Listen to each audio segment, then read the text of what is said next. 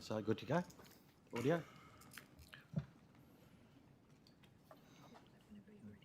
Sorry? Yep. We're live now and ready to proceed. So good morning and welcome to the initial public hearing for the inquiry into budget estimates 2023.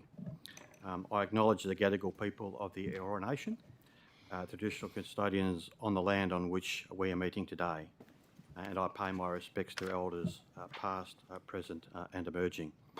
I also acknowledge and pay my respects to the Aboriginal and Torres Strait Islander peoples who may be joining us today over the internet. I welcome Minister Brad Hazzard and his accompanying officers to the hearing today. Today, the committee will examine the proposed expenditure for the portfolio of health, which also, as we know, includes medical research as part of its remit. Before we commence, I would like to make some brief comments about the procedures for today's hearing. Today's hearing is being broadcast via the Parliament's website. The proceedings are also being recorded and a transcript will be placed on the committee's website once it becomes available. In accordance with the broadcasting guidelines, media representatives who are joining us today are reminded that they must take responsibility for what they publish about the committee's proceedings. All witnesses in budget estimates have a right to procedural fairness, according to the Procedural Fairness Resolution adopted by the Legislative Council in 2018. There may be some questions that a witness could only answer if they had more time or with certain documents to hand. In these circumstances, witnesses are advised that they can take a question on notice and provide an answer within 21 days. If witnesses wish to hand up documents, they should do so through the committee staff. Minister, I remind you and the officers accompanying you today, here present and remotely, of course, that you are free to pass notes. Probably a bit hard to pass a note over the internet, but you know what I mean. And refer directly to your advisors seated at the table behind you, so that dialogue can take place quite freely. Finally, could everyone please turn their mobile phones to silent for the duration of the hearing? Thank you. All witnesses will be sworn prior to giving evidence today. Minister Hazzard, I remind you that you do not need to be sworn, as you've already sworn an oath to your office as a member of this Parliament. I would also like to remind the following witnesses that you do not need to be sworn, as you have been sworn at an earlier budget estimates hearing before this committee. So just going down the list, and there just might be one clarification here I just need to make, but... Actually, Mr Chair, can I just point out to you that I think the committee asked for the Chief Health Officer, Dr Chant, yes, but she was looking forward to coming, might I say. But when the dates got changed from the 1st to the 7th, she's overseas, so she can't come. But Dr Marion Gale is the acting Chief Health Officer, and most people would know, having seen her many times on TV during the headier days of the pandemic. So she will be filling in today. Thank you, and you're most welcome to the budget estimates hearing today. Thank you. So just going down the list then of those that have been either sworn or affirmed, we've got, of course, the Secretary, Ms Pearce. Now, Dr Lyons, can I just check with you, did I actually, and this may have been a mistake of mine yesterday, did I have you sworn or affirmed yesterday, or that was an oversight? You did, Chair. Okay, thank you, Dr Lyons. Mr Minns, Ms Walk, and that is all. So that therefore means... And I think also, yeah, Ms Walk, you yeah, Ms Walk, yes. So that therefore means the difference will be needed to sworn or affirmed. So I'll go down this list and the order I have in front of me, and then take either an oath or affirmation, whichever you prefer, the words of which should be before you. If not for some reason, please raise your hand and the committee secretariat will provide you with either the oath or the affirmation. So we'll start with Dr Gale. Thank you, Chair. I swear that the evidence now about to be given by me shall be the truth, the whole truth, and nothing but the truth, so help me God. Thank you very much. Now, just reminding everyone, most people know, but for those who don't, Dr. Nigel Lyons is joining us remotely, and people should be able to see him. We did have some audio issue yesterday, but hopefully those gremlins have been expunged from the system, so hopefully it'll be a smooth day. Mr. Matthew Daly. Thank you. I swear that the evidence now about to be given by me shall be the truth, the whole truth, and nothing but the truth. So help me God. Thank you very much. Mr. D'Amato. Thank you. I swear that the evidence now about to be given by me shall be the truth, the whole truth, and nothing but the truth. So help me God. Thank you very much. Ms. Dawson, welcome. Thank you. I solemnly, sincerely and truly declare and affirm that the evidence now about to be given by me shall be the truth, the whole truth and nothing but the truth. Thank you very much. Dr. Penner.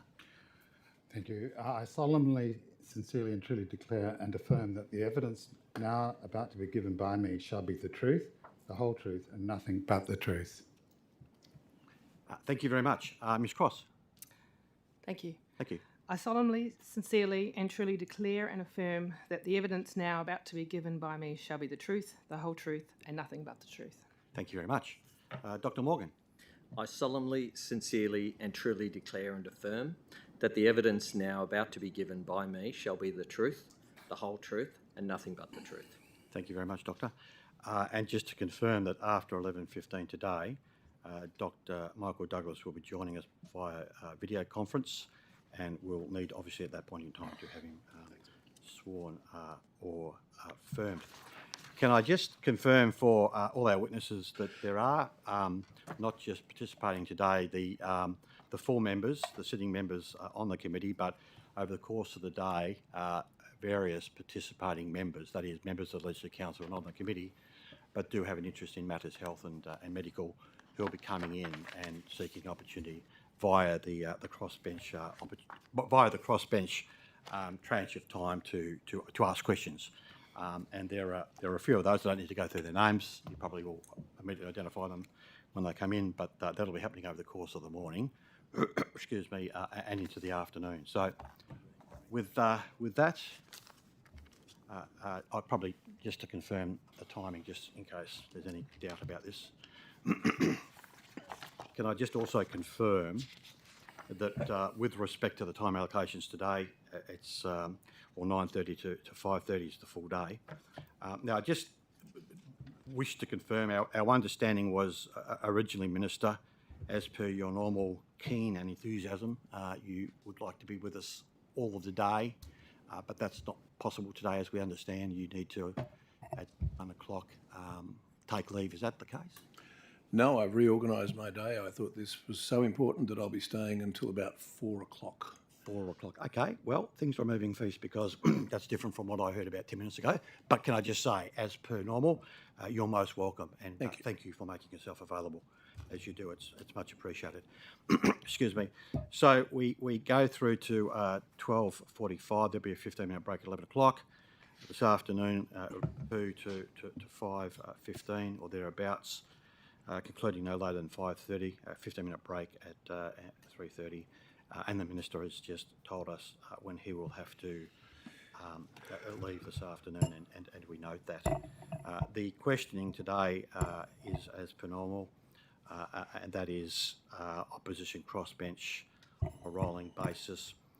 And as we all know, at the end of the morning session and the afternoon session, there's a provision for a 15-minute opportunity for government members to ask questions if they wish to do so.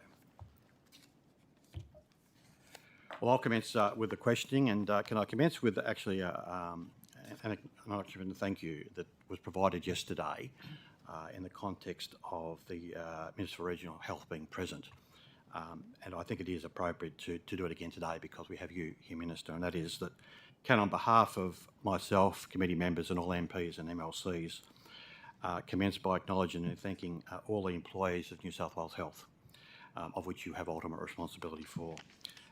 Particularly those on the front line for the, I'll use the same word, Herculean efforts for which they have committed themselves since 2020. I mean, obviously before 2020, but in particular since 2020 for the support, care and protection for all the citizens of the state, no matter where they live, with respect to what have been significant health and medical challenges that we've all had. And it's been nothing but exceptional.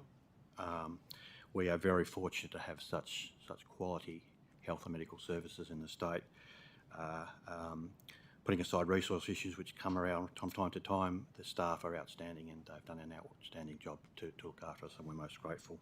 Well, on behalf of all the staff, nearly 160,000 staff, thank you, because the frontline staff were certainly wearing a lot of the responsibility, but so many more were still working 18, 20-hour days. Yeah. And I want to thank the committee for its acknowledgement of the health staff across New South Wales, indeed across Australia. I think really we should be acknowledging them. They've all done an amazing job. No, thank you, Minister. Minister, the self-reference by Portfolio Committee Number 2, Health, to the inquiry into health outcomes and access to health and hospital services in regional, rural and remote New South Wales occurred, as you're aware, on the 27th of August 2020, and the details of that were made public via media release on the, I think it was from recollection, the 16th of September 2020. The inquiry that was undertaken assiduously by this committee was, in our view, thorough and detailed. It was conducted over 11 months, and I'm just mentioning these points. I know you've heard them before, but I think they're opposite. Over 700 submissions, 15 hearing days. We visited Deniliquin, Cobar, Wellington, Dubbo, Gunnedah, Taree and Lismore. We heard 220 witnesses. The report was almost 300 pages long and was tabled in May 2022, as you know, with 22 findings and 44 recommendations. Now, the government has responded to the inquiry's recommendations last Thursday, the 1st of September. That is an early response, and we are grateful for that. And that was acknowledged and thanks passed on to the Minister for Regional Health yesterday, the Honourable Bronnie Taylor. We note there was no comment on the findings, but with respect to the recommendations, 41 of the 44 recommendations were supported or supported in principle, and 3 were noted. And I think you're familiar with those 3. Minister, I've served on Legislative Council committees for a few years now, and I don't think I have seen a government response to a set of recommendations that has been so overwhelmingly in favour of and endorsing of what are the recommendations, either in support or support in principle, for the findings of the inquiry. And as I've just noted, 41 of the 44 were supported or supported in principle.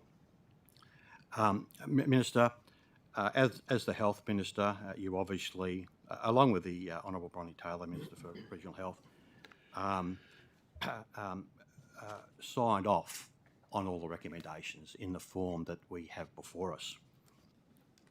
Minister, in light of what I've just outlined, and that's a chronology, and I believe an accurate chronology of what's transpired with respect to this particular area of health in New South Wales, as the Minister for Health, are you prepared to offer a genuine and sincere mea culpa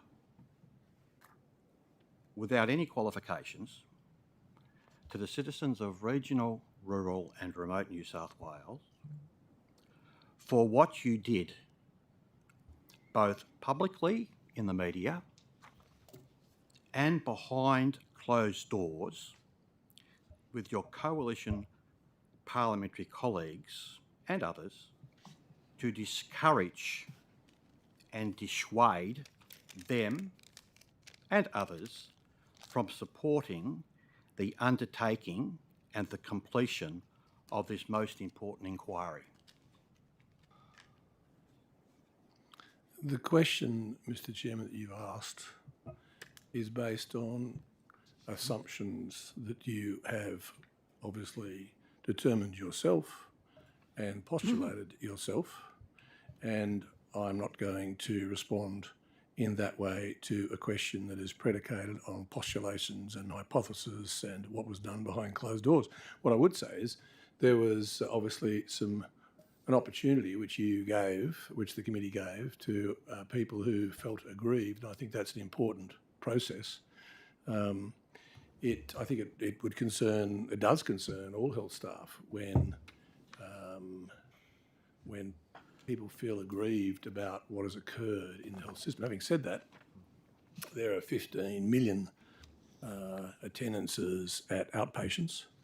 There are 2 million in the wards. There are 3 million in the emergency departments.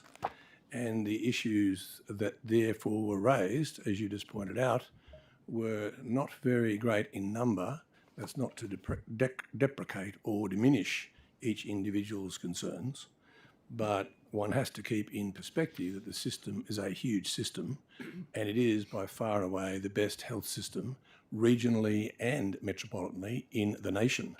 And that confirmation is given time and time again by Labor ministers across the country who regularly visit New South Wales, who regularly talk to me about what we do in New South Wales. So whilst those issues that you had the opportunity to hear about are terribly significant for the individuals, and they give an indicator, they are indicators to the system that they need to do better in certain areas, we also have to respect and not diminish the work that is done by the very people that you opened this meeting with in acknowledging the amazing work that they do. Yeah. Minister, as you would be aware, because you are a most senior minister and in my experience have a memory pretty much like an iron trap. That's very generous of you. Not everybody would agree with that, but thank you. Yeah, I would have said elephant. Yeah. Sorry? I don't think it's a selective memory either. I think it's overwhelmingly a very sharp memory. Minister, you would be aware, because I'm sure if you hadn't read it, your advisors would have drawn it to your attention, the numerous media reports in the media, both print and electronic, leading up to the announcement of the inquiry, that you rejected the proposition of a need for an inquiry into matters health in regional, rural and New South Wales. I mean, the articles are many. I'm sorry, is this just attacking me? Is it? No, Because if it Minister. is, that's not what this should be about. No, and Minister. in fact, there are standing orders that indicate you can't do that. No, Minister, So- I'm not attacking you. I'm So providing you with... let's not put all the preamble. Let's ask the questions, as you should. Mr. Chair. So, Minister, you're not prepared to apologise to the citizens I've of answered the regional question. rural... I've answered the question. So the answer's no. I've answered the question, and you're now putting words in my mouth, which you regularly do. And I'm not proposing to actually have your words put in my mouth because your words are certainly not mine, and they would never be mine. I'll provide it. Well, that's fine, but I'll ask it one more time, Minister. Well, you can ask any question you like, and I'll answer it the way I consider appropriate. I'll provide you with a second opportunity. No, I won't press it beyond the second opportunity, okay? Well, So- Chair, If it's the same question, don't waste your time. I will take the point of order that the Minister is entitled to answer the question in any which way he feels that the question is best answered. Now, the Minister has provided the answer twice. I'm not sure that asking the question again is possibly the best use of the committee's time. So I note that there are standing orders around repetition, and I would just ask that perhaps we move on to the next topic. Well, I rule against that. I'm the chair, as you know, and with respect to this particular question. An impartial decision by the chair yeah. about his own question. Interesting way to run a committee. Yeah. Well, you don't like the question, do you, Minister? But I'll ask it one more time. In light of what I've actually passed my comments on your question, and you're now assuming that I don't recollect having just told me that I have a steel trap memory. Well, you do, but I remember exactly what your question was, and I remember exactly what my answer was, and I've given my answer. You may have misunderstood, Minister, the amount of media coverage in black and white and in audio of you trying to strangle this inquiry before it even got underway. So I'll ask you the question one more time. Very colourful language for an objective chair. Yeah. So in light Perhaps you of should what actually think about your language in light- asking me any in- questions, in light particularly of in what your I've- role as chair. you're talking I'm over just me, going to Minister. take a point of order at this stage. Hansard has to record these proceedings, and there is no doubt that the interactions that are occurring at the moment Could you are stop the making clock, it please? difficult Stop the clock. for Hansard to do so. Yeah. I would ask that a question be put to the Minister and allow the Minister to provide his complete response before we ask the next question. That is, Well, that you is would the way note, that honourable member, that the Minister was talking over me. I was asking the question. I was not directing it at any party. I was just making the I observation understand for the benefit of Hansard. I understand the practice, and I appreciate you've been the chair of another committee, but the Minister was talking over me. So I'll ask the question one more time, just in case there's any ambiguity.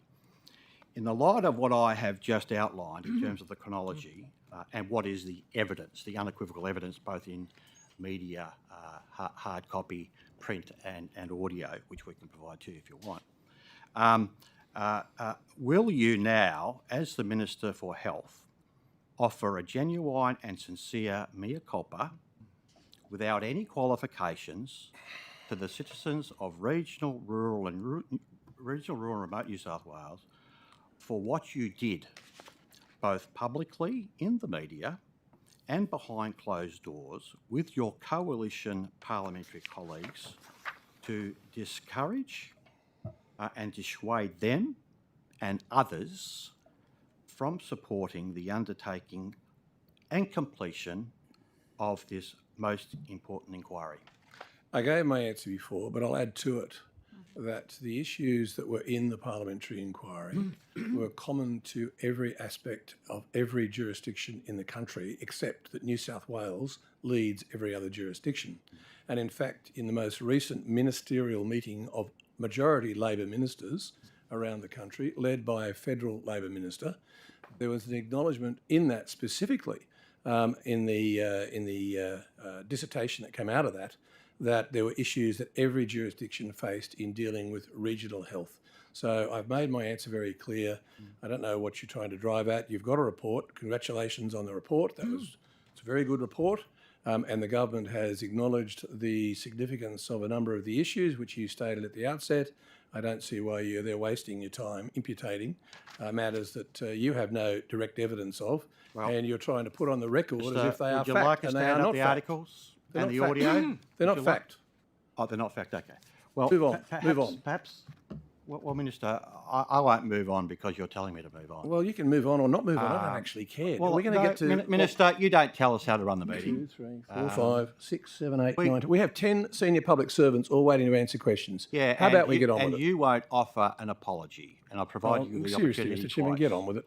So, Chair, with that, oh, stop the clock, please. Keep taking points of order, that's what we'll do. I'm just loath to do so because I do appreciate that this is an important hearing. But once again, I'll point out for the benefit of Hansard that the interactions that are occurring at the moment will make it almost impossible for them to record. They do a fantastic job in this Parliament, and I think it's incumbent upon us to actually make sure that we do what we can to assist them in that role. Talking over each other is not helping that, and I'd ask that we refrain from doing so, that a question be put to the Minister or the members who are here and allow them to complete their answer before we ask another question. Yeah, and you've got to complete that by saying the Minister should not talk over the witnesses either, or over the people asking the question. What I was doing was making sure that I So didn't we'll move on. We'll move on to the appropriate Honourable blame Peter to Primrose. either party. I just wanted to make the observation for the benefit of Hansard. Yeah, which you've already done. Honourable Peter Primrose. Good morning, Minister. Morning, Mr. Primrose. Can I ask you a question, but you may wish to give it to Dr. Morgan? In Victoria, the Inspector General for Emergency Management, I understand, identified 33 deaths that were attributed to delays with Victoria's call-taking system. Does New South Wales Ambulance record any such instances where a patient has either died or experienced adverse outcomes as a result of ambulance delays?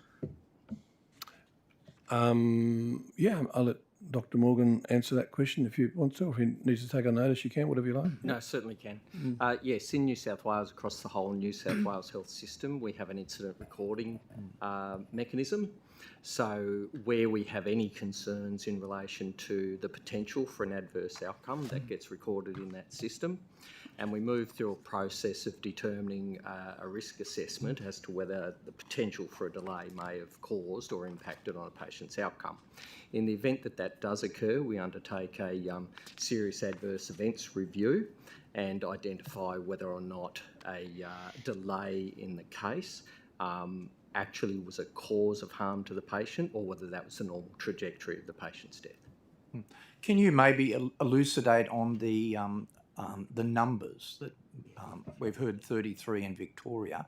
Have you be able to identify any similar numbers in New South Wales, please? No, nothing of that extreme. The numbers that I'd be aware of would be far smaller than that. We were fortunate in that we didn't have the extent of challenges around emergency 000 call taking. Let me tell you, it was a very, very challenging time for New South Wales. At our peak, we had 5,120 000 calls. A normal busy day before COVID for us was 3,300. We had, I think, an advantage in this state because the 000 network is connected to the agencies. And so pretty much from February of 2020, we were surging our control centres, as we call it, to take 000s right the way through. So by the time Delta had hit, and then the subsequent Omicron waves, which were the very large numbers of 000 calls, we were very well surged. And so whilst overall our 000 call taking was very, very challenged, it was nothing on the scale of Victoria. Just by way of explanation, they have a separated system. So their emergency service 000 is undertaken by a separate statutory authority rather than the ambulance service. So they didn't have quite the same ability to surge as an organisation like we did. Would you be able to take on notice to give us a number? Certainly we can. Please. Have a look. Thank you. And is this information that in terms of overall reviews, is that information available publicly anywhere? For instance, in annual reports or whatever? On root cause analysis? We'd have to take that on note. I don't believe so in that way. I mean, obviously, we the most important feature of these issues is that we communicate with our patients and their loved ones when we have incidents and issues. And as you would be aware, sentinel events are publicly reported, but we'd need to take that on notice. No, that's fine. I appreciate that. Could I also just add to Dr. Morgan's comments there, just to assist Victoria, we actually sent call takers from New South Wales to assist their call centre during that very difficult period, as a signal of our state trying to assist another state at the time. Not just call takers, actually, Peter. We also sent first responders. So we had ambulances sitting outside the Austin and the Alfred. And those photos were made public by someone, not me. And some of the ED doctors, the emergency doctors that normally would be in our ambulances and jumping out of choppers on the weekend to keep us safe, were actually down there helping the Victorians. We did a lot of stuff behind the scenes helping the Victorians. Oh, good. One thing I can probably add to that is in relation to the Secretary's comment about open disclosure and informing everybody. Only yesterday I reviewed some data, whilst I don't remember the numbers, but 100% of the incidents that we'd reviewed, we had undertaken an open disclosure. So we'd actually communicated with the family. But we'll be able to get some numbers on the actual investigations.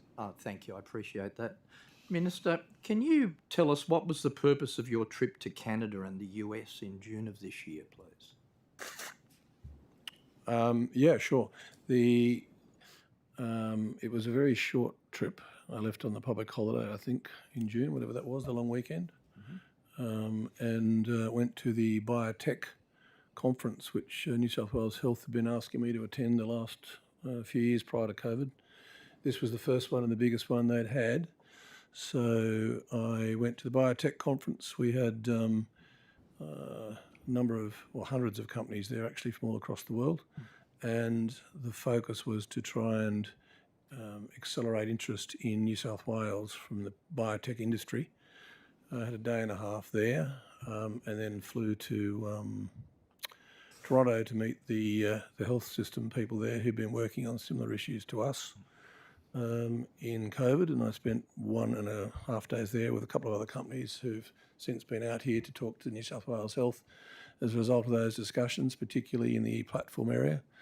And I left, I think, on the Thursday or Friday to get home. So I had all of, I think, 3.5, 4 days there, which was fairly excruciating, actually. Okay. Thank you, Minister. It may be my failing eyesight, but I note when I've tried to look for this information on the DPC site, I can't find the information in the report. No, look, I saw a draft report a couple of days ago, and because of other work, I haven't actually had a chance to see it and double check it, but it's in draft form and it'll be available very soon. I'll send you a copy personally. Oh, I'd appreciate that in large print maybe, but if I could... 14 point at least, but you would not acknowledge that there is a requirement that it needs to be there. Oh yeah, no, I acknowledge that, but you might also acknowledge that I've been involved in COVID and still involved in COVID, and life is pretty busy, but I'll get to it and I'll send you a personal copy, which will say, Dear Peter. Okay, thank you. Thank you, Minister. Okay. We now move to opportunity for crossbench. The Honourable Emma Hurst, Deputy Chair. Thank you, Chair. Good morning, Minister. Morning, Emma. Last estimates, I asked you about the organisation Full Stop and the concerns that they had raised, that they didn't have the funding to deliver their very important sexual violence hotline. And at the time, you mentioned that you were going to look further into the situation. We've now passed budget, and Full Stop have still not received the funding that they need. Can you give me an update on what's happened here? And what will happen with the organisation Full Stop going forward? Yeah, I remember the discussion, and following that discussion, I did have discussions with my ministerial colleague who has primary responsibility for it, and indicated your concerns and my concerns. And as I understood it, she was actually responding to those concerns. So you'd have to actually talk to her directly about that. And is that Minister Ward? Yeah. The other organisation, sorry, actually, could I just ask, did you actually meet with Full Stop as well with Minister Ward, or? Yes, I think I did. Yeah, yep. Great, thank you. The other organisation that's missed out on funding in the budget is Women's Health New South Wales, who's a peak body with 21 non-government... Sorry, Emma, can you repeat the start of that question? Another group who reportedly missed out on funding in the budget is Women's Health New South Wales, who is a peak body of 21 non-government community-based women's health centres in New South Wales. So they look after women's physical health, reproductive, sexual health, mental health, safety. They put in a budget bid for approximately $300,000 for each of their health centres per annum. And they say that money was essential to reflect unattributed increases over 30 years and provide sustainable core funding. That budget bid was denied, and they didn't get any money through that budget. Can you give me a bit of information about how the priorities are made, and why this particular service, given it was a fairly small amount of money that they were calling for a very large benefit for many women, why they weren't able to be successful in that budget bid? Look, first of all, I'm very aware of the Women's Health Centres. They do a very good job. They're not just, of course, a New South Wales health facility in a sense. They also have GPs, and they do it through the federal system as well. And I think they have a pretty close association with the PHNs and get some funding source from them. So the first thing I'd say to you is they do a great job. I think what you just left out of your question, and I'm pretty sure this is right. If anybody at the table thinks that I'm wrong, please let us know. But I think they got a 4.5% increase in their budget for this year. But I think, which was of course exceeded the general increase that was given to most health government health facilities, the 3%. But I think their position is that's still not enough, and I understand that's certainly something which needs to be looked at. My recollection, and I'll have a look at my notes in a minute, is that I actually assisted in giving them some money out of a particular fund to put another business case to the government, and that was because all of these issues are looked at through the Expenditure Review Committee. It goes to the Committee of Cabinet, and the Committee of Cabinet made a decision that the business case, I think from my recollection, was not up to scratch. So I intervened and said, well, I will... Dr. Gale, it's very helpful having you here, Dr. Gale. Thank you. On my staff, is it? They've just reminded it wasn't 50,000. I gave them 200,000 out of my contingency funds to assist in June to try and put together business cases across their 20. But that was my intervention beyond the ERC to assist them. And they currently, I think, get 262,700 annual funding. But there was also some work I did with the Illawarra. Anna Watson, who I saw was unfortunately pilloried yesterday by a particular member, has done a lot of good work in her electorate of Shell Harbour, and she works closely with the Illawarra Women's Health Centre and Trauma Recovery Centre, and she's advocated to me on a number of occasions. And I think as a result of that advocating in 2019-20, she managed to get a one-off funding for them of $50,000 to the Illawarra Women's Health Centre, and that was at that time to assist them in various ways. And the same centre made a pre-budget submission to both the state and Australian governments, which is typical of these centres. The federal budget announced certain monies for it, and in, I think it was in July, I wrote to the new federal minister, Mark Butler, who I asked him to engage in a bit more of the aspect around particularly the trauma recovery aspects. And I think last year, again out of my contingency fund, and again in working with the local member on behalf of her constituents, but on behalf of women in the Illawarra area, I also gave a one-off funding of $300,000 to assist them with their core funding. So I've been doing what I can to support them in every which way, but there's another thing that we've just done, which I've just been reminded about. Again, Anna Watson has been working with me, looking at a new site for the Illawarra Centre, the Illawarra Women's Health Centre, and she had come up with a particular site, which was going to be fairly expensive, but it seemed like a good idea. But health then, when I, on behalf of the local community and the work that Anna had put in to me, I raised with health whether or not we had some other facilities that were available which would not cost millions of dollars. And as recently as I think 2 or 3 days ago, was it 2 or 3 days ago? The 5th. The 5th of whatever this month is, September.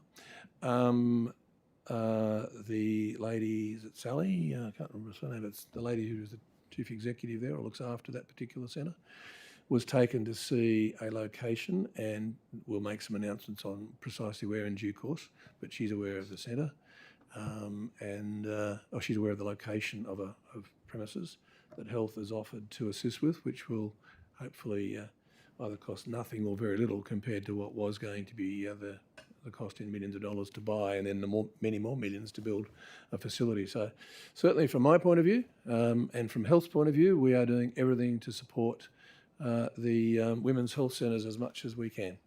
I'm really interested in what you were saying about, that you, and I appreciate, Minister, that you were saying that you were trying to help sort of step in and help with this business case to be able to help advocate for further funding. And I know, obviously, that they're reporting increased wait lists, cutting counselling because they're so stretched for funding. Can you just give me a bit more information about, with this new business case that you're helping them with, where will that sort of, what's their next opportunity to be able to put that business, do they have to wait another year, or is it sort of a process of you helping with that business case so they can kind of get some funding rather urgently? No, I'm not helping with the business case. That's not something which a minister would do, Emma, but So I think you were helping you got them some money so that they could actually revise the business case. Yeah. And 50,000 the year before. Just before I do that, can I say the Secretary of Health has just pointed out that I hadn't seen this letter, but she has a letter that's come from Anna, which says, Dear Minister, it's 5th of September, Women's Trauma Recovery Centre, Port Kembla Hospital site. I write on this occasion in relation to the New South Wales government-owned land at Port Kembla. I would like to extend my gratitude for the offer to potentially have this site for the Women's Trauma Recovery Centre, which will no doubt benefit the community. Ms. Sally Stevenson, AM General Manager, Illawarra Women's Health Centre, has confirmed the site is a suitable location. As such, we seek to have an urgent meeting with yourself, which I'll be giving her, obviously, and the relevant departmental office to progress with this critical project that will see Australia's first Women's Trauma Recovery Centre. The concept of a Women's Trauma Recovery Centre is a creative, evidence-based solution to the epidemic of domestic and family violence in Australia and the serious gap in support for women to recover from the potentially lifelong traumatic impacts of this violence. As an innovative model of care, it will transform response and recovery services for victims, survivors, and has the potential to be rolled out across Australia. Yours sincerely, and one more sentence where she says, sorry I missed that, would you kindly consider my request for a meeting and provide my office with a response to your earliest convenience? So I think, suffice to say that from my point of view and the health's point of view, we are doing all we can to support the centres and working with Minister Ward in her area to try and make sure there's funds available. Just quickly answering your question, budgetary processes can happen at any stage, although usually there's a mid-term budget, which doesn't happen quite the same way as the major budget. But I would imagine that there'd be a mid-term budget somewhere between now and the next few months. And possibly if they've got the business case by then, it could go back up to the Treasurer and to ERC. But anyway, they've got the money to do it, and hopefully they'll be able to get some professional advice on how best to represent those issues. I mean, the problem for a Treasurer, Labor or Liberal or anybody else, is they have to look at what's a good use of the taxpayers' money. So to get the business case right is pretty crucial. Thank you. Thanks, Minister. The Honourable Kate Fairman.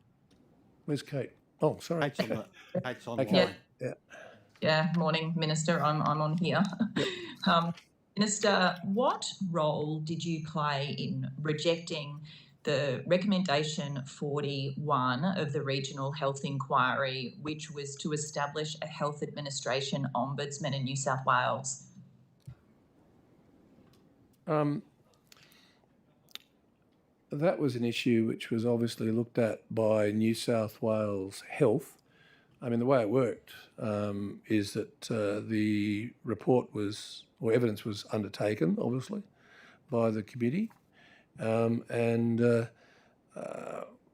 We were, obviously, as everything else that we do in health, taking paying due attention to the committee and to the deliberations, but also the evidence.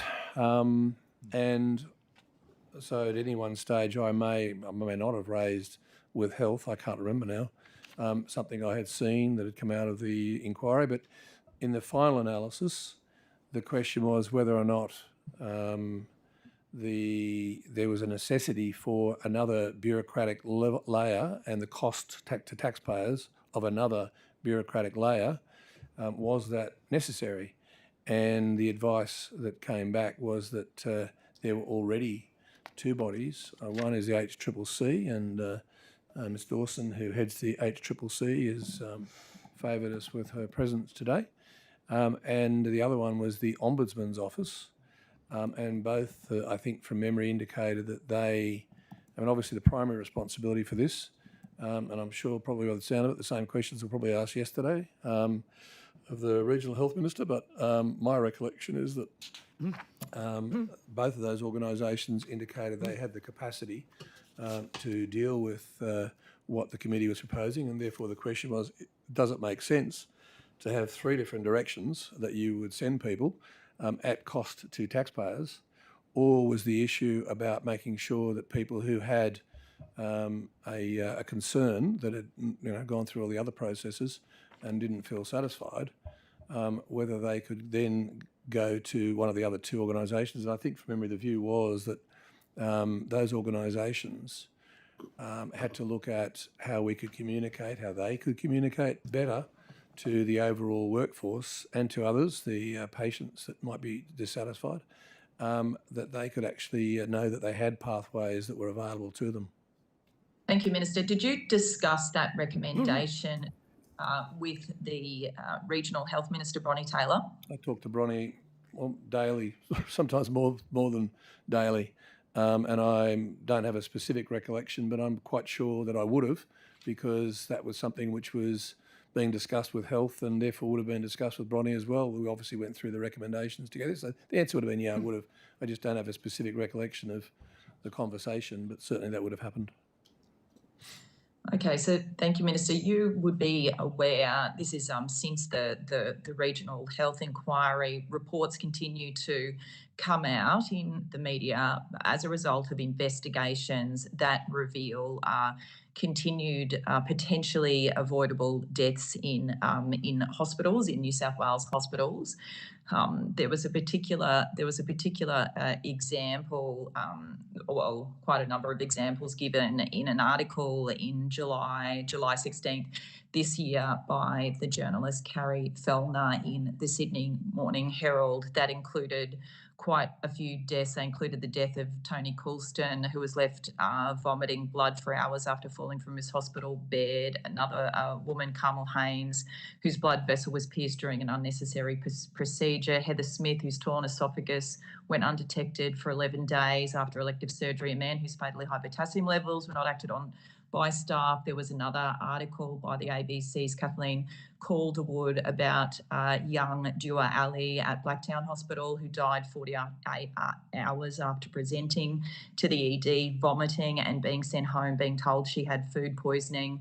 A group of senior doctors are talking of a culture of cover-up that has become endemic within parts of the New South Wales health bureaucracy, in that it can be a career-ending move for even the most senior doctors and nurses to speak up. So why have you, after this recommendation has come from this really important inquiry that you know that I sat in, why do you, as the Health Minister, continue to refuse to establish either a health administration ombudsman or undertake an independent review into the workplace culture of New South Wales Health? Mr. Chairman, a number of the matters that you just raised, I obviously have a lot of knowledge of, but I don't intend to share knowledge on particular cases. What I will say is that the specific issue that you just referred to, or specific issues, goes back to the first question. And the first question is, what processes are currently available? Recommendation 41 was actually a specifically addressed in a letter from the Ombudsman referring to the fact that they have power to currently investigate. So if you're saying because you and your committee have determined there should be another level of investigative bodies, that the government should automatically adopt that, despite the fact that the two independent bodies, that is the Ombudsman and the HCCC, have given contrary advice, well, I think that's a big call. And I think you need to and let me finish, please. You asked the question and I didn't interrupt you. Let me finish. As to particular issues, I know some of those issues have clinical issues that need to be addressed, and that's a matter which medicine and health is not a precise science. Accidents do happen. It's a human system.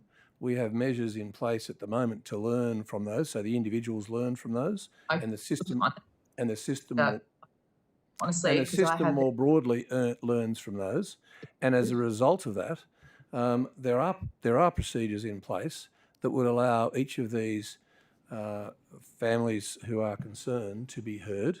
But I mean, as an example, last week there was a particular family, one of the ones you just mentioned, who came to see me because they didn't feel. You're talking over me. I can't do this. No, I'm not. I've got to be able to answer the questions. If you want to be on the call, I've got to be able to answer the questions.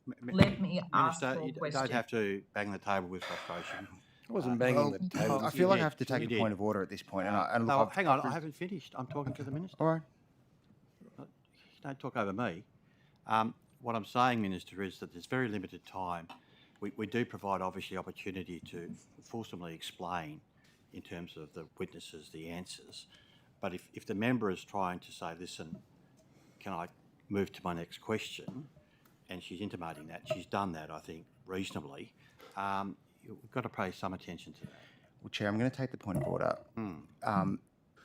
Stop I the noted, clock, no, stop no, the clock. I'm happy to stop the clock, but I just want to make the point that the question that Ms. Fairman asked was one that was based on a large preamble, a very, very long preamble. Now, in circumstances where the question itself takes almost as long as the answer the minister is giving, the minister has every right to canvass the answer in a very, very detailed way because of the length of the question. Now, if Ms. Fairman wants to ask questions that have long preambles, it is reasonable to expect that she will receive an answer with the same length. And so she should allow the minister to continue and finish his answer before asking the next question. Well, seems like a bit of a lecture to me, the Chair, but in any event, we're trying to provide opportunity for questions to be asked and answers and that back and forth, back and forth. Actually, can I ask a question, Mr. Chairman? I don't know, and I acknowledge what you're saying and what Kate's saying, but can I ask, I can't remember, and therefore you would remember because you were chair of it. Did you actually, or did the committee actually call the ombudsman or the HCCC to your? No. Oh, okay. Well, I won't take up time, but there was a letter here sent in May from the ombudsman, which the secretary has just reminded me of, and it makes it very clear that they believe the systems already exist. Kate, next question. Well, can I just say this, just on that point, we actually asked for a copy of that correspondence yesterday. Oh, well, I can give it to you. And we were told, no, we were told, wasn't quite sure whether it was a letter or a discussion. It went back and forth. Well, I'm sorry, I wasn't here yesterday. Mr. Donnelly, my recollection I'm of telling- that conversation was that we agreed to provide the letters, so there's no issue with that. Okay. Yeah. So you got the advantage of the letter that in terms provide, because there was some, just so you give the context, the clock's being stopped, about whether it actually was legal advice. I mean, we weren't splitting hairs here. There was correspondence from the Ombudsman and I believe the HCCC on the issue. There was, the Minister couldn't remember whether it was discussion or in writing. We got to the point where there was a recollection that there was some correspondence and then there was a discussion about what was in the correspondence. Now, the Secretary was there yesterday. The Secretary had obviously on her laptop yesterday the letter. There's a basis of discussion now, and she didn't sort of go into any detail yesterday about that. She had the opportunity to do so. So you can see how we're a little bit unclear about the content of those two pieces of correspondence, which is predicating in large measure your rebutting of the question from the member about why that particular recommendation wasn't proceeded with. So that's important context I just give you so you understand this was in fact, to a point anyway, prosecuted yesterday. Well, so you know that. I'm not sure then why it's been prosecuted with me today, but it's been prosecuted with me and I'm answering the question as best as I can. I'm sorry. I'm not criticising two you for separate that. ministers and I'm pretty busy, so I don't get to sit and watch what happened yesterday. We're not criticising you, Minister. But if one minister says one thing and another one is almost contradicting the other potentially, I mean, the opportunity to clear this up happened yesterday. Well, Ms Pearce is feeling, I think, a little aggrieved from what I just heard because she's indicating quite clearly that she made it clear yesterday that the letter would be available. So I think let's just move on from that. There appears to be some confusion as to whatever happened yesterday. I don't know. I can't answer that. There's no confusion in my mind. Well, there's no confusion in Ms Pearce's mind. So let's just say we agree to disagree, but the letter will be made available. You can have a look at it. Well, both letters, because there's one also from the Commissioner from the HCCC. Okay, well, that's and fine. we're looking. I'm not sure what the... We're talking over Kate's time now. No, Kate's time is frozen. So the Honourable Kate Fairman. Kate. Thank you, Chair. Lost a little bit of the flow there, but we'll go back to Minister. It was recommendation 41, Kate, that you were talking about. The death that I was just referring to, let's not specifically in relation to recommendation 41, but the deaths that I was just referring to, none of them were scrutinised outside the local Health District where they occurred. Is there a reason why, at the time of this article, you put questions in relation to these issues to back to New South Wales Health? Is there a reason why you yourself as Minister don't attempt to answer questions about the state of what is happening in local health districts? Sorry, which particular aspect are you talking about, Kate? The deaths that I was just referring to, the article that appeared in the Sydney Morning Herald on July 16th, 2022, states that when the Herald put questions to you about this, you referred all questions to New South Wales Health. And that's what's and appropriate. This a culture of cover-up within the department, you referred that back to the department. That's appropriate. In relation to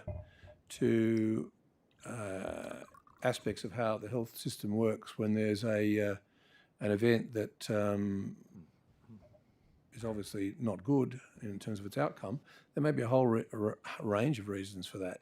It could be that it's a clinical issue with risk. I mean, there's almost no surgical procedure, Kate, that you actually undertake that doesn't have a risk. And that doesn't, a sad and unfortunate and terrible outcome does not mean that somebody has necessarily done anything that's outside the normal course. But there are processes that exist in New South Wales Health that are considered by every other state and territory to be the outstanding way of dealing with those issues. And usually the matter would be either a root cause analysis, which is undertaken, or it goes to the coroner if it results in a death. There are processes in place.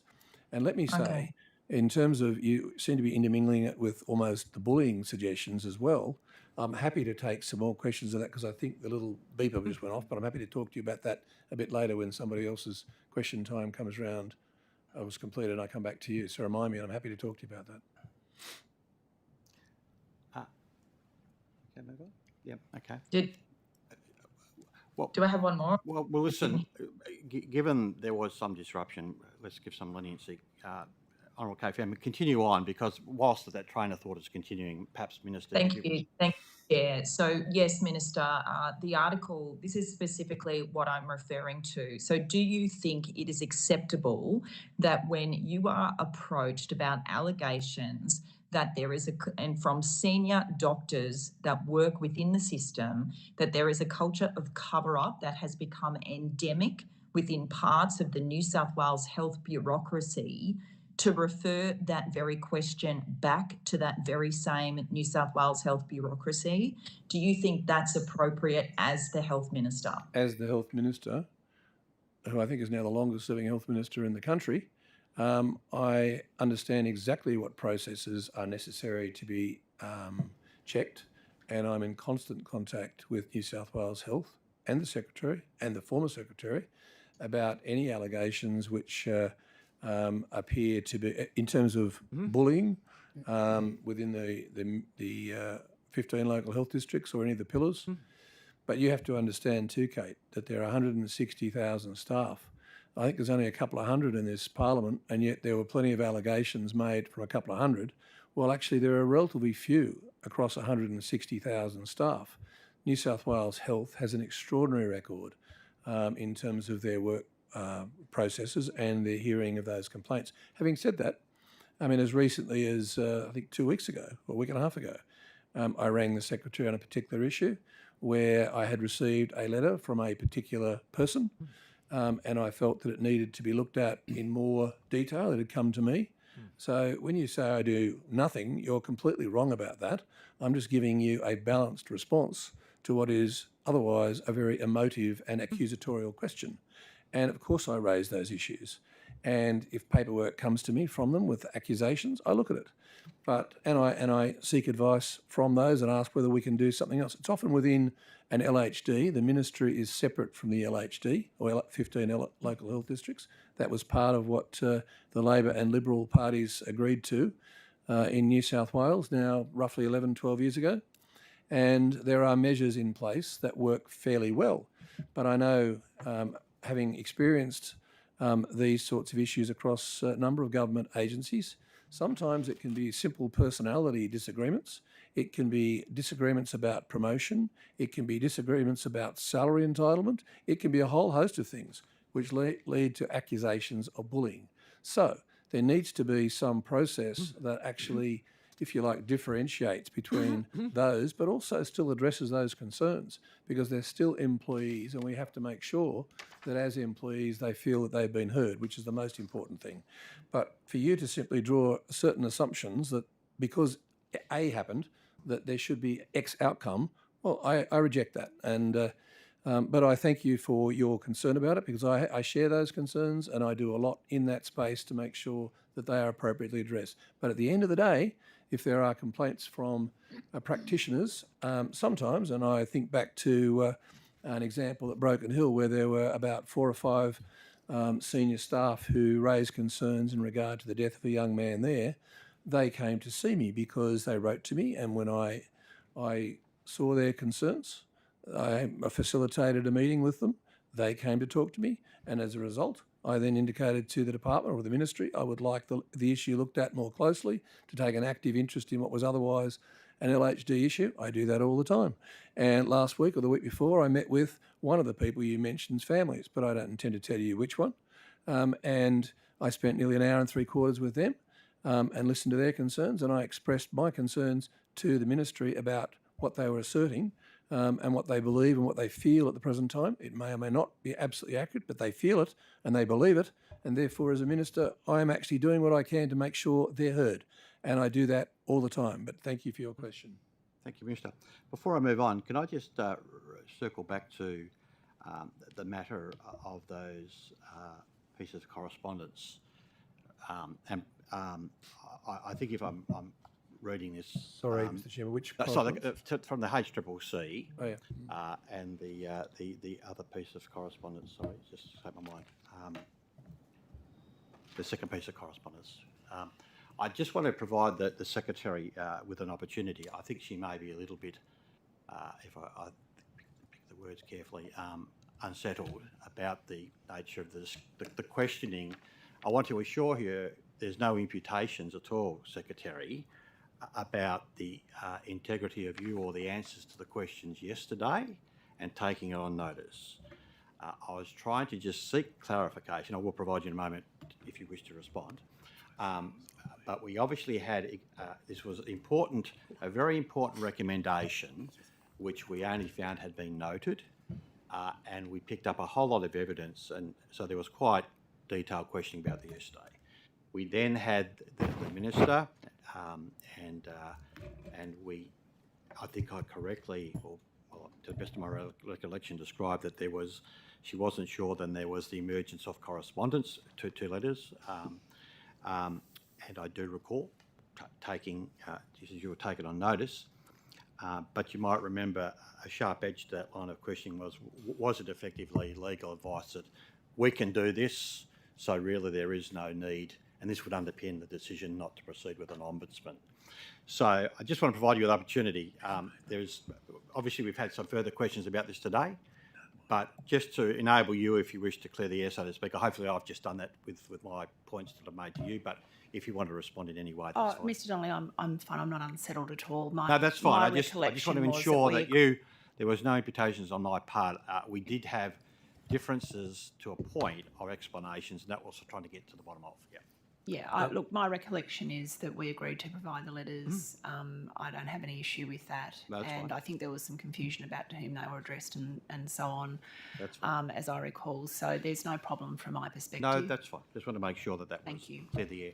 Mr Chairman, on that, the letter was dated 31 May from the Ombudsman, and... Ombudsman, correct, yes, sorry. And it says the Ombudsman, third last paragraph, won't read the whole thing to you, but anyway, the Ombudsman currently has jurisdiction to receive and handle complaints about the administrative conduct of New South Wales Health and Local Health District Management, and currently does so as part of its general complaint handling jurisdiction. That's very helpful to know. Thank you for that. Move now to back to opposition questions. Minister, I'm advised that Ms Jacqueline Many, M-A-N-Y, has had her planned surgery for a full hip replacement cancelled 4 times in the last 18 months. So without discussing the individual case, can I ask you, given the extreme pain she's experienced, what do you say to Jacqueline and the nearly 100,000 other patients who who are on the ever-increasing elective surgery waiting list and have their hopes dashed every time a planned surgery is cancelled? Well, first of all, what I would say, I don't know Jacqueline. I don't think she's written to me, but I'm sorry to Jacqueline and to anybody else who is in that situation. But can I say this? The waiting list actually in New South Wales prior to COVID, and then in the if you like, the junction between the two major phases, was actually very low compared to the rest of Australia, extremely low. And in fact, I'll ask the Secretary to expand on it in a minute. Is that all right? Yes. But I remember we got down to 2,000 or 3,000 at one point, and under the former Labor government, I remember it was up over 29,000 when you actually lost office. So we were doing, and you didn't have COVID. So we were doing an extraordinary job. The health system, the staff were doing an extraordinary job. It's not obviously a government issue in the sense that it's a clinician's issue. Clinicians make those decisions as to whether the matter has to be dealt with within clinically required times. And it has to work within the broader health system. And Peter, the situation's been the last 2.5 years that COVID has actually been killing the health system. It's been doing terrible things to it right across the country, right across the world. And so in order for the elective surgery lists to be dealt with, we had to, in fact, resort to contracts quite often with private hospitals who've been very happy to do that when they could do it, although they're now back up to full operation, so it makes it more difficult to use private hospitals to assist. But certainly the government has given the system plenty of money, but doctors have to find the time to be able to do the surgery. And at the moment, the list has extended. And I say to those people who've missed out because of 2.5 years of COVID, it was a 1 in 100 year pandemic.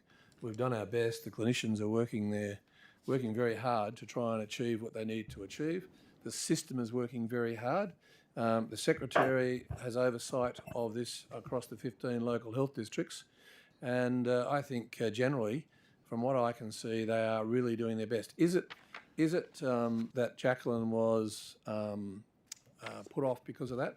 Well, that would have been a major factor, COVID. But also on any individual day, if in a major public hospital, somebody who has a requirement to have elective surgery, so it's not emergency surgery, if somebody has a car accident and there are half a dozen people who come in who all require emergency surgery, well, unfortunately, we do get a requirement for things to be rearranged. And that's something which in the public health system we have to understand exists. But it happens again in every state and territory, and New South Wales is doing an extraordinary job. Every other state and territory has come, every other minister. In fact, I've spoken to 3 Labor ministers in the last 24 hours about various issues about what we do in New South Wales to help them know how to handle it.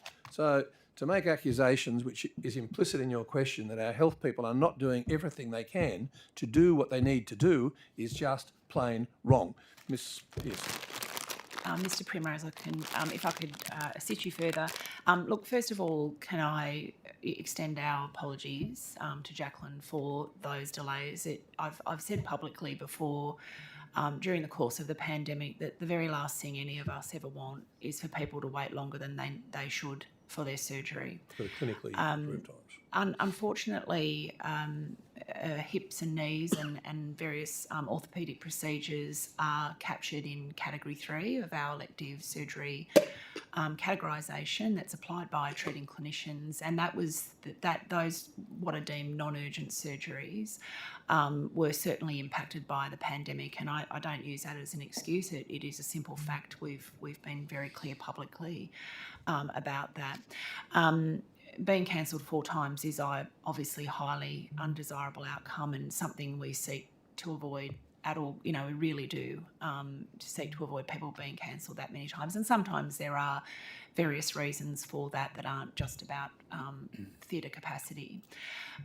We have been very fortunate to have had $1 billion in additional funding to address our surgery backlog as a consequence of the pandemic. At the end of June 2021, we actually managed to reduce the surgery waitlist and the overdue patients from the previous year with the delays that were imposed by the Commonwealth across the country for surgery. And we'd reduced those right back, which was very fortunate because then we were confronted by Delta, followed by Omicron. So we have had a genuine challenge with that, in addition to furloughed staff that Mr Minns touched on yesterday. We are doing absolutely everything we can to catch up on that surgery that has been delayed because of the pandemic. I understand that the relevant local health district has been in contact with Jacqueline in the middle of last month, and I'm sure that they will continue to talk to her. But I just want to give my reassurance that it's a very significant focus for New South Wales Health, and we're pulling out all stops, including continuing to work with our private hospital colleagues who've been a very important partner for us during the course of this. So we're doing the absolute best we can under what have been genuinely difficult circumstances. Good. Thank you. Thank you. Director, question to the Minister, and of course, if you need further information from your officers, I'm sure you'll obtain it. Minister, is there a total COVID reinfection figure that New South Wales Health may be able to provide? The ref. Well, I'll turn to the acting Chief Health Officer, Dr. Marianne Gale, to give a specific answer on those issues. Thanks, Doctor. Oh, thank you. Look, I don't have a specific figure to hand, but I'd be happy to take it on notice and see what data we do have around reinfection. What we do know is that reinfection does occur, and we know that with this current Omicron wave, people can get COVID multiple times. If you were infected early in the pandemic in 2020, during Delta, but even subsequent Omicron. And that's one of the challenges that we're going to have to continue to live with during the pandemic, is that risk of reinfection. We know that immunity, and this is one of the, I guess, really important things for us in how we go forward, is that vaccination is really important, but also infection confers immunity. And as people get infected and perhaps repeated infection and also are vaccinated, we will build this greater immunity in the community. But again, there remains a lot of uncertainty around what that will look like, and uncertainty around what future reinfections will look like, either with Omicron or with any new variant that may be on the horizon into the future. Thank you, Doctor. If you could take that notice and see if the reinfection data can be aggregated to produce a figure, that would be helpful. So thank you for that. Minister, and once again... Sorry, Mr. Chairman, can I just add to what Dr. Gales has said? In terms of the infection, it remains a real issue for us because at the moment, over each week, we're still seeing, just in New South Wales, about 120 deaths a week. Would that be right? 120 deaths a week. Yes, they are people that have perhaps got into that often older category or comorbidities, but it's still a real risk. This virus has not gone away, and I'm concerned that a lot of people actually think the virus has gone away. It has not gone away, but we're learning to live with the virus, but we still need to be cautious, very, very cautious. And if we're getting 120 deaths a week just in this state, and obviously each of the other states, particularly Victoria and some of the others are in similar positions, it's still a big issue. So we need to be very, very cautious. And the issue that Dr. Gard has talked about with declining immunity, what I'm concerned about, and I think what she and Dr. Chand are concerned about, is people who have eligibility for vaccinations aren't necessarily going to get them. So a lot of people have had, say, 3, but they became eligible for the 4th one now probably 3 or 4 months ago, and we're not seeing them all come forward to get it. So you should be checking with your GP or your pharmacist whether you're eligible for a vaccination, and if you are, go and get it. I think a lot of people think because they've heard that a vaccination doesn't necessarily stop transmission, that they're not bothering to do it. But it actually makes it far less likely you will die or end up in our ICUs. So that's a big reason to go and get vaccinated. Do you want to add anything to that? No, I think, listen, I'm very grateful for that public health message by no less than the Minister of Health in New South Wales. I think that's covered it pretty clearly. So. Sorry, I'll just add this, that Ms Pearce has just said to me that the actual figure today is 70% only of the eligible population have had their third vaccination, let alone their fourth. Yep. So 30% of people out there have still not gone and had their third when they were actually able to do it. So my message is, and I'm sure the message from this committee is, go and get vaccinated. Do it fast, because you may be saving your life, or you may be saving a family member's life by just having that lesser infection level. Thank you, Minister. That's very important information you've just passed on. Appreciate that. Minister, when will the Sydney Olympic Park Mass Vaccination Centre be closed? It is. It is closed? Okay, thank you. Closed about, I think it's about 3 weeks ago. Okay, no. But completely closed. No, thank you for that. Well, it's completely closed, but the issue, of course, is that, as Dr. Gar was just saying, the normalisation of managing COVID is now the focus across federal and state governments. And so the message is, go to your GP or go to your pharmacist. I think there's about 2,000 pharmacists, give or take, across New South Wales. So most communities have somebody close by who can give you a vaccination. And do you know any more on that? Just to say that it's just that there's many opportunities for vaccinations. Yep. There's about 3,500 pharmacies and GPs where people can go and access vaccination. And we've achieved those really high vaccination rates. But as the Minister said, we'd like particularly to see the rate of the boosters, the third dose, go even higher. Sorry, I don't want to cut off. The answer was given in regards to the Olympic... Mr Donnelly, can I just contribute a little further though in regard to Sydney Olympic Park? Just please also, with the indulgence of the committee, to acknowledge the tremendous effort that the team there delivered on behalf of the state. It was truly remarkable. The important point though is that we have made provision for our mass vac centres in the event that we were ever required to stand them up again, if something was to occur and we were required to get them up and running again. Obviously, we learned a lot during the course of last year during the vaccine rollout, and all of our districts are aware and have plans to rapidly stand up mass vaccination arrangements in the event that we needed to in the future. We hope that we don't ever need to confront that, or at least not for a long time, but we're ready if we do. Thank you, Secretary. I'll return to my question later. The Honourable Member Hurst. Thank you, Chair. Continuing on a conversation on COVID, I wanted to ask you about long COVID. And I know that at the moment we've got a long COVID clinic at St Vincent's Hospital, but it's been reported that the wait list is very long. And it's very difficult, obviously, for anyone in regional and rural New South Wales to access that hospital. There was a recent announcement for $19 million to establish some new post-COVID clinics. Can I get some information about where those post-COVID clinics will be located and what the plans are? Yes, thanks, Ms Hurst. Again, just reminding the committee that management of long COVID in the normalisation process is not just a function of the state health system. And the federal government, the new federal government, are doing everything they can to assist. Thus far, Minister Butler's been very accommodating and working with the state and territory governments on these issues. But I have two people who are here who might be able to add more to that. One of them is not actually here. He's actually somewhere, but anyway. Dr. Lyons, if you felt you could contribute something to that question from Ms Hurst, that would be good. And if not, I'll go to the Chief Health Officer.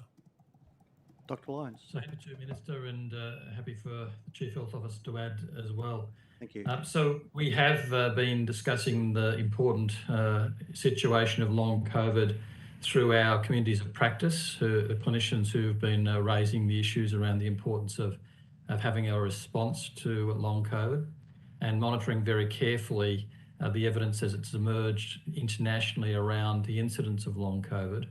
I think the first point to actually make is that the evidence that has been published indicates that and we've just been talking about the importance of vaccination, that there is evidence that by being at least double vaxxed and probably even greater protection if there's more than the double vaccination for COVID, it reduces the potential for people to have long COVID even if they do get an infection with COVID. It reduces it by at least, some of the studies have said up to 10 times likely reduction. So the importance of having a vaccine in relation to us making sure that we address the issues of not just the acute effects of COVID, but also long sequelae is really important to acknowledge and reinforce. The points that the Minister made are important points. Most of the care that will be provided to patients following an infection with COVID, most care is provided in the community settings now. Very few patients, by comparison with the numbers being infected, are actually admitted to our hospitals, and even lesser number actually are required to have intensive care therapy, which is very pleasing in a response of the changes in what we've been doing, vaccine rates and different strains emerging. But what is important is that there are plans in place to monitor those patients who have had a COVID infection in conjunction with their GPs, and ensure that if there are consequences from that infection which linger and end up being part of that syndrome that has been described as long COVID, that there are appropriate supports in place for them to access the specialist advice and care that they need. We have had discussions around the model that we want to introduce for New South Wales, and our focus will be around providing support for our general practitioners and primary care practitioners to ensure that they have as much information available to them to provide advice to their patients and support their patients, because they are the primary contact point. And the Agency for Clinical Innovation has looked at the evidence around long COVID and has developed a care pathway which is published now to support giving information to primary care practitioners around how they could best support their patients if they do have these symptoms. The aim is not to establish lots of specialist multidisciplinary clinics for every patient, because most patients won't need that level of specialist involvement. So where necessary, we will be establishing those specialist clinics in the settings where those experts are available, the multidisciplinary specialists, because it's not just respiratory, it's cardiovascular, neurology, clotting experts, all of these, and rehabilitation as well. All of these areas of specialty are involved in providing the most appropriate care for those patients depending on their needs. So we are working with our clinicians to establish those services with a focus, as I said, on supporting GPs, but where necessary being referred to the specialists, either individually or on occasions collectively if there is a need because of the extent of the symptoms for COVID. Thank you, Dr. Lyons. I think, Emma, sorry. So the 19 million... Gail wants to add something. Thanks. Oh, look, thank you very much. I just wanted to reiterate, as Dr. Lyons said, about the importance of vaccination and the evidence that's emerging about vaccination reducing the risk of long COVID. And very in particular, while 2 doses do reduce that risk compared to people who are unvaccinated, the 3rd dose is particularly important. And so again, really to encourage people, if you haven't got that 3rd dose in particular, we really want to see people getting that booster dose. I think the additional thing is that people recovering from COVID can be a bit of a mixed group. So there are people who have had severe infection, for example, perhaps have been hospitalised or in ICU, and have organ complications as a result of the COVID, who require rehabilitation and support to retain their pre-morbid level of function. And then there is the group with long COVID who've experienced these lingering symptoms more than 3 months after infection, and where those symptoms have endured for more than 2 months. And as Dr. Lyons said, there's still a lot of evidence yet to emerge about these conditions and about long COVID, and particularly around what kinds of models of treatment are likely to be effective. We know that there is no actual diagnostic test for long COVID, so diagnosis remains a challenge, and it's very important as well clinically to make sure that people who may be suffering from long COVID don't actually have another condition that needs to be diagnosed. So it's really an important diagnosis of exclusion that a clinician needs to make. and very important in the model of rehabilitation that it is a multidisciplinary model. The role of GPs, as has been mentioned, is critically important, but really looking at a combination of different specialties, including medical professionals as well as allied health, often mental health professionals as well, because some people can suffer the effects of anxiety and depression. So really looking at a multidisciplinary model that looks at returning a person to, to their pre-morbid level of function. So there's a lot of evidence yet to emerge about the best modalities of treatment, what kind of multidisciplinary models will work. But one of the really important things that we can do to prevent long COVID is vaccination. And also we know at a population level, the more people that have COVID, the more long COVID there will be. So trying to minimise transmission in the community, trying to minimise our case numbers will proportionally reduce the number of people living in the community at risk of long COVID and living with long COVID. So a lot more to learn about this phenomenon, both globally and in Australia. And as we learn more, we will adapt our services, and obviously working closely with primary care, who have a critical role in addressing long COVID in the community. Thank you, Dr. Thank you, Doctor. Thank you. Kate, over to you, and you'll get your full allocation of time, which will go into a bit of a morning tea. So over to you. Thanks, Chair. I just got some questions for New South Wales Ambulance, who I'm sorry I'm not in the room, but I'm pretty sure that, yes, there's a witness there. So I just wanted to just get confirmation from New South Wales Ambulance that you've informed the Australian Paramedics Association that you will formally limit the number of specialists available to regional stations. Kate, the Commissioner or Chief Executive, Dominic Morgan, is here, so he can answer that question. Thank you. Commissioner. Yes, thank you, Minister. There may be some confusion in the way that has been characterised. Historically, there were no regional intensive care paramedic positions. For a variety of historical industrial reasons, there were some allowed to go into regional New South Wales that would just work in an ordinary registered paramedic position, but there was no regional intensive care program. During COVID, obviously part of the planning was that we would need a very significant uplift right across New South Wales. And we put to the New South Wales government that there should be once and for all a regional intensive care program. There were 104 intensive care units built.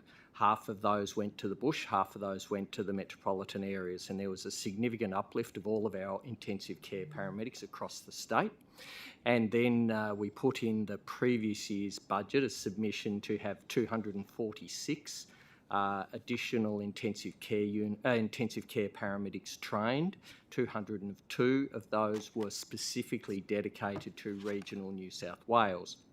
Now, where we'll end up with this is effectively we get about 50-50, where there are about 50% of the intensive care paramedics will be located in regional New South Wales and about 50% in the metropolitan area.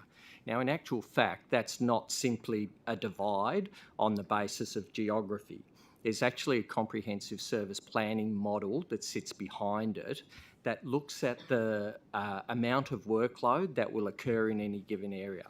The important thing to note is these are specialist positions.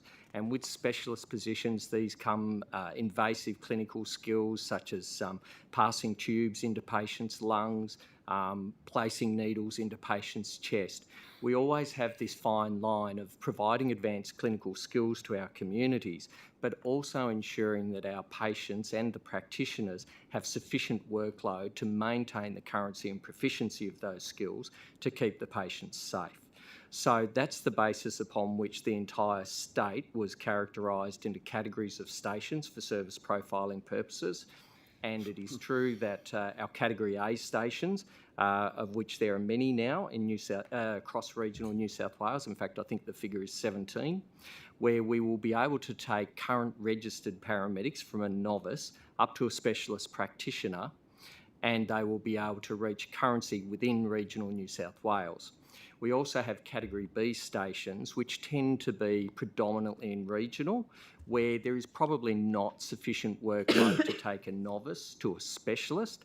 However, without any doubt, there is enough workload to maintain their skills. And so it is entirely true that we have been in extensive consultations over the last year and a half with the unions about the fact that we are categorising stations and that the intensive care paramedics will be targeted to those communities where we can make sure that the workload keeps them safe. Okay, because I have been told by some. Thank you for that response, Commissioner. Because I have been told by some paramedics that if they do want to move regionally, that it might be the case that some of them have to give up their qualifications. If they are an intensive or extended care paramedic, they may have to give up their qualifications to work at a particular regional ambulance station. Is that the case potentially for some still? No, so how it works is there are two other categories of station, which are Category C and Category D. Category C station is where there is not sufficient workload to support a specialist service. However, there is probably enough workload to take a university graduate intern from novice to current competency. And a Category D station is our very small locations where there might literally only be 5 paramedics in the entire area. So at those stations, should an intensive care paramedic wish to apply, and generally speaking, we're talking about places that are in low population areas and low workload, so often within Western New South Wales, and if they choose to go to those locations, then their credentialing will not continue after they can no longer remain currently competent. But they can apply to go there, it's just they won't be able to practice as a specialist in those locations. If they wish to apply for a Category A or Category B, then they get transferred in exactly the same way as any other specialist does anywhere in the state. The thing that is good about the system is it's not about geography, it is purely based on the workload and the service planning assessments.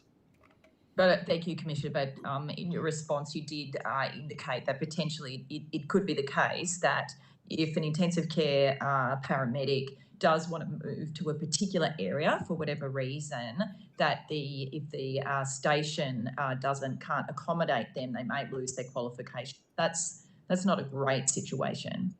Well, it depends on whether or not the amount of workload that you would want that person to receive to maintain the safety of their practice is sufficient. So, for example, I would give you an example of, say, Dubbo.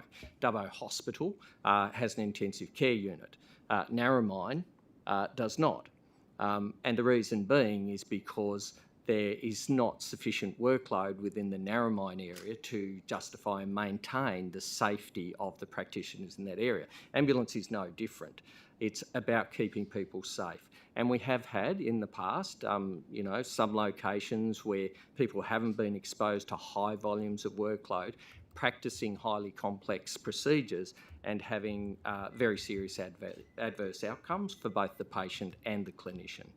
So that is something we wish to avoid. Importantly, the standard of care across New South Wales at all of our stations is registered paramedics. In some locations, we have specialist services. Okay, I just wanted to move to another issue. Kate, it's just gone time, so I apologise to cut you off. If you could please put a full stop there and return to the line of questioning after. We'll break for morning tea and we'll be back at 11:15. Thank you.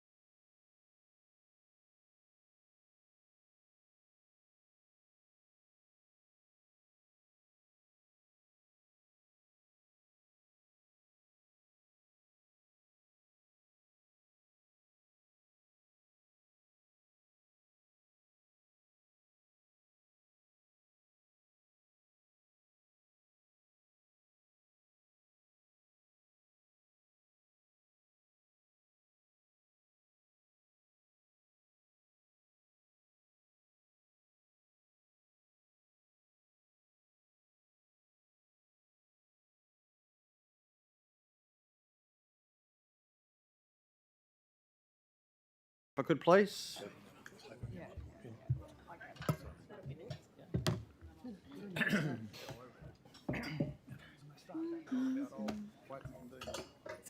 don't think that's coming from the government. Healthcare infections for today. Won't be coming from you. I wonder where 6:51. Thank you very much. It's up by one from yesterday. Is Hansard okay? Okay, thank you. Well, welcome back everybody to the next part of today's hearing. We now return back to opposition questions for a period of 20 minutes, yes. Before we do so though, can I commence by acknowledging and welcoming, joining us by video conference, Dr. Michael Douglas as a witness to the hearing today. Welcome, Doctor. We will take the formality of having you either sworn or affirmed to give your evidence for the inquiry today. And if agreeable, could we do this now and get it out of the way so we can flow a little bit easier? So can I invite you to take either the oath or the affirmation, whichever you prefer, the words of which should have been provided to you, hopefully. If not, just put your hand up and we'll get them to you. And I'll get you, if you could please, to formally identify yourself, your current position, and identify whether you're appearing today in your capacity as an individual or a part of an organisation. If it's part of an organisation, to state that, please. So, Dr. Douglas. Thank you. I'll have to bring up those words for the oath in a moment. But currently, I'm a visiting medical officer with New South Wales Health. It's not so much in that capacity though that I attend today. I have been for the last 2.25 years involved with the COVID response, the public health team of the COVID response, as a deputy controller within the public health team. Thank you very much, Doctor. I've got the words for the oath in front of me, so if I just read it line by line, if you repeat that, will be sufficient. So Doctor, I swear that the evidence now. I swear that the evidence now. About to be given by me. About to be given by me. Shall be the truth. Shall be the truth. The whole truth. The whole truth. And nothing but the truth. And nothing but the truth. So help me God. So help me God. Thank you, Doctor. So we'll move on, as I said, to the questions commencing from opposition. And if I could please kick off, and through you, Minister, to Dr. Gale. Doctor, will you release the health advice that was given to the AHPPC on reducing the isolation period for COVID cases? I'll pass that over to Dr. Gale in a minute. Can I just explain a little bit about the magic and mystique of the AHPPC? That would be delightful. Yeah. After 2.5 years, I have got some insights into it. Look, the AHPPC is a group of specialists and experts who come together nationally. I don't know whether they're still sitting daily, but it was 7 days a week there for a couple of years. And it was usually Dr. Chant, but not always, Dr. Chant, who was on that as the representative, the primary representative from New South Wales. And every issue that was going up to the National Cabinet, so in other words, up to previously Scott Morrison, via the then Chief Health Officer or the Secretary of Federal Health, would come from that committee. And there would be lots of discussions. I did actually, on one occasion, very early on, trying to work out the magic and mystique of this committee, walked in and sat to listen to the deliberations while it was going on, as a lot of those deliberations obviously were remote. I was banned after that. I wasn't allowed to go back, but anyway. But what I did hear was that there were very senior and expert physicians, epidemiologists, who were discussing the most complex of issues. and they did their very best to try and come up with a summary. But you can imagine any, with the exception of your excellent Regional Health Committee, most committees have some difficulty in arriving at determined points, particularly on something where there was no guidebook and no, no playbook. So it was a very, very difficult challenge. I'm not sure that written advice was given. I don't think it was generally, but they looked at research papers and others that would be coming from other parts of the world. So if you're asking Dr. Gale whether there was something in writing, I'd be interested to know whether there was too, because I don't know that there was. Thank you for that preamble. So I'm grateful that But I'll gives throw some to very Dr. helpful Gale context. and see now what Doctor, she might know about. Sorry, I'm sure you understood the question. Do you want me to repeat it so it's in case any details missing, or you understand the question? No, I believe I understand the question. Thank you. As the committee is aware, I'm acting Chief Health Officer this week, and I wasn't present for the discussions at AHPPC or the points of view that were raised by New South Wales or by the other jurisdictions as part of the discussions of AHPPC. So I'm afraid I'm not in a position to comment because I wasn't there. What I can say, I guess, in general is that Well, no, sorry, I'm not wanting to be rude and cut you off. It was a very, very specific question. And if the position is you've got to take this on notice, if I'm understanding correctly, you need to say so. Because my question is, will you release the health advice that was given to the AHPPC on reducing the isolation period for COVID cases? By whom, could I ask, Mr. Chairman, by whom? I beg your pardon? By whom? The advice given by whom? Well, this is advice provided to the Australian Health Protection Principal Committee, specific advice on reducing the isolation periods for COVID cases. But advice from whom?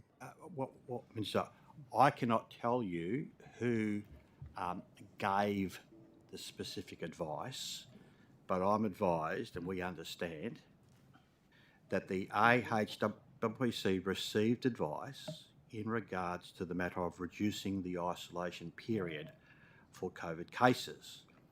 Now, New South Wales would have a representation, I presume, in regards to that committee, so would be in receipt of that advice, presumably. And what we're asking for is, can we... Sorry, they create the advice that goes to the federal government, not give it. Yes, but there's been, as I understand, advice that it's received. Now, I mean, I stand to be corrected, but there's advice that the body's received. Mr. Chair, I think by the sound of it, you have received a question from somebody. Perhaps we could revisit the question when somebody gives you that update as to what the advice is from, because the advice actually, it's a group of people. Yes, I understand. I'm happy to come back to it. No, once I okay, understand the question. No, I understand you're not obfuscating. But if you're saying that your understanding is that the body doesn't receive advice, that is, the body itself doesn't receive advice, that in fact it's the body itself that issues the advice, I think that's what, if I'm understanding you correctly. Yeah, but what I was saying earlier in the intro, and just by way of explaining, is, look, I didn't see it, I heard it, but there appeared to be more than 20 people on the calls, and they were from all over the country. And so they were all discussing the issues, and they give the advice to... We can return to this, but this is specifically over the reduction of the isolation period. Happy to do whatever we can to advise. No, I'm grateful for that.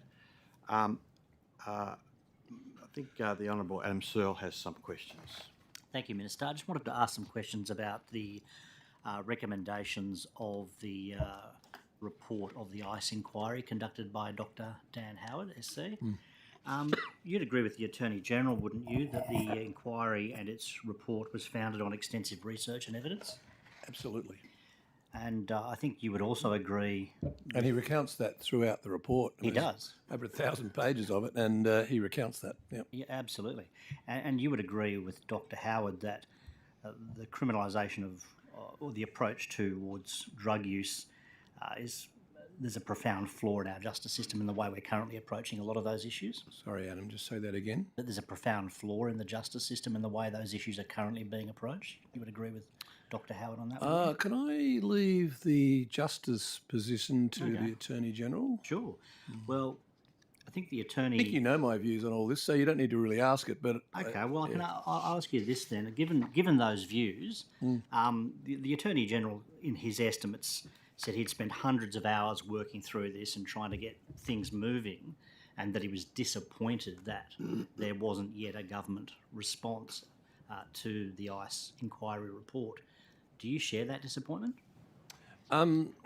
Look, I think it's fair to say that I think there's a lot of incredibly positive suggestions, recommendations, and from a health perspective, I'm not the Attorney General anymore, so I'm not going to give my... No, but you have that perspective. I do have. And been around for a long while too. You have.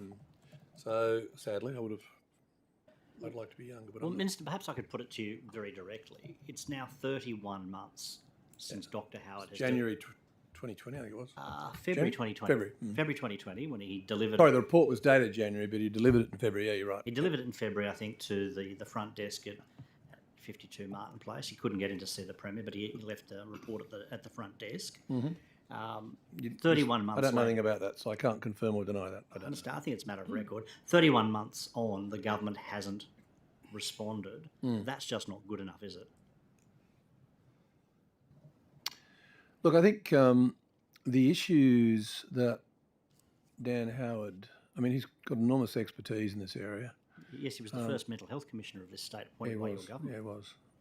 And the evidence that he took, including, I might add, from government agencies, including New South Wales Health, a number of other government agencies, was detailed and I think from a lot of experience from a lot of people, there are certain views. And I think it's fair to say that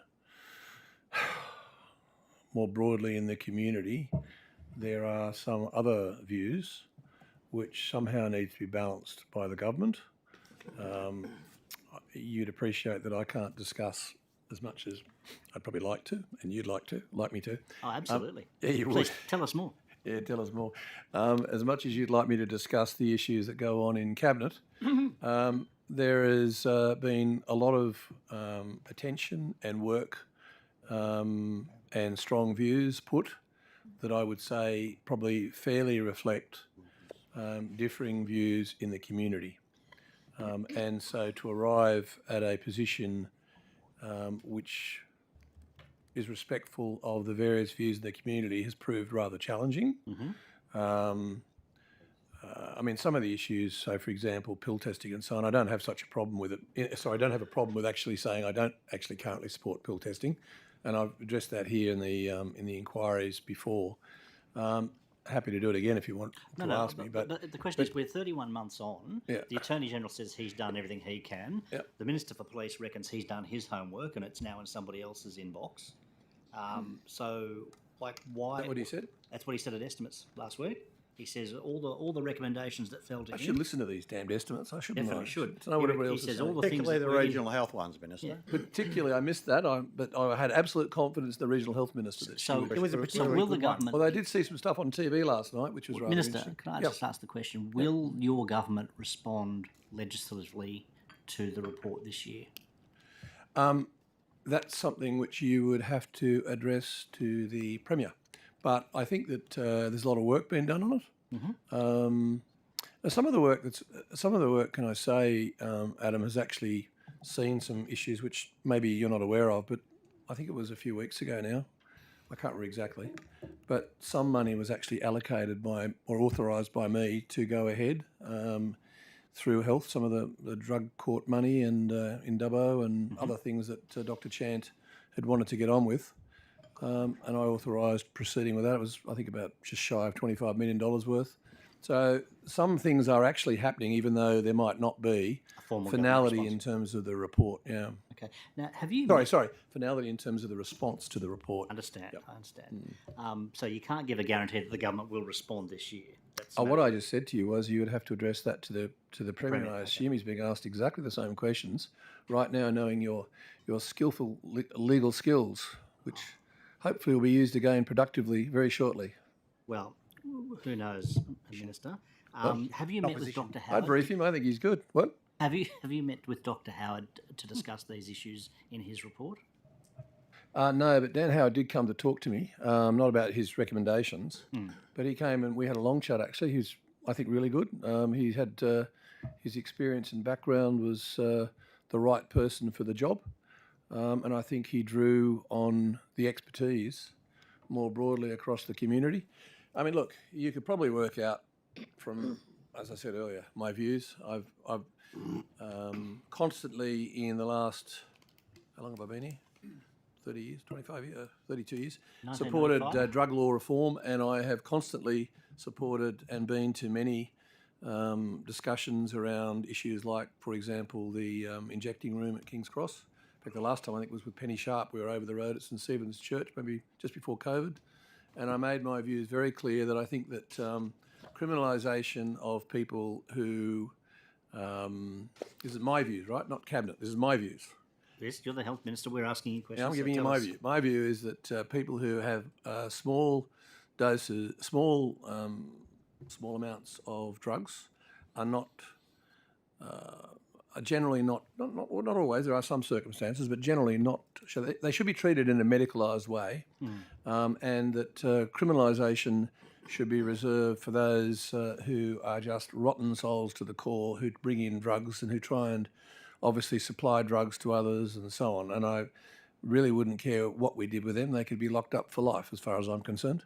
But in terms of the smaller community, and I acted for clients over the years as a lawyer who had the benefit of all sorts of assistance, but they really needed health assistance, and they often didn't get the full ambit of health assistance. And I'm thinking of one particular client who, in those days, heroin was the drug of choice. Not today. Now it's really more MDMA, or generally MDMA that causes the grief. And I had to face his dad, having got him out of jail a few times, and he eventually died shooting up. I think that, and he was only a young man. I think that those who deny the value of interventions are kidding themselves. So you can imagine what I am. My views in relation to it, but what I actually express in Cabinet shall remain just between me and the other erstwhile members of Cabinet. Yeah, those But they're my personal views. I understand that, but so from those views that you've expressed, should we draw the conclusion that those recommendations made by Dr. Howard's report, the ICE inquiry report, that fell to you to action, that you have done whatever you need to within the government to advance those? Is that a conclusion we could safely draw? I think I and Minister Speakman have done everything humanly possible. Yeah. Okay. And so Dr. Howard, of course, has criticised the delay by the government. But can I remind you, Adam, were you here when Labor was in government last time? I can't remember. I was not a member of Parliament, no. Oh, you weren't? Well, I just remind you that some of the best Attorneys General of all time, including Bob Debus and Jeff Shaw, did used to convey to me the frustrations they often had. As much as I have a lot of time for Premier Carr, I've got to say they were very frustrated during the parliamentary process by some of the obstacles they found. So it ain't different from what it's been in the past, and we're just working our way through those issues. Well, just mentioning former Premier Carr, one of the ways in which that government dealt with some of these difficult issues was to have a drug summit. Do you think it's time for another drug summit? Oh, I'm not going to comment on that, but I'd say that at the time, the summit, I was here. I've been here for a long while, Adam, and it was one of the better opportunities I had in this place to hear some incredibly substantive inputs from individuals who were suffering, families who had suffered, and also from the most amazing researchers and medical people and lawyers. It was an incredible opportunity, and I was actually privileged to be part of that whole structure. I mean, not to downplay the complexity of Dr. Howard's report, but many of the issues canvassed in it, although shocking, are not new. The government's had 31 months to respond. Dr. Howard has criticised the delay. If the government is not able to get its act together to actually respond in the last few weeks of this parliament, I mean, that's a dereliction of its duty as government. Wouldn't you agree? If it can't, I'm sure actually get it a together? Labor member would say that, and I I'm acknowledge, advancing that proposition to you. and What do I you say? acknowledge. Well, I appreciate you advancing that proposition, and it's not one with which I would concur. So it would be okay with you if this parliament expired with your government not actually. I haven't having said that responded. either. You're, Okay, well, that's my question. well, this isn't a court of law because I think you're now putting words into my mouth I'm and leading the actually witness, I'm and the asking witness you- will not be led. Well, I'm asking you whether you agree with The that witness has proposition. answered as much as he is reasonably going to, and I think I've been very generous in my answers to date, or to this moment. Well, But I thank you. appreciate your constant cross-examination expertise. Thank you, Minister. Pleasure, Adam. Chair? Thank you. Just about to go to the bell, so what we might do, instead of opening up a line of questioning, we'll move to the crossbench for their line of their questioning, and we'll start with the Honourable Mark Latham.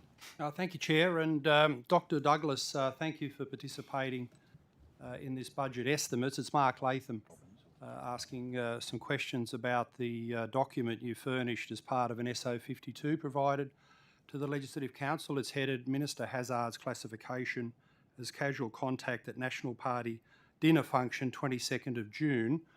Notes written by you, Michael Douglas, on the 23rd of October 2021. In the experience we've had with 400 of these call for papers in the upper house, this is the first time to my knowledge that a document has been provided as part of the papers that was written after the motion was actually moved by the Legislative Council. That is, you've offered a retrospective account of what happened. Could I just ask why you did that?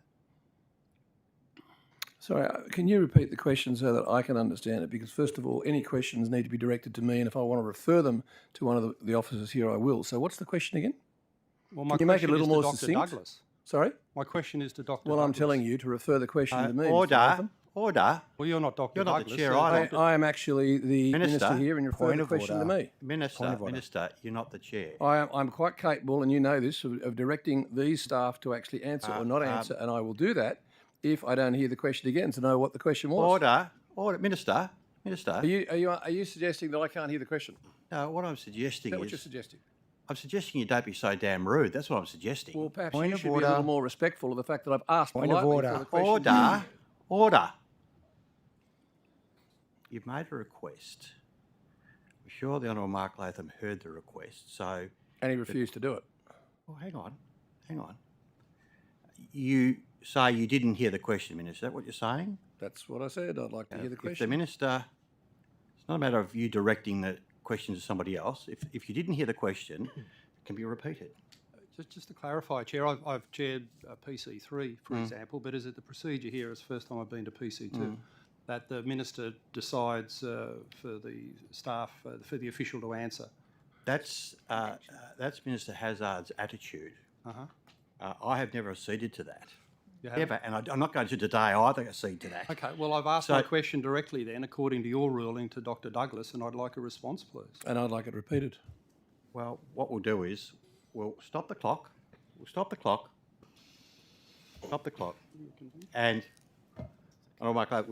so that it's not eating into time. Just ask the question so he can hear it, the Minister. Okay. Dr. Douglas, I've mentioned this document provided retrospectively as part of the Upper House SO52 headed Minister Hazzard's classification as casual contact at National Party dinner function 22nd of June. These are notes written by you dated the 23rd of October 2021. We've had over 400 call for papers in the upper house. It's the first time to my knowledge that a document's been provided retrospectively. That is, it's been written and supplied to the upper house after the actual motion of our chamber. I'm just asking why you did that. Dr. Douglas. Thank you very much for the question. When the request for the information came through, we looked over the material that we had that described the actions around that particular exposure event in June of 2020. And there was no fullness of picture of all that. There was bits of the story as it worked through, and I felt it prudent. Sorry, Dr. Douglas, excuse me. Could you speak up a little bit, please, because we just want to be able to clearly hear you. Thank you. I'm very sorry. Is that any better? That is, yes, thank you. Yeah, so just in order to bring a fullness to my recall of events and the fullness of documentation of events, I pulled together the information that I had. My notes from the time were perhaps not as complete as I might have liked them to be, and so that was a record that I could bring retrospectively.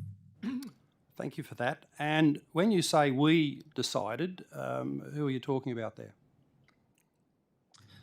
Myself and the legal team within health, my discussion with them as to sort of say, look, I don't think my notes are complete enough to provide the information requested of us. I do have a fullness of recall of the event. Is it fair to document that now? Right. And what was your role in health at that time, please? In June of 2020 or June and in October October 2021. Yeah, so as a Deputy Controller for the Public Health Response. Thank you. And what did the legal team say to you? Can I just, first of all, it's a question's about me and it's to do with health issues. So I don't know that this is appropriate. In fact, I'm sure it's not appropriate. It's an exercise in effectively bullying a health officer into giving private advice about a person who happens to be a minister, but was obviously in a situation which a number of other people found themselves in. So, I mean, based on yesterday's effort of Mr. Latham publicly humiliating a Labor MP, a hard-working female Labor MP, and then a female former Liberal MP, and trying to undermine the bullying report, the Broderick report, I object wholeheartedly, if you're going to allow, Mr. Chairman, this line of questioning, which is effectively bullying the health officer into giving legal advice, which is actually not subject to being given out. Minister, I'm going to dismiss essentially all of what you've just said. I'm sorry, I missed that. Can you say I again? said I'm going to dismiss virtually all of what you've just said. Why?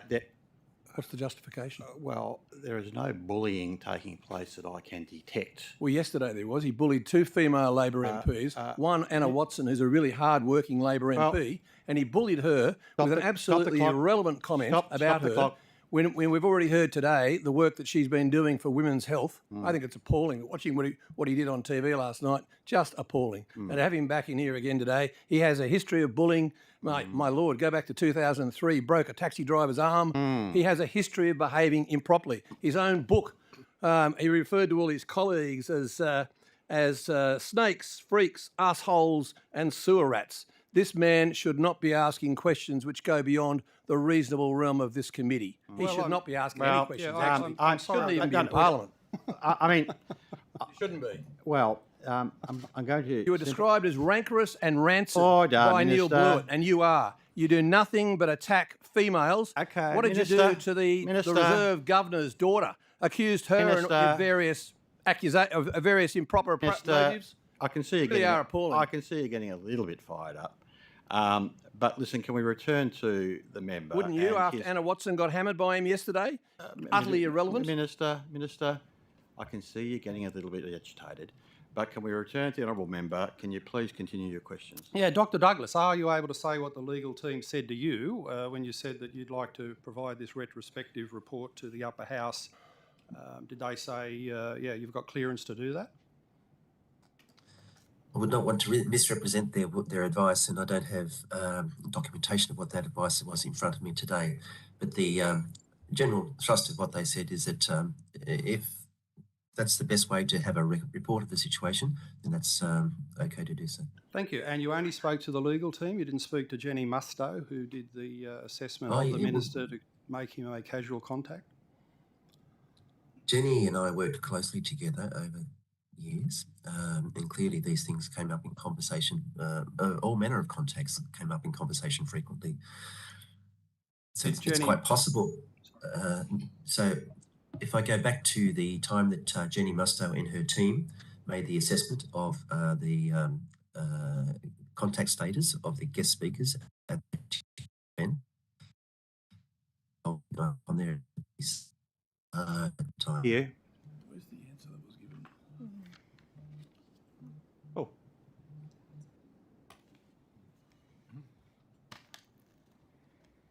IT, over to you.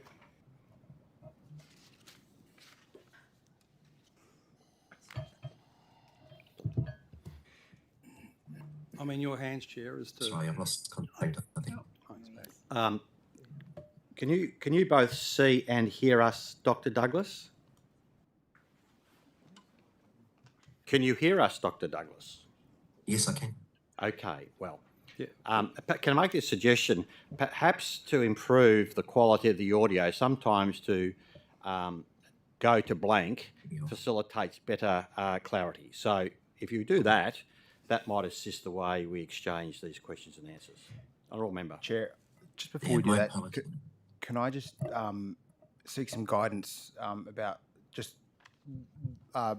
seeing that we're going down this path, just in relation to questions.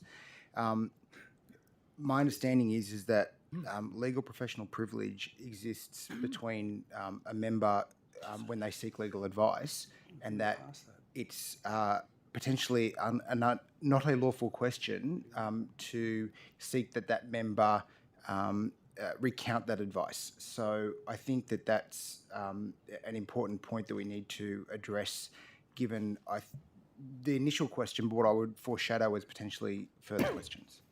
Sorry, Chair, I've moved past that. We've moved on to Jenny Mustoe, who's not a lawyer. Ms. Mustoe. So, Dr. Douglas, was Jenny Mustoe able to have a look at the one-page submission you made dated the 23rd of October? If I remember or not, it was my recall. Could you say that again? Because we didn't pick it up here, sorry. Sorry, I'll take that video off again.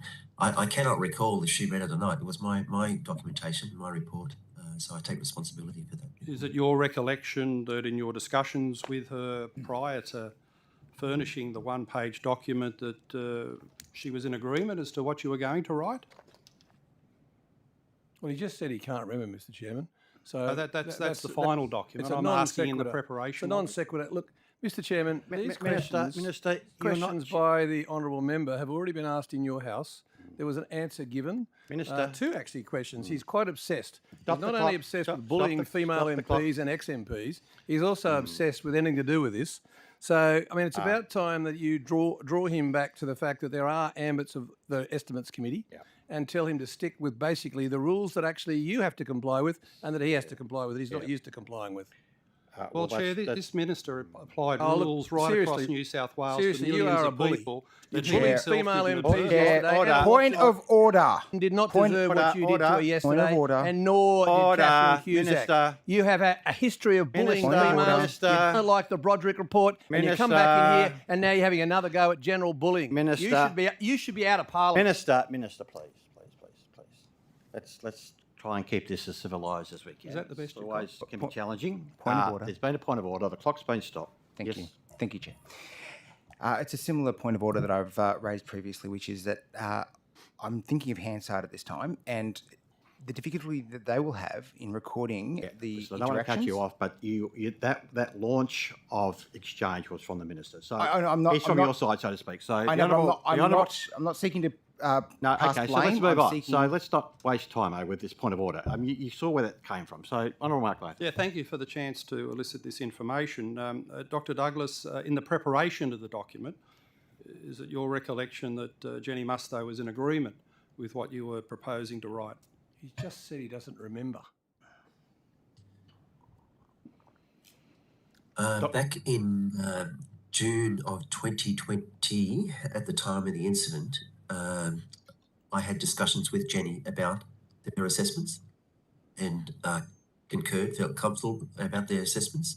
The team was an outstanding team. They managed outbreaks, managed contacts throughout the pandemic with excellence, and I trusted their judgment on each occasion to the till.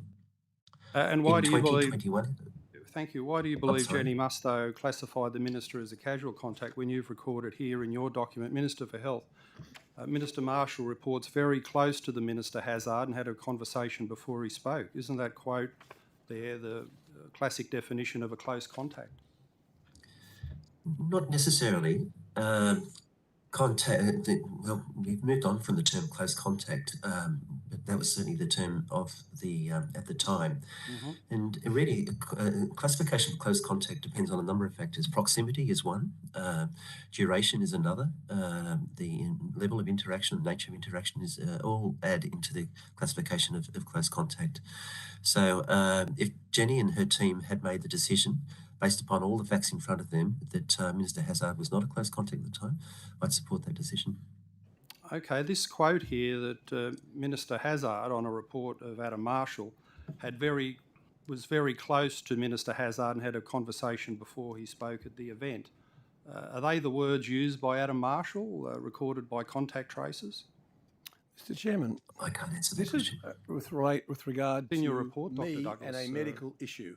You are allowing this person who has a history of bullying to continue to try and intervene and effectively assert that independent decision-making by clinicians wasn't appropriate. If he has any evidence of that, let him put it in some other forum. But this is not the forum for that. He's effectively attacking chief or senior health physicians who are making very, very difficult decisions in the middle of a COVID pandemic. If this is the best he has to do on day 2, after he's attacked 2 female MPs, 1 hard-working Labor MP, Anna Watson, 1 former Liberal female MP, and that's only a couple of weeks after he's attacked the Broderick report, saying basically it's a waste of time, waste of space.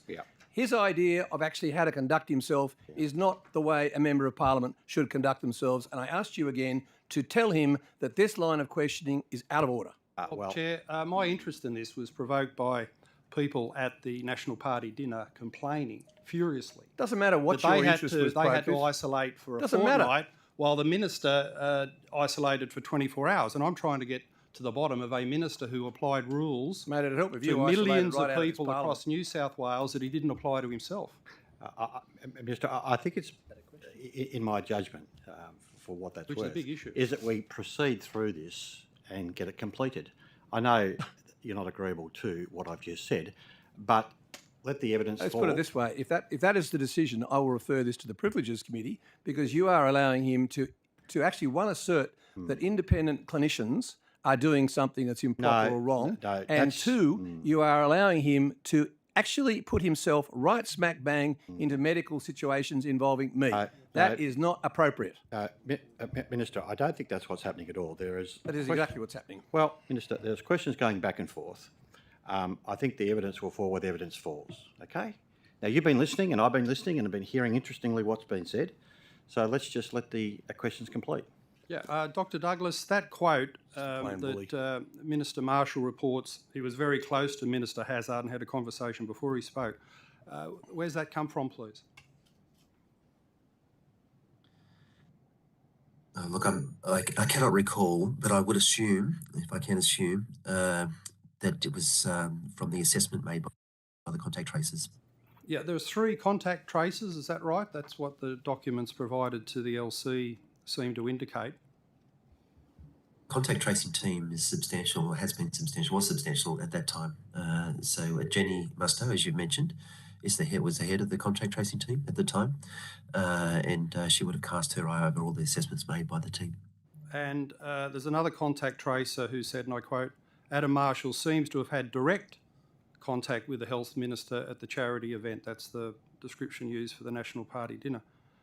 How is it that Adam Marshall can be, according to one contact tracer, very close to Minister Hazzard and had a conversation?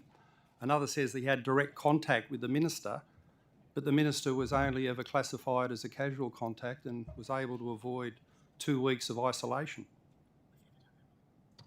Go back to my earlier comment that the assessment of contact status is premised upon a number of matters.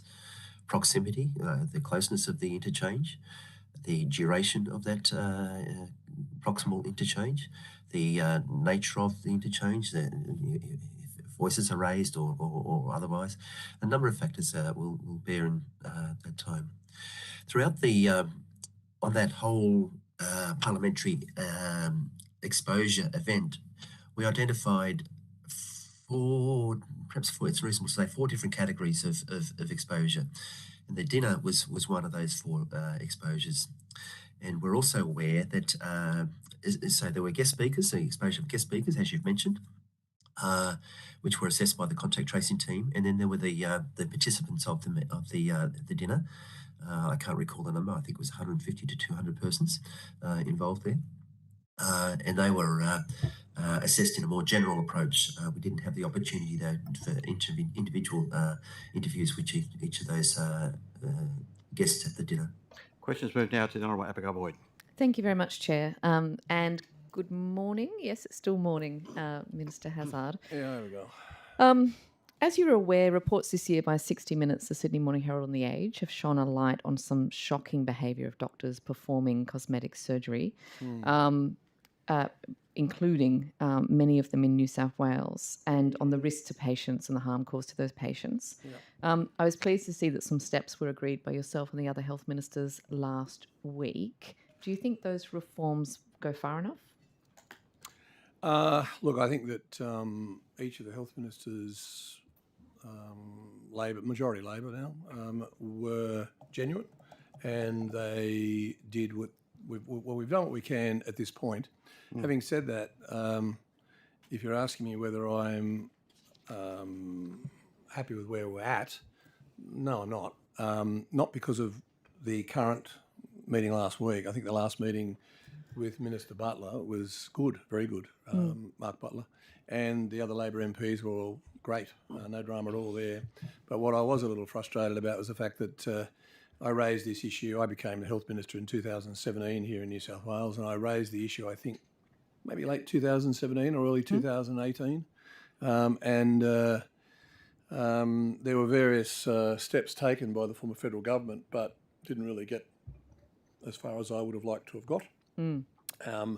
I'm delighted that Mark Butler and the federal government have come back on to the focus around who should be using the term surgeon. Obviously, as you'd appreciate, I'm sure, most doctors end up with an MBBS, Bachelor of Medicine, Bachelor of Surgery, and so at least technically they can use the term surgeon. But in reality, very few of them who are in that position have had sufficient training and expertise to do almost any surgical procedure. Maybe very minor ones like removing some sort of skin lesion.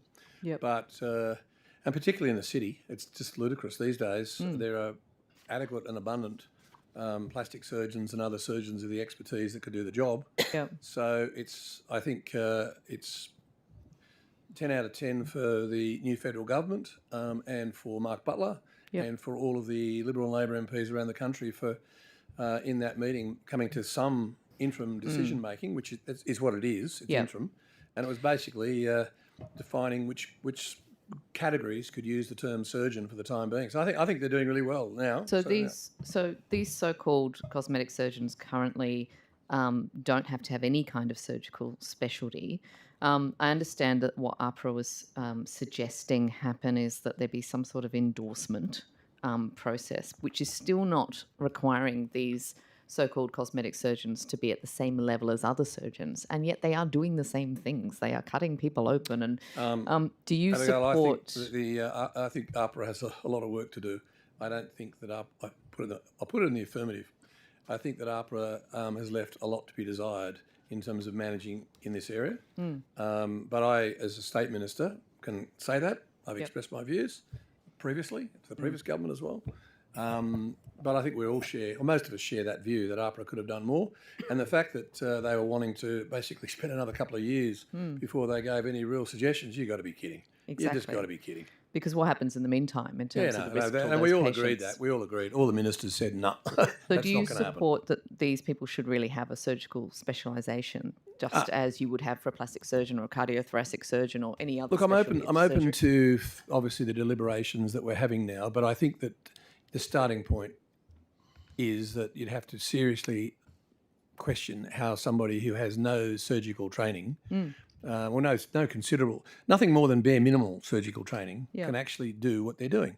And I've had people see me, it's just been horrific. I remember a lady who, I think actually that was what motivated me at the time. There was a lady, you might recollect in the media, who passed away, a young woman. She had somebody fly in from China and injected, I think it was something like 37 or 40 effectively Botox into her breasts. Yep. And she died. Yeah. I mean, it is actually crazy So that would, in a 21st century environment with world-class healthcare that's allowed to happen. So Absolutely. But I stress that the federal government, Mark Butler, I Yep. think is doing a good job bringing So- it all together so quickly. Can I ask, would you support then the anaesthetists in these cosmetic surgery clinics being required to be qualified anaesthetists? Because at the moment that's not the case. Yeah, no, my starting point is absolutely, because anaesthesia is a specialty that obviously has great advantages for us all, but also has potentially great disasters. So yes, I would. And do you think that facilities for performing this sort of surgery should be of no lesser standard than for other surgery? So at the moment we're seeing it happen in like waiting Starting rooms. point is and- yes. I think the fact that it can happen now in basically an office in the back of Sydney somewhere is just ridiculous. I understand that that's something that could be changed under the state laws without requiring a federal compact. We're trying to make sure that there are uniform laws across the country, and that's an important aspect, but certainly I'm exploring that aspect just in case it doesn't get there. But I'm actually quite confident the new federal minister, seems very committed. So you're looking at the regulations on that? I look at everything. I look at everything. Yeah. Under the Health Practitioner Regulation National Law, at the moment you can't use testimonials or purported testimonials to advertise cosmetic surgery. I know that AHPRA was trying to push for that to be scrapped, which seems quite bizarre. Was there any agreement on that at the last meeting?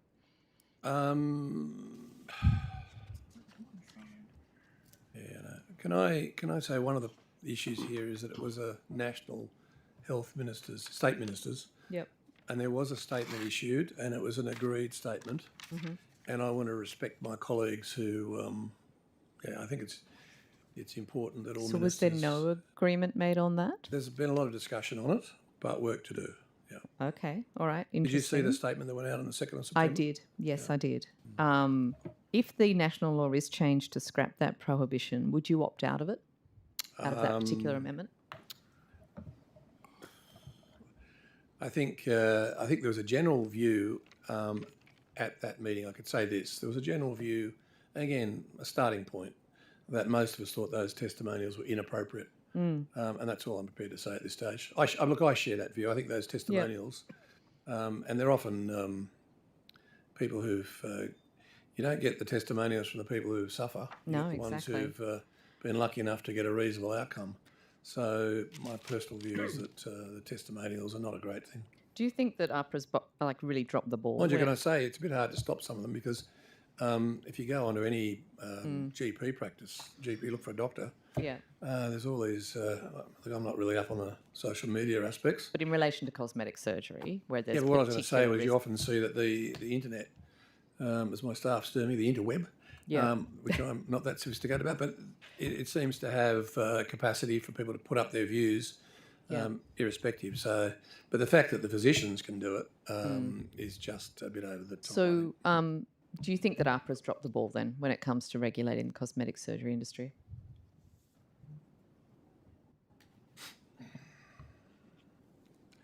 Let's just say I would have preferred them to have done something in a little more animated fashion than they have done to date. They have been not very good at being proactively protecting consumers, but instead looking at complaints basically, and that's kind of been their focus. Do A you lot think of those organisations have a pretty sleepy approach to life, and in health, where people's lives count, and doctors and clinicians have to make fast decisions. You want to know that they're the most professional that they can be, the most experienced, the most qualified to make those decisions. But sometimes the bureaucracies, with the exception of state ones, of course, are a little sleepy, to say the least. It's, And, whether or not that one is sleepy, I'll leave for others to make public comment about. But suffice to say, I would have liked to see a bit more action on the job. so? It's fundamentally inappropriate, though, isn't it, for the AHPRA to be the regulator when it's an industry association reliant on membership fees, and yet they're supposed to have That's this certainly enforcement an right. argument that is being considered, yeah. Do you think there needs to be a royal commission into our medical regulation in Australia? I certainly haven't arrived at that point in my thinking. The worry about royal commissions is they cost hundreds of millions of dollars, and I'd rather see the money go into other aspects of health. Do you think that nationally our medical regulation is doing the job of protecting consumers? I think it could do it could do a better job, but that's something which I've had that view for quite a while. Is it acceptable, though, that we should be relying on the media to highlight the flaws in the regulation of our medical system? I'm not sure that we are. I mean, perhaps that you are and the public are, but I mean, I'm aware and the health ministers are aware of issues that come to us, and we express concerns about those. Certainly, we express them.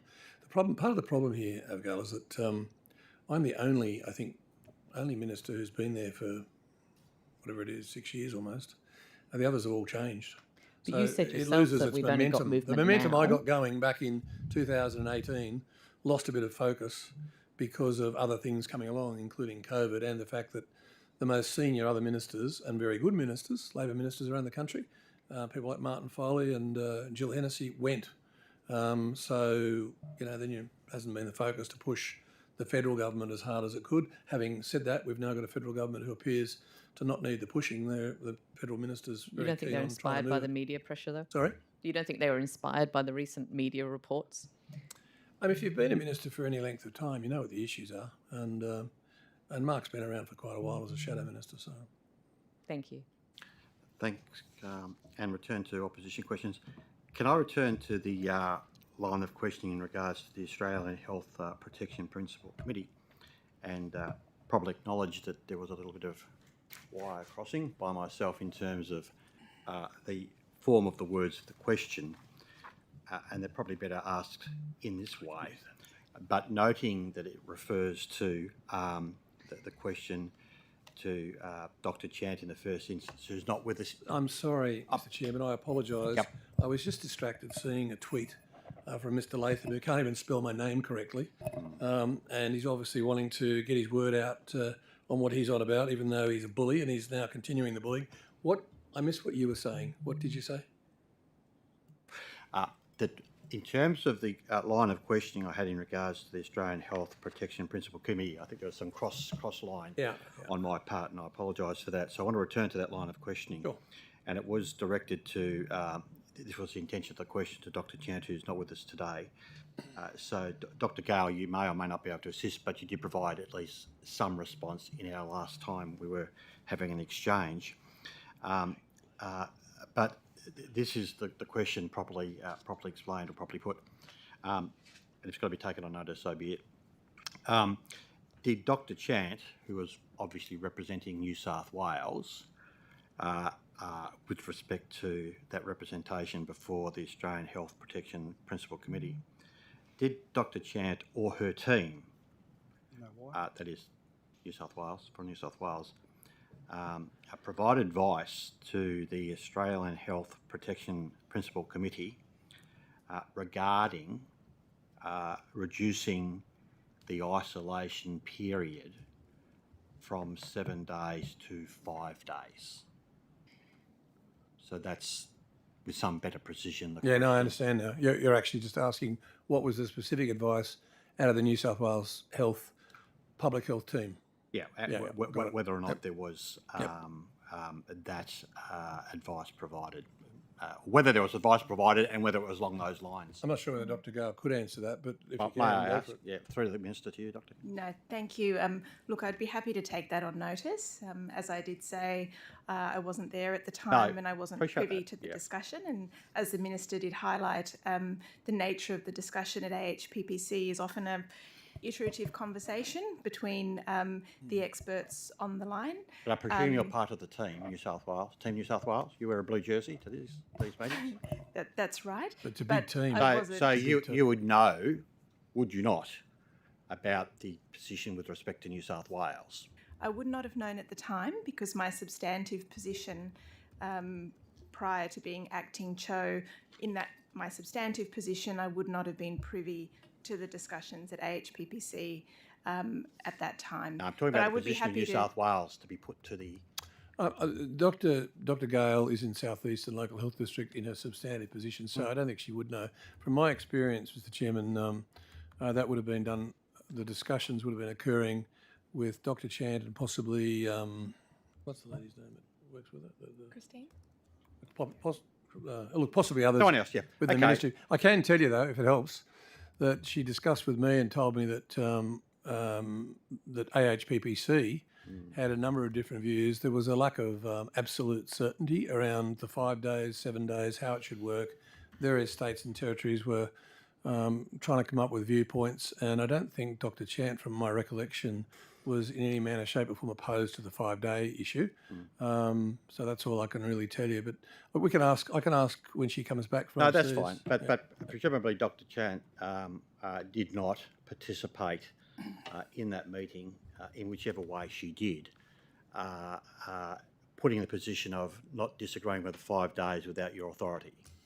Me? I don't. You don't know Dr. Chant. There's no way in the wide world that I would seek to override the epidemiologist, the chief health officer. Yeah. What does happen though? Hang on. I didn't suggest overriding. The question was, go on. I don't want you to think that I was actually asking that you. That's okay. overrode. You weren't doing anything malicious or nasty. No, you just. I think it was just cross wires.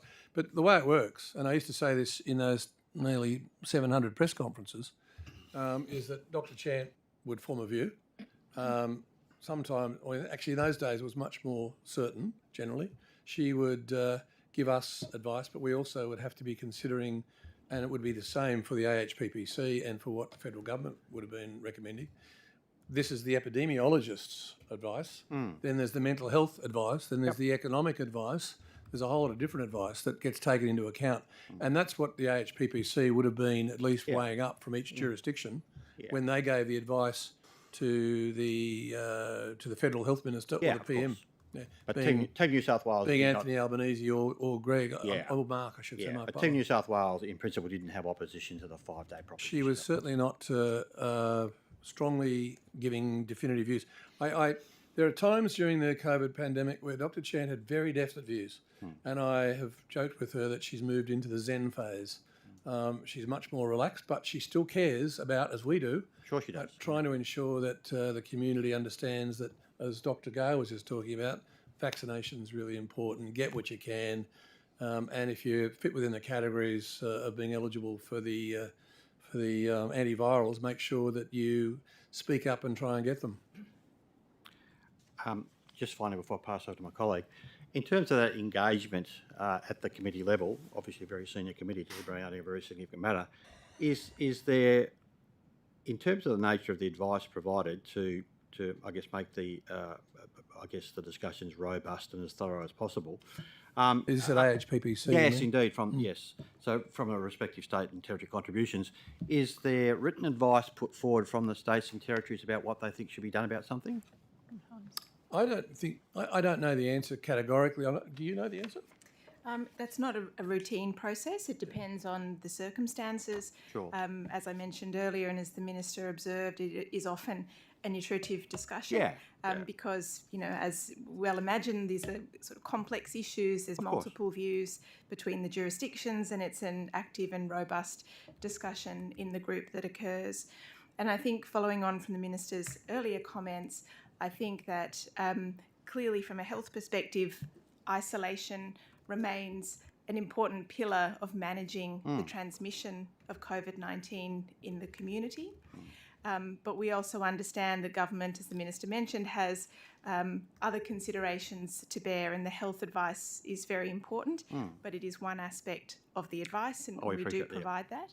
So isolation remains important as a pillar of control, but it has to also be seen in a context of all the other measures that we have talked about consistently since early in the pandemic, including maintaining high rates of testing. And we do want to see people come out for testing still, because that's really important, and especially for people who might be at risk of severe illness, particularly in order to access antivirals.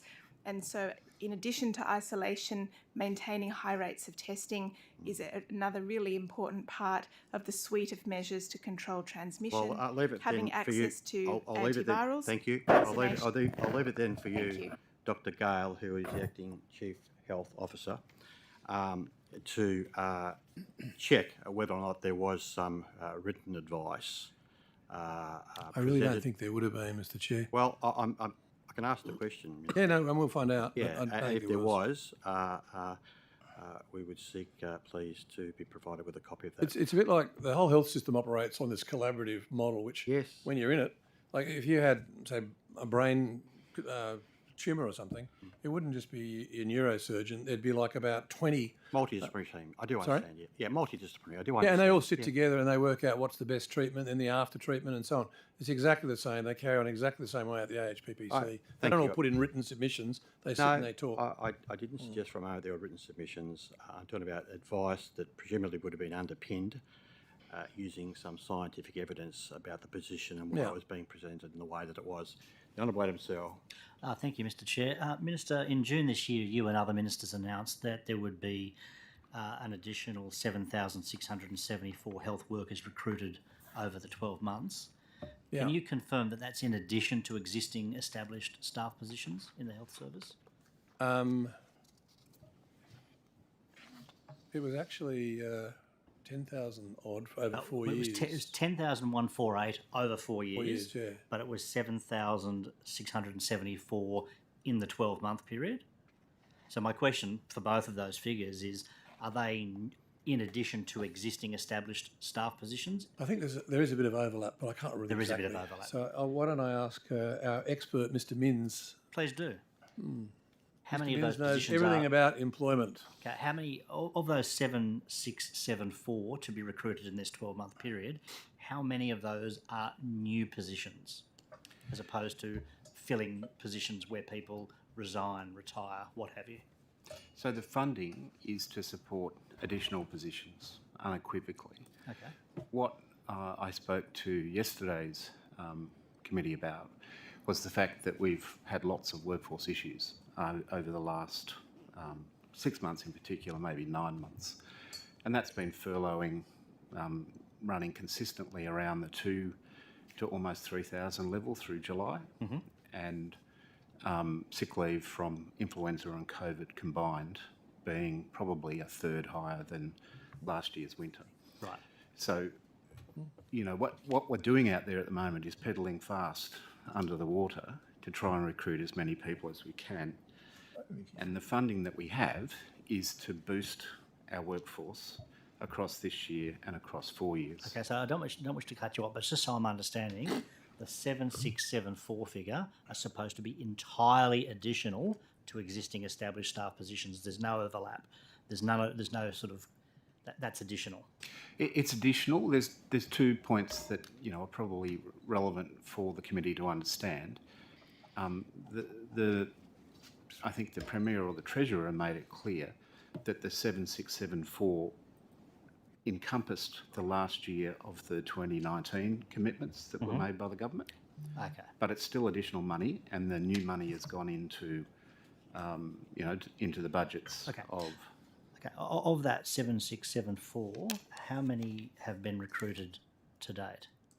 I mean, you've set yourself a cracking pace of about 640 new recruits a month. How are you tracking? So it's too early to give you a precise net example, and I did make the point yesterday to the committee, and I might, At a ballpark. with the Chair's support, just reiterate a couple of those points. We don't have a workforce that is static, and so when the government says here is funding for additional workforce, we just add blocks on top. Our workforce is not static. It's dynamic and changing daily. And also the thing about the last 12 months has been it's probably been the most volatile workforce experience that you could Mr. imagine. Minns, full disclosure here, my sister's a nurse, my daughter's a nurse. I have a little bit of understanding, at least anecdotally, about the challenges. Yeah, but the things I just emphasise, we actually terminated 1,227 people from November through to recent weeks associated with vaccine non-compliance. We've also gone through a year where, because of impacts of Delta and Omicron, our demand for elective surgery has been down, and it's 27% across Mr. that Mills, could I year. just ask you to put a pin in that? And I just wanted to ask you a couple of follow-up questions, which is this. Of that 7674 figure, do we know what classifications are? Like, do we know how many are going to be registered nurses, how many are going to be paramedics? Yes, we do have that information. I'd need to provide it on notice. And could you break that down by local health district as well? I'm assuming you know where these workers are needed most and where they're going. Broadly, with the exception of about 390 FTE in the budget announcements that were for specific initiatives, so palliative care, the first year of that. What was another one? Well, on notice, whatever detail you've got. What I'd say about that 390 is that we're still working through the design of the service delivery of that proposition, and therefore we don't have that breakdown. Sure, but these are very precise figures. Like, for example, the announcement wasn't around 10,000. It wasn't around 7,000 or 8,000. These are 7674 is very precise. So you must have had a very good idea about what was needed where. With the exception of the 390, yes. Okay, well that's good. And we'll provide that to you on notice. How, Minister, to you or whoever you direct the question to, how many overtime hours were worked by nurses and midwives in New South Wales public hospitals for the 21-22 financial year as compared to the prior two? I think, but I'll ask, I think we'd have to take that on notice. Sure. Because at one stage there we had more than 6,000 staff furloughed. I understand. So there would have been, sadly, for a lot of staff, but they actually, I mean, they're amazing. They stood up to it. But it was difficult because a lot of nurses were doing double shifts when there were 6,000 staff. So and not I'll getting ask weekends. the Secretary whether she wants to say anything. Mr. Minns, do you have anything specific? You've asked a question about across the entire year, so that I will have to take on notice. But Sure, I that's can for the give 21-22 year. I can give you a flavour that in a typical year before COVID, 2.5% of all the hours worked in our system were overtime hours. So that's everybody.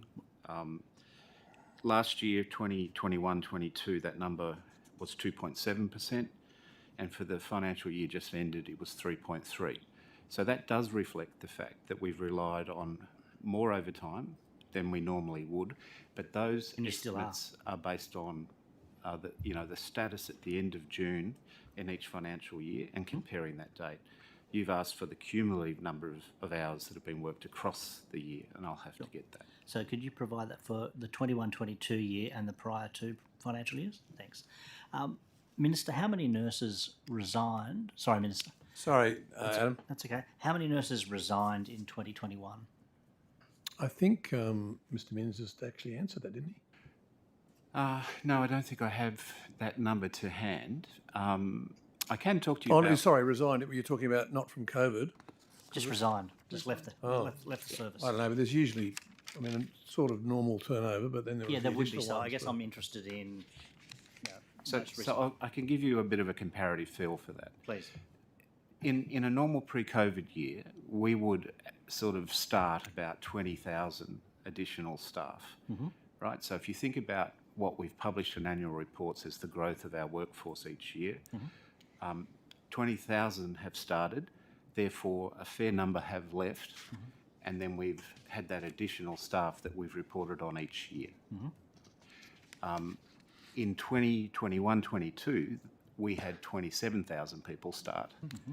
And there's a reason for that. You look at we had additional COVID funding, we had additional COVID work associated with clinics, testing clinics, people at screening processes in hospitals, the vac centres, the quarantine centres. So we hired a lot of people, particularly in 21, 22, that were associated with extra volume that was COVID-specific volume. The funding for those roles was continued in this year, this financial year, and so many of those roles have been extended. So the one thing I haven't got to yet in your first question is you said, are these sort of additional roles? Well, they are additional roles, yes, 7674. They are funded with additional budget. The reason we get to a precise number is to get to the precise dollar that's involved. but some portion of them is an extension of roles that were in the system last year, in the previous budget year. They were additional COVID roles for special purposes. That's the 390. Pardon? That's the 390. No, it's a larger number than that. I'd have to get it for you. If you please, on notice, good. Yep. So again, I want to know how many nurses resigned in the last, and on notice over the last 4 financial years. If I just talk to you briefly about separation rates, and we sort of measure retention and separation. They're two sides of the same coin. Understood. Separation before COVID was about somewhere between 7 and 8% on a rolling 5-year basis. And I'll just tell you what it's done over the last year. And as you would, oh, there it is, I have got it. So somewhere between 6 and 7% in the pre-COVID years. During 2020 and 2021 financial years, we saw separations decline because we had a pattern of people staying in the workforce, I think, to deal with the crisis. Mm-hmm. We then started to see the emergence of some increased separations at the period of around about September last year, and that was associated with Delta running its course. What quantum? The quantum, so we went from... So we were tracking at a retention level of 93.6 across the state in, actually 93.7 in September of last year. And we started to see that decline to, this graph is hard to read, back to sort of more normal levels at 93% by December. And then you do see a bigger drop to 92.3% in February, but that reflects those 1,200 people that we terminated. That's the reason for that bigger drop. There's been a continuing slight reduction fortnight to fortnight in our retention level, but with some good news in the last period of June, we saw an increase in the retention level to nearly 92%. So, but a specific question related to nurses last year, I'll provide on notice, and I think it's important that I give you a few years' history for context. Thank you. Grateful for that. Thank you, Mr. Mintz. Return to crossbench questioning. The Honourable Mark Latham. Thank you, Chair, and Dr. Douglas. Mark Latham here again. Just to recap, we've got one contact tracer saying that Brad Hazzard had very close contact with the infected Adam Marshall. We've got a second contact tracer saying that Brad Hazzard had direct contact with the infected Adam Marshall, and also a conversation at the National Party dinner. Can I just take you to sort of the comments 2/3 of the way down your retrospective submission to the call for papers, where, and I quote, "It is understood that there were about 80 persons attending the event as a sit-down dining event. Minister Marshall reported mingling extensively with attendees, talked to all guests. The event lasted about 2 hours. All guests at the function were hence identified as close contacts. All hospitality staff, 7 of them, identified as close contacts." Dr. Douglas, how do you explain this inconsistency in the treatment of every other person at the event and Minister Hazzard, given that all of them had a conversation, according to Adam Marshall, and direct or very close contact with the infected individual? Dr. Douglas.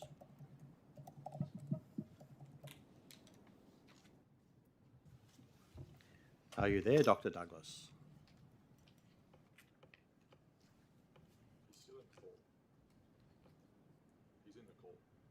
Dr. Douglas. There. Did you? Yes, with you now. I'm sorry. Sorry. First of all, did you actually hear the question? Yes, indeed. Thank you for the question. Can you please respond? Yeah. Yeah. So to recap on the question, I was distracted by trying to that mute button. To recap, the question was that there was various segments of people who attended that dinner were categorised into categories, and you're asking for clarification as to how that classification was made.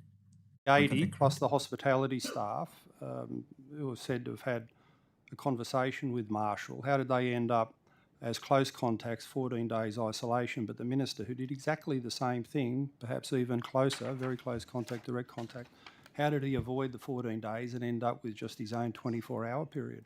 And Doctor, can I ask you to speak up so it's a bit more audible in this room we're in? Certainly, thank you. So as I mentioned earlier, the classification of the guest speakers were done on an individual basis. The classification for all others at the venue, at the function, were done in a more generic way. So hospitality staff, attendees, guests at the function were done in a generic way. We understand that Minister Marshall moved through the floor of the venue extensively on that evening at the function, and so accordingly, in a generic way, assessed them to be at close contact. The individualised contact tracing undertaken for the guest speakers was done by the contact tracing team specifically, and then a more detailed assessment was able to be achieved through that approach. So you're saying there was a different outcome if you were assessed as an individual compared to being assessed as a group? Is that health science? The outcome, the more intrinsic the investigation that is done can provide a more accurate assessment of the nature of the contact undertaken that occurred. And so that was able to be achieved through individual interviews. Where there were that many involved in the function, we couldn't do individual interviews there, and we had to take a more general approach, and we were cautious. This was the start of the Delta phase. We were very cautious in that approach. Why did the guest speakers, each of them ministers, members of the executive government, get an individual assessment? Because they were a manageable number. I think there were 4 or 5 involved, if I recall correctly, at that stage, and they were a manageable number. So you're saying that because they were small in number, there were 4 of them, it was able to do an individual assessment. You couldn't have done that for the hospitality staff who had 7? Look, the decision was made at the time that the hospitality staff and the guests at the venue would be done in a generic manner. Who made that decision? It was a collective decision from the contact tracing team and myself. And was there any representations from any of the 4, including the Minister for Health, that it should be done that way? No. And among the 4, it lists here Premier, distant, no contact. Okay, she was a casual. Treasurer and Chief of Staff, distance and no contact, casual. Deputy Premier, no contact. Minister for Health, Minister Marshall reports very close contact with Minister Hazzard and had a conversation. So how can 3 of them with no contact be classified the same way as the 4th, the Minister for Health, who had very close contact with the infected individual, Adam Marshall, and was also deemed to be a casual contact? Is that health science? I can only go back to the principles applied to contact tracing, as I mentioned earlier. A number of factors are considered when contact tracing is undertaken. The team made that determination based upon those factors. Why were the factors for Minister Hazzard different to the other 87 in the room who had exactly the same experience with Adam Marshall? Well, you don't know that. That's your supposition and your proposition. What the document says. Well, it's your... Yeah, seriously, you're ignorant. Why was he treated so differently? And you actually need to be treated differently. That's how you should be. You should be out of Parliament. Order, Minister, please. Dr. Douglas. What a dope. As I mentioned, the four guest speakers were individually assessed. The attendees, guests and the hospitality staff were generically addressed. Have you got a health science reason for doing it that way? It appears that because they were ministers of the Crown, they were treated differently, and within that group of 4... You are accusing medical specialists of some the sort Minister of for corruption. Health himself received You want to different grow up. treatment to the other 3. I think every member of Parliament who's actually commented on you in the last 30 years has actually observed your immaturity. Please, let's work our way through this. Rancorous and rancid. Okay, the comments were. Let's just he work can't our way help through himself. this. Dr. Douglas, please. I'm sorry, can you repeat the question? Well, is it true that the guest speakers were treated differently, giving an individual assessment because they were ministers of the Crown, and even within that group of 4, the Minister for Health was treated differently and more favourably in terms of not having to isolate? Contact tracing in any situation will be more accurate or more rigorous if there's more detailed information around the situation. So if individualised interviews were undertaken, one would expect that an assessment can be made accordingly with that greater level of rigour of the information gained. So one shouldn't be surprised that with greater depth of information there, that a different outcome may be achieved to one where a generic approach is. Right, thank you. And what was the depth of information that applied to Minister Hazzard, given that Minister Marshall had told you they had very close contact and had a conversation, and that would be a definition of a close contact? Did Minister Hazzard provide anything in this process that contradicted Minister Marshall? I'll have to take that question on notice. The information was gained through the contact tracing team. They made the assessment, and there's nothing in their notes about interviewing Minister Hazzard. But can I take you to a separate document, which appears to be a text message from Adam Marshall at 7:40 p.m. on the Wednesday night, outlining what he did during the day in question on the 22nd. And he says he dropped into and spoke to staff and officers, 5, 10, 15 minutes, as quite small officers, and he lists about 8 or 9 of them, so he's quite the journeyman moving through these ministerial offices. And it says, Minister for Health talking with and standing next to Chief of Staff Leonie Lamont. Was she classified as a close contact? That's correct. So the Chief of Staff talked and stood next to the infected Adam Marshall and was classified as a close contact. Her minister did exactly the same thing at the function, and he avoided isolation as a casual contact. Was that the outcome? As I mentioned, I don't have the detail of the duration of contacts, the proximity of contacts, separate individual interactions. I spoke to the Chief of Staff of the Minister's office, and she certainly said that she had spent some time with Adam Marshall on that day. Thank you, Dr. Douglas. So I can just turn to the Minister. How do you explain these amazing contradictions and inconsistencies in the way in which you were treated? Because unfortunately, you look for the worst in everybody, as you did yesterday with Anna Watson, and now you're trying to assert that that the doctors have somehow corruptly come up with some answer that suits whatever vindictive little purposes you have. Mr. Latham, I have no intention of commenting on any matter that was worked out by the clinicians, in the same way that possibly I wouldn't actually. I know your former Chief of Staff said you suffered from a gross paranoia, and there's a good book on that. Have a look in crikey.com. I was fascinated to read that because it certainly reflects your paranoia, and this is another example of your paranoia. Whistle Dixie. So, Minister, you're saying you're refusing to answer questions? I'm saying you can whistle Dixie. How does that go? Whatever you like. I'm not getting involved in this stupidity. Seriously, we're trying to run a health system. Minister, in the middle of a you pandemic. applied these rules We're to trying to run millions a- we're of trying people, to run a draconian rules to millions of people in New South Wales. You didn't apply them to yourself, and you're I didn't refusing to apply answer them. questions about I it. didn't have any say in that. That's a matter for the health Minister, why professionals. did you isolate initially for 24 hours if you weren't a close contact? Why did you go into isolation initially for the 24-hour period? I'm not going to involve myself in this discussion with you. You're a grub. You're a born grub. Attacking females yesterday in here. Females who didn't deserve your odium, and I'm not going to engage Minister, with your why odium. did you isolate yourself for 24 God only hours? knows how you... Minister, you knew that you shook hands Point of with order, Adam Chair. Marshall. You knew Point of that order, you Chair. stood next I'll to go him. away. You knew in front of witnesses you had a conversation with him. Minister, you knew you were a close contact, didn't you? Oh, Lord. Point of You're order. sharp. That One Nation point- background for you. You're point of really or- good. Point of order has You been knew it, taken. didn't you, Minister? And you avoided the rules you were willing to apply Point to of order, Chair. millions of others. Can we move now to the next round of You're born a questions grub, from the Mark. Honourable? You've been a grub since you were actually in Emma Hurst? Parliament, which is why you lost the election you Oh, shouldn't I have lost. apologise. The And Honourable you're still a Abigail grub. Boyd. Mate, I've been Thank you. insulted by Order. professionals. You are a grub. Or nowhere in the league. Point of order. Okay. Chair. Let's Well, let's imagine move on. that. So many people insulting you because you're a grub. Order, Point please. of order. Order. The Honourable Okay. Abigail Boyd. Thank Sorry, you. Abigail. That's okay. I just wanted to pick up on some of the discussion you had this morning with my colleagues about the Illawarra Women's Trauma Recovery Centre. Sure.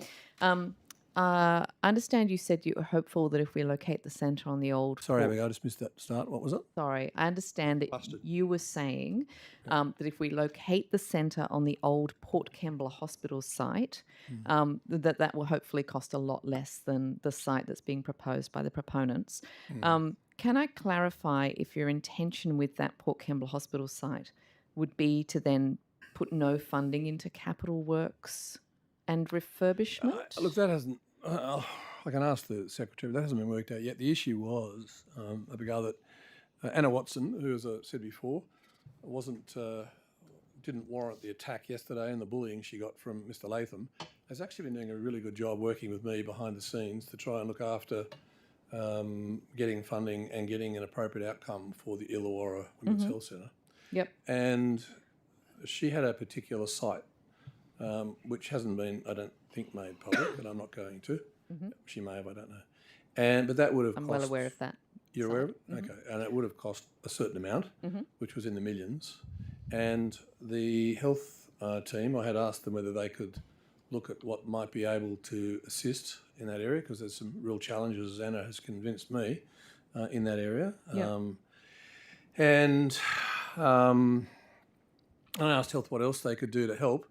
And that was, I think, their idea. I obviously didn't know about that particular site, but they looked to see what was available, and then they mentioned that they were going to approach Sally, I think the lady is that runs that's correct, and see if she'd like to come and have a look at it, an alternative site. Yep. I don't know whether any of the team here could give any more information. Well, Susan's Deputy Secretary is giving her a nod to the head, so she could possibly help.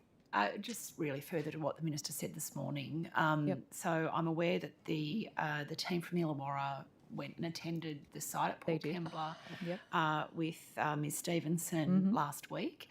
And subsequent to that, they've confirmed that that site is a suitable location. So the next... They've not quite... Sorry, when you say the team, do you mean the people from the Illawarra Women's Health Centre? Because that's No, we've got a letter from Anna Watson dated the 5th of September that has been sent to Minister Hazzard, and the letter confirms that the I think this was noted this morning, but you may not have been here. No, but I wrote on this occasion in relation to the New South Wales Government offer of land at Port Kembla. I'd like to extend my gratitude for the offer of potentially having this site for the Women's Trauma Recovery Centre, which will no doubt benefit the community. Ms Sally Stevenson, General Manager, Illawarra Women's Health Centre, has confirmed that the site is a suitable location, and as such we seek to have an urgent meeting with yourself and the relevant department officers to progress. Okay, but that's just in terms of the location. That's right. I understand that they don't know the parameters of the land use, the conditions I think that's that would be put on the centre or the for an urgent timeline. meeting, so I think the next step... So it may not be an appropriate site. And I think it's appropriate because she's agreed. But it's only to work appropriate. through all those issues. Sure, but it's only appropriate if we end up with a centre that's based on trauma-informed design. So there has to be enough money put in to actually allow proper But refurbishment. Abigail, Will you these commit to? things, I think the fact that they've actually managed to find something don't deter them. I'm delighted that Oh no, they've we're not actually deterring found them, somewhere. but it needs to be based on trauma-informed design, and that the proponents have real concerns that if they're given this site and there's no expenditure on actually making it fit for purpose, Well, no then one said yes it's or not no going to to be that. It hasn't appropriate. actually even come across my desk yet. So, I mean, I can only go on the letter that we've received, Ms Boyd, and that does clearly state, has confirmed that the site is a suitable location, and as such we seek to have an urgent meeting. So the next step in the process... Okay, but just to be clear, when you say something's a suitable location, Can doesn't I add- necessarily mean that, Can I add? everything's I'm just now... reading it on Abigail, plain facts. Abigail, nothing happens that quickly in government, but the fact that they've actually got a site that's been offered and they think is good is actually a huge plus. I would say this, I think Mark Butler had offered, I just can't remember the precise figure, but say it was about $25 million. It's $25 million that actually came from Mr Morrison. So the Morrison government actually provided that $25 million funding and operational costs, but the proponents have been looking Thank you for to the New South highlighting that. Wales I can highlight government that, but you can- for a very long time to actually get the building costs done. Yeah, can I say what I did was I've written to Mr Butler, I think maybe a month or two ago, I can't remember exactly, and asked him whether some part of that you did. recurrent money could be used for capital. The reason for that at the time was because Anna Watson had this other site that she was looking at, which certainly did look attractive, but it was expensive. Yeah. And the less money that can be used for the capital, the better. But what you're talking about in terms of a trauma-informed design, of course it's crucial. Yeah. And just to clarify, that's not something that the proponents asked for. they did not want the federal money to be diverted towards capital. They need that 5 years of funding in order to run the centre once it is constructed. So having that diverted to capital would actually be quite a bad thing for them. So that's not something that that hasn't been requested. discussed with me, so I don't know the answer to that. But I mean, there's lots of discussions going on, and they're very productive, fruitful, helpful discussions, as you'd expect. And you're committed to having this Absolutely. This Absolutely. amazing centre. Yeah, of course. Yeah. Okay, can I, in the time I've got left, can I just quickly ask you about abortion services? I understand from some of the regional doctors that I've been speaking to that we still don't have a huge number of doctors being able to, have the training that's required in order to deliver medical abortions, and that people are still travelling huge distances in order to access abortions in the regions. Is this something that you're aware of, and do you have a plan on how to increase access for abortion? I actually thought that was mentioned yesterday. It was done? It was already... Were you on the committee yesterday? No, I did hear about the... yes, I have been informed about that discussion. I wasn't there myself. Okay, well, I think it's on the record. But look, I didn't get to see it all, but I know... I'll say this much, and then I'll pass to perhaps Nigel. Are you able to see if a nod on... You're getting a nod, that's good. Mari Stopes was doing... work in Queensland and parts of New South Wales, and for various reasons that is no longer available. And we funded, as I recollect, the family, what's it called? Family Planning New South Wales. Family Planning to review what might be necessary across both the government NGO sector. And that's proceeding, I think. But let's ask Dr. Lyons, who's... Can I just, sorry, because you can assume that I have read or at least seen the footage, or my staff have, of what happened yesterday.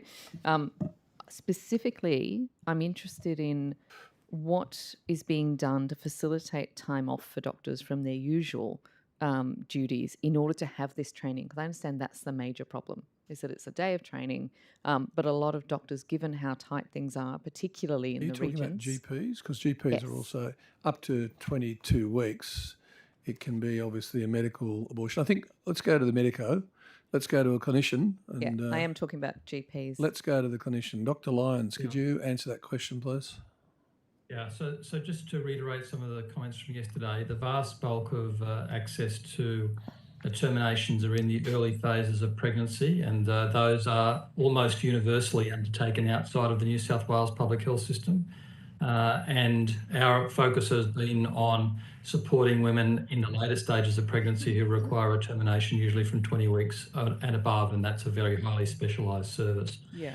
In relation to the access across the state, we have increased the investment in the New South Wales Pregnancy Choices Helpline, which actually is an access point for women who are seeking access. Sorry, just because I don't have very much time left, Dr. Lyons, if you could tell me what is being done specifically to train general practitioners in medical abortion, and in particular, giving them the time in order for them to be able to do that.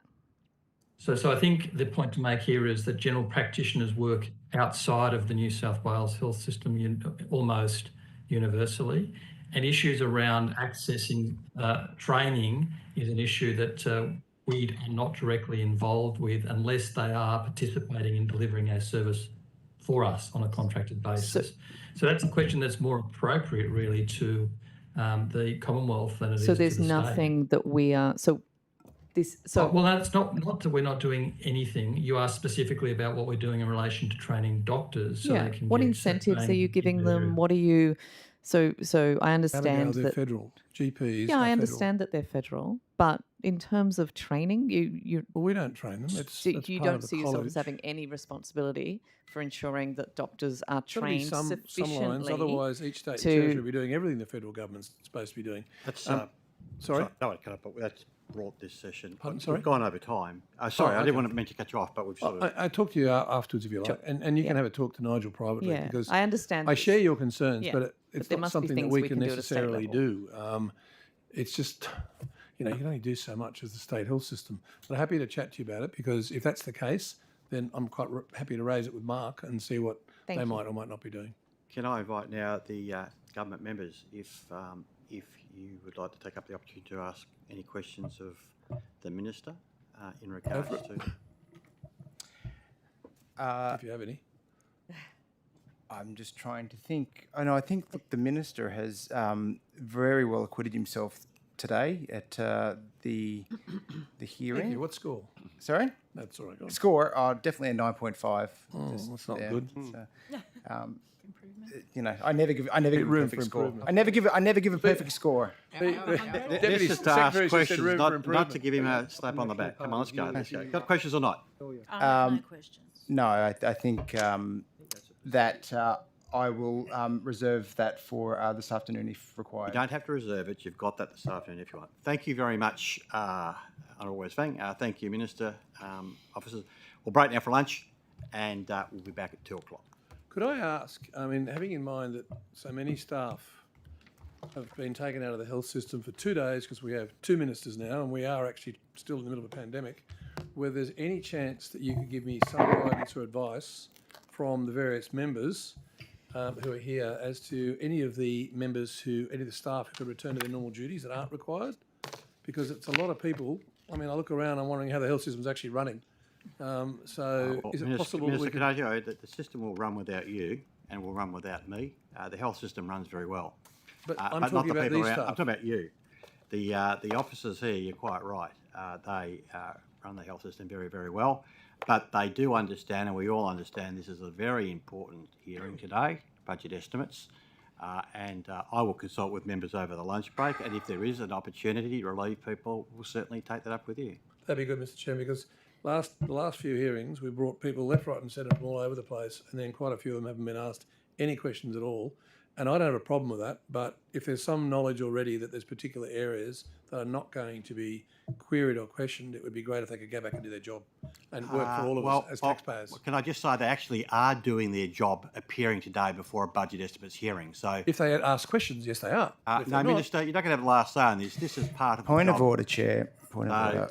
I know you'll always get Point of the last order. I know the Minister likes to have the last word on Point most of order. things. Always. We finished, actually, so let's break. I've already broken. This was sort of Extra mural. Extra chat. So I was just let's trying to break get the last lunch word and in. we'll be That was back. all.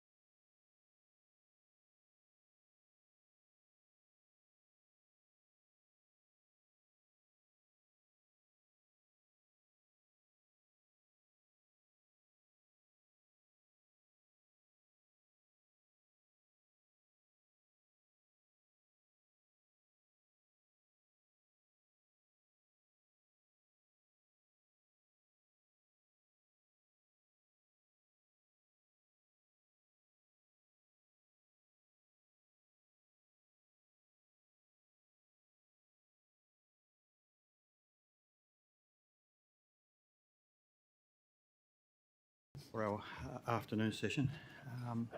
Can I confirm Dr. Douglas and Dr. Lyon both there? Thank you very much. I beg your pardon? Okay, so we expect Dr. Lyons any tick of the clock. That's fine. Very reliable man. He'll be here spot on. So we'll get underway with the first transcript questions this afternoon, which will come from the opposition. The Honourable Searle. Thank you, Chair. Minister, how many instances over the last 12 months have New South Wales public hospitals failed to meet the weekly required nursing hours per patient day as required under the relevant state award? Sorry, over what period, Adam? 12 months. So say the 21-22 financial year. Or indeed the last 12 months. What have you got access to if you've got anything here? I'll ask Mr Minns whether he has anything. If not, then we'll just take it on notice and get it to you. Of course. Mr Minns, have you got some information that's readily accessible? N- If not not, in, then we'll just take not it in on that notice. format. Sorry? Not in that format. But, What do you have? I haven't got any available to me today. But what I can tell you from previous knowledge is that when we look at this on a quarterly basis, we will have wards across the state that have gone above the nursing hours per patient day ratio, and we'll have cases where we've not met it. And those cases have likely been elevated due to all of the furlough, sick leave issues we've had in the last 6-9 months. Sure. So we will get that for you on notice. Thank you, I appreciate that. Minister, as you know, I'm a resident of the Blue Mountains. I do. And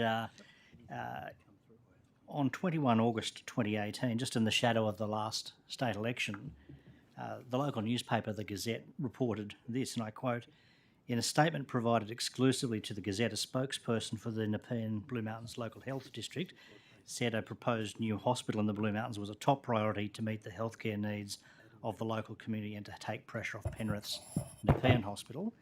And Ms Hyman, the Chief Executive of the local health district at the Rural Health Inquiry said, and I quote, "There has not yet been an allocation of capital funds to Blue Mountains Hospital." That was on the 1st of February 2022. Where's that matter up to? When will capital funds be allocated to it? The way it works is that each local health district, each one of the 15, on their capital works program, give a priority as to which one should be getting it. Obviously, as you'd be well aware, having in mind the recollection from the Labor days, next to nothing was done under the former Labor government. I'm not blaming you for that because I don't think you were there. But it's certainly the methodology, I think, is sound in the sense that what they do is they put up what they think are the priorities. There are 2 sites, I think, at the moment that are second on the list of priorities in 2 significant LHDs where your Labor members have been working with me to emphasise the importance of 2 areas, and one of them is the Blue Mountains Hospital, and that's obviously the local member, the local Labor member, and I was up there with Trish maybe 17th of August. When was it?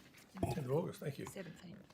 17th of August. I was up there on the 17th of August, and we had a look through and talked to the doctors. There's no question. It's a great hospital in the sense it's 100 years old and the staff are fabulous, but it's got some real challenges delivering on the infrastructure. It does. So, from my point of view, I'm keen to push hard to get funding for that one in the next major round of funding when it becomes available. I think the issue for that hospital is that it serves approximately 65,000 people in the broader drawing area, and it has some challenges in terms of, for example, it doesn't have a chemo access. No, indeed, my mother's husband, who recently had surgery for cancer and then radiation therapy, had to go all the way down to Nepean every day for 30 consecutive days. Yeah, that's the issue, and it's not desirable, obviously. But look, all I can tell you, Adam, is that it's high on my priority list, and certainly pushing it to try and get some Treasury allocation for it. And the doctors The doctors were pushing to have some money allocated for planning for the actual clinical services plan and the infrastructure planning. And I'm certainly advocating for that as we progress with the Treasurer and Treasury. But of course, like everything else, not everything can happen at once. No. But I certainly have a high priority on that particular one. I've actually asked the LHD, supported by Health Infrastructure, to look at what other interim steps we could take, because even if there was a tick to start it now, it would probably be a good 6 years or so before it could actually be done. Most hospitals, that hospital would probably cost, from my experience, on today's figures, somewhere in the order of between about 600 and 800 million possibly. And that's a lot of money to allocate. Yes. So how do we manage the interim issues, particularly around the cancer chairs? Yeah, for example. And what I've asked them to do then is to look at the LHC, look at whether or not they could put an interim solution as they did for dialysis. I don't know if you've seen the dialysis centre up there. Have you seen that or not? No, I haven't seen that. But Have a look next time you're up. It's very good. It's put in a portable, but it's out the back in the north eastern corner. But even that costs around about $11 or $12 million on today's figures to do what we need to do. So it's trying to get all that done as an interim measure, but also then get on with trying to get the major funds allocated. Yeah. So when do you think the next major round of funding would become available? I think you said you'd push for it in that next round. Are we talking next budget year, or are we talking a couple of years? Yeah, well, the next budget year, but I've actually asked also whether I've asked HI and the government, more broadly Treasury, whether they could see their way fit to giving some funds necessary for the planning part. And that's what I'm waiting to hear. I think at your recent visit to Katoomba, I think you were made aware of some things that could be done for less cost. For example, some things could be done in the areas of critical care, cancer you mentioned, but also infusion services to remove... Perfusion, to stop as many people as possible having to head all the way down the hill. That's You're what looking I'm at those actively? Yeah, absolutely. Okay. Yeah. There is another... you're not going to ask me about it, but I'll talk to you privately about. There's another Labor member who I think has a very valid argument to say that her particular hospital also should be funded and built. But look, it's not as if there's never been, since I've been minister, I can absolutely 1,000% guarantee you nothing's been done politically. It's been done efficiently and properly, hence all the money going into Campbelltown, to Westmead, to Liverpool. I mean, there's a whole host of them. It's billions of dollars. Yeah. It's all being done on a proper, efficient way that should be the way health is conducted. Yeah, and I'm sure you and your officials will be taking this up with Treasury, but in the Nepean Blue Mountains Local Health District capital investment proposal, I think, dated 2021, at page 8 it says, in relation to the sewage system at the hospital, there are frequent blockages and the sewage stack overflows, causing raw sewage to leak into the hospital site. There's a likelihood... Sorry, Adam, that wasn't raised with me when I was up there. What are you reading from? I'm reading from the Nepean Blue Mountains Local Health District Capital Investment Proposal, version 1, dated 2021. I can once I've finished asking questions, I'm happy to hand you this document so you've got it. But I'll just raise a couple of points just so you're aware. One is that there's blockage in the sewage system. Secondly, there's a likelihood... Still ongoing, or has that been addressed? Well, I don't know if it's been addressed, so I'm just asking the Maybe, question. because they didn't raise that with me when I was up there. There's a likelihood that lead dust is present.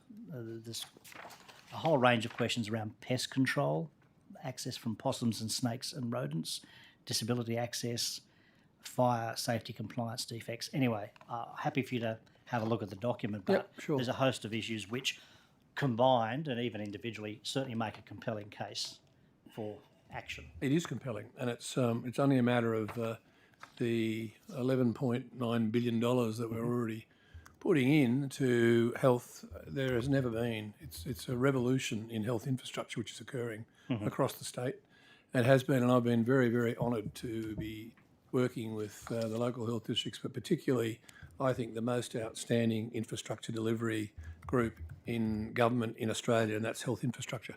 Yeah. And they are doing everything they can to deliver on whatever the government has prioritised, and the prioritisation is done by the Expenditure Review Committee, and it's done not in a political way, it's done genuinely and validly. But as you probably, I think you just said, that was number 2 on the list. Number 1 was Nepean, which is still being completed. Indeed. My final question, I guess, on this sort of line is, I think when I raised a couple of matters, you said those issues weren't raised with you on your recent visit. But what issues were raised? Sewerage one, sewerage one. But what issues were raised with you on your recent visit? All the issues. Well, I mean, I went right through the hospital, every aspect of it. So there are parts of it that are clearly just outdated, worn out, parts that are being closed off because they're no longer, appropriate for use. The ED is very small. The emergency department, I've got to say, I spent a lot of time in that emergency. Yeah. Well, the interesting thing about that one is, I mean, they're doing a great job. Yeah. The staff are, but and in some ways they were talking about the fact that having a smaller structure is being good for the personal outreach to patients. But there's no toilet, for example, that's an ED paediatric toilet. So I raised that issue because I'd seen that before at a number of places, including Canterbury. So we managed to get Canterbury to, I think we allocated, I don't know, it was a number of millions of dollars anyway to get that addressed, and I asked them whether that was feasible. It might not be feasible in the footprint as it exists at the present time. Just the usual things that you'd expect with a 100-year-old hospital. Okay. But they've got some new areas too, the fabulous therapeutic pool, quite amazing really. They've got pretty nice cafeteria for the staff, which is always a plus for staff morale. They've got most of the other services that you need. They've got imaging and so on, but not necessarily, I don't think there's an MRI there, for example. That would save people travelling down to Nepean. So there's all those issues that I deal with all the time in every hospital all across the state. And most of them have been now addressed, which, as I said, were not done in the 16 years of a Labor government, not at all. Simply because you guys didn't have, or Labor didn't have the money to do it.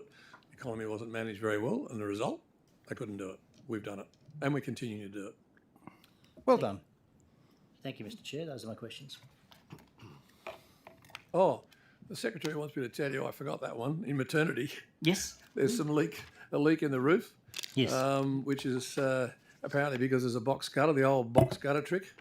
And that's, they've been trying for ages to work out how to do that. It just tells you again that it'd be better if we could get a new hospital there and get on with it. The other thing is people assume you can build it on the site. You can't, because it's right on the edge of the bush. Yeah. And so since that was built, there's now all the fire controls and fire requirements. So there's got to be a site located, which... Did you say there was a couple of potential sites that had been... Sorry? Did you say there was a couple of sites that might have been... No, I just said they've got to locate a site that would actually satisfy the requirements. Okay. And look, depends on the clinical services plan will determine what services are actually necessary. And you wouldn't necessarily replicate all of the things that are down the valley, down into the Nepean. That wouldn't make a lot of sense. But you would certainly be doing a lot of new work there, and that has to be determined by the doctors in a clinical services plan. Having said that, it's always beneficial if you have somebody outside the immediate hospital look at it as well, because otherwise the doctors tend to want bigger and better of what they have, but there might be other things that are necessary as well. Is that plan currently being built? I'm sorry, what?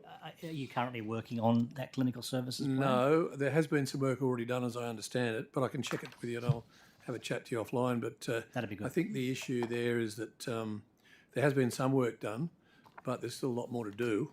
And the issue from my point of view is I need that money for the planning, which, somewhere between about 5 and 10 million, I guess, would be the minimum. Because you need to know what services you want to provide, which will inform how out you build the footprint. new structure. Exactly, yeah, exactly. Okay. Yeah. Thank you.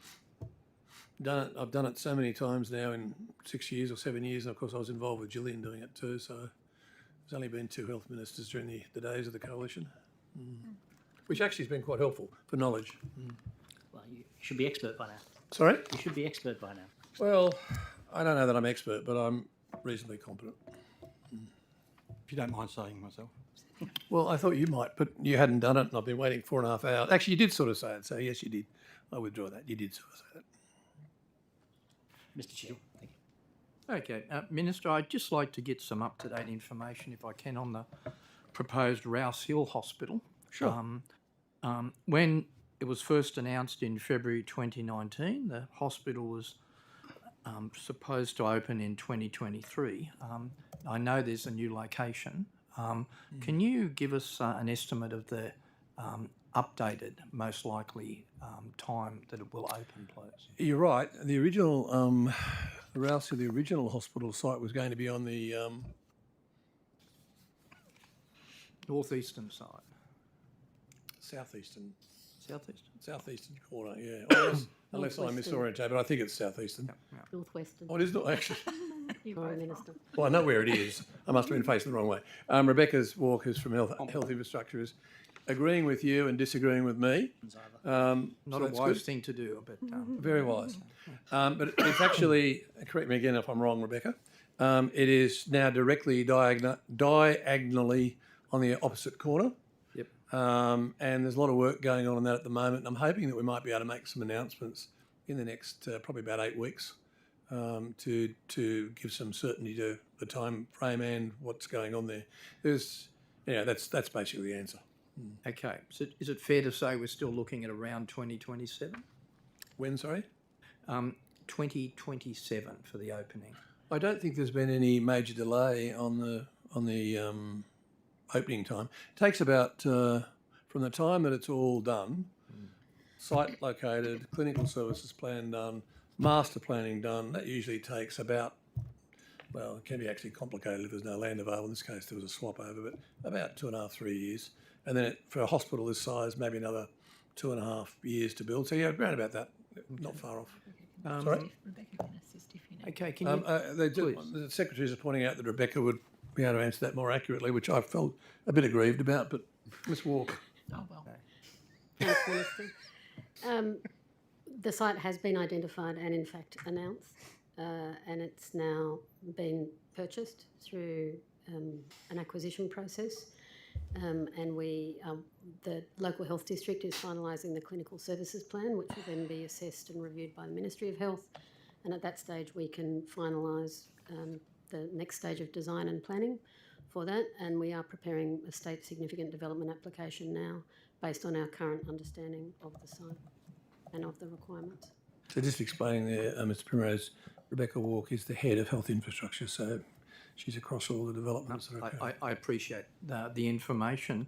The original budget was, as per the releases, was $300 million, and I read about $39 million of that have been spent or allocated so far. Can you update us on what the latest amounts are? How much will it cost, and how much has been spent? The budget allocation is still $300 million, I think. I don't think it's been upgraded yet, but they almost certainly will have to upgrade it at some point, depending on the clinical services plan, but it's too early to say.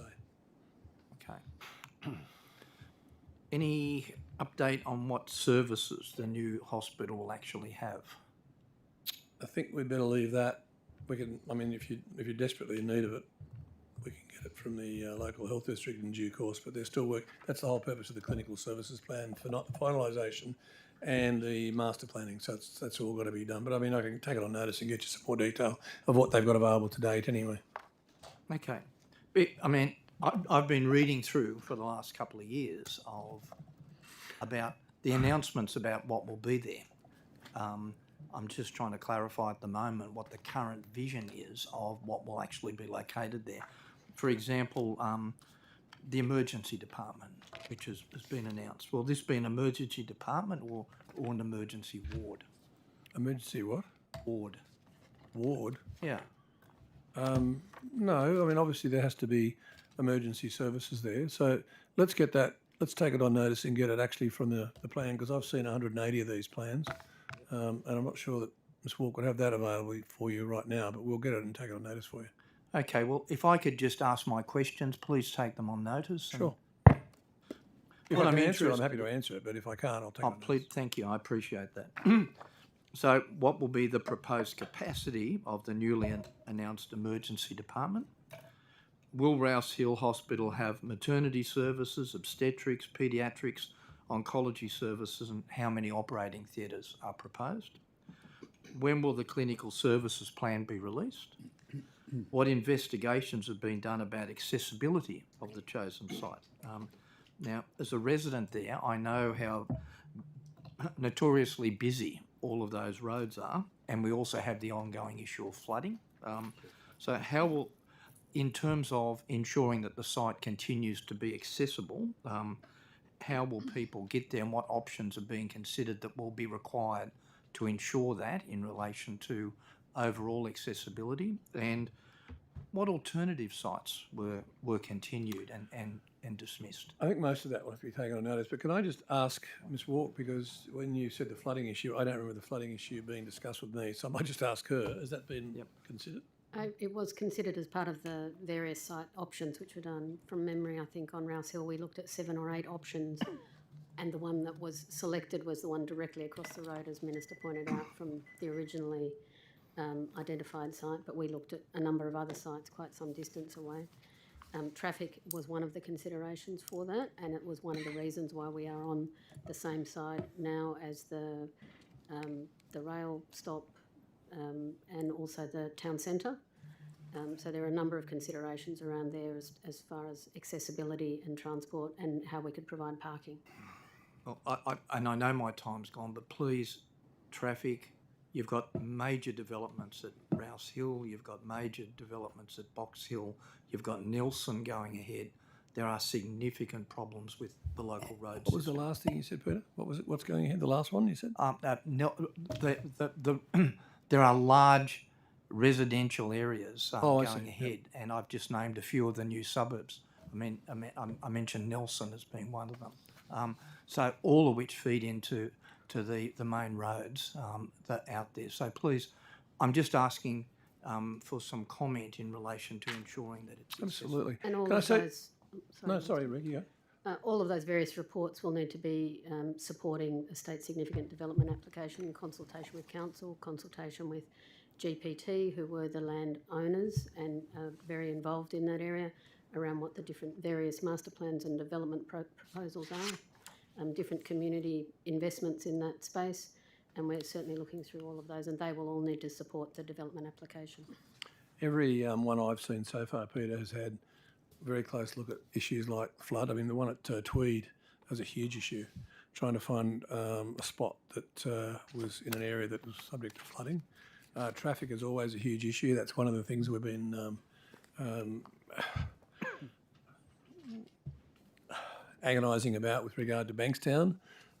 So those issues are looked at, but let's try and get some answers for you. 'Cause I appreciate that. as a local resident particularly, I'm interested to hear whether you've got some views that I need to hear as well. Okay. Thank you. We Pleasure. move now to a questioning from the crossbench, the Honourable Mark Latham. Thank you, Chair, and to Dr Douglas, Mark Latham here. Again, before lunch, you explained to us how an individual assessment for COVID contact and isolation is different to the group assessment, and you said individually you can make an assessment about were they looking at each other, how far apart were they standing, did someone breathe on someone else, how loud were they speaking. I would have expected that that individual assessment of the Minister for Health made by Jenny Mustoe, there would have been some notes, a record put to file as to what she found out about all those different factors. Why isn't that contained and put forward in the call for papers furnished to the Upper House? Thank you. Look, I can take that question on notice to see if there's any more documentation that has not been provided that is available. Thank you. Have you seen those case notes by Ms Mustoe doing the individual assessment about how loud the Minister spoke and where he breathed and so forth? No, as I mentioned earlier, I had discussion with Jenny Mustoe at the time, but I haven't seen any documentation from her. Okay, and that lack of material, is that the reason why you did your retrospective note to file that came in after we moved the motion in the Upper House to give an explanation, any explanation as to what had gone on? My retrospective documentation was about my dealings about the matter at the time. It did not encompass those individual assessments that were done by right, the and just going back a step to the decision to make the individual assessment, there's nothing in the SO 52 return that goes to that. There's no note, no memo, no file material as to who and why made the decision that out of these 91 people, 4 of them 4 senior ministers would have an individual assessment. Is there a reason why there's no documentation about that? Well, it's not an unusual situation. We do this frequently with schools or with gymnasiums where in a school, for example, we may be aware of a case in a school and we consider that whole classroom to be at risk without knowing the individual interactions that occurred with the student or students who may have been cases. Whereas the teaching staff or other staff, we may be able to be more intrusive with our interview or investigations there and make particular assessments there. So I think it's analogous to what happened in that situation that we were discussing this afternoon. Right, so you're saying in a school gymnasium, you take the students as a group and then do an individual assessment of the teachers who were sort of, say, hovering around outside the door, but not necessarily in direct contact. Where possible and where feasible, as much investigative work that can be done will be done. Where it's considered not feasible, and there might be a number of reasons why it's not feasible in particular circumstances, then a more generic approach will be taken.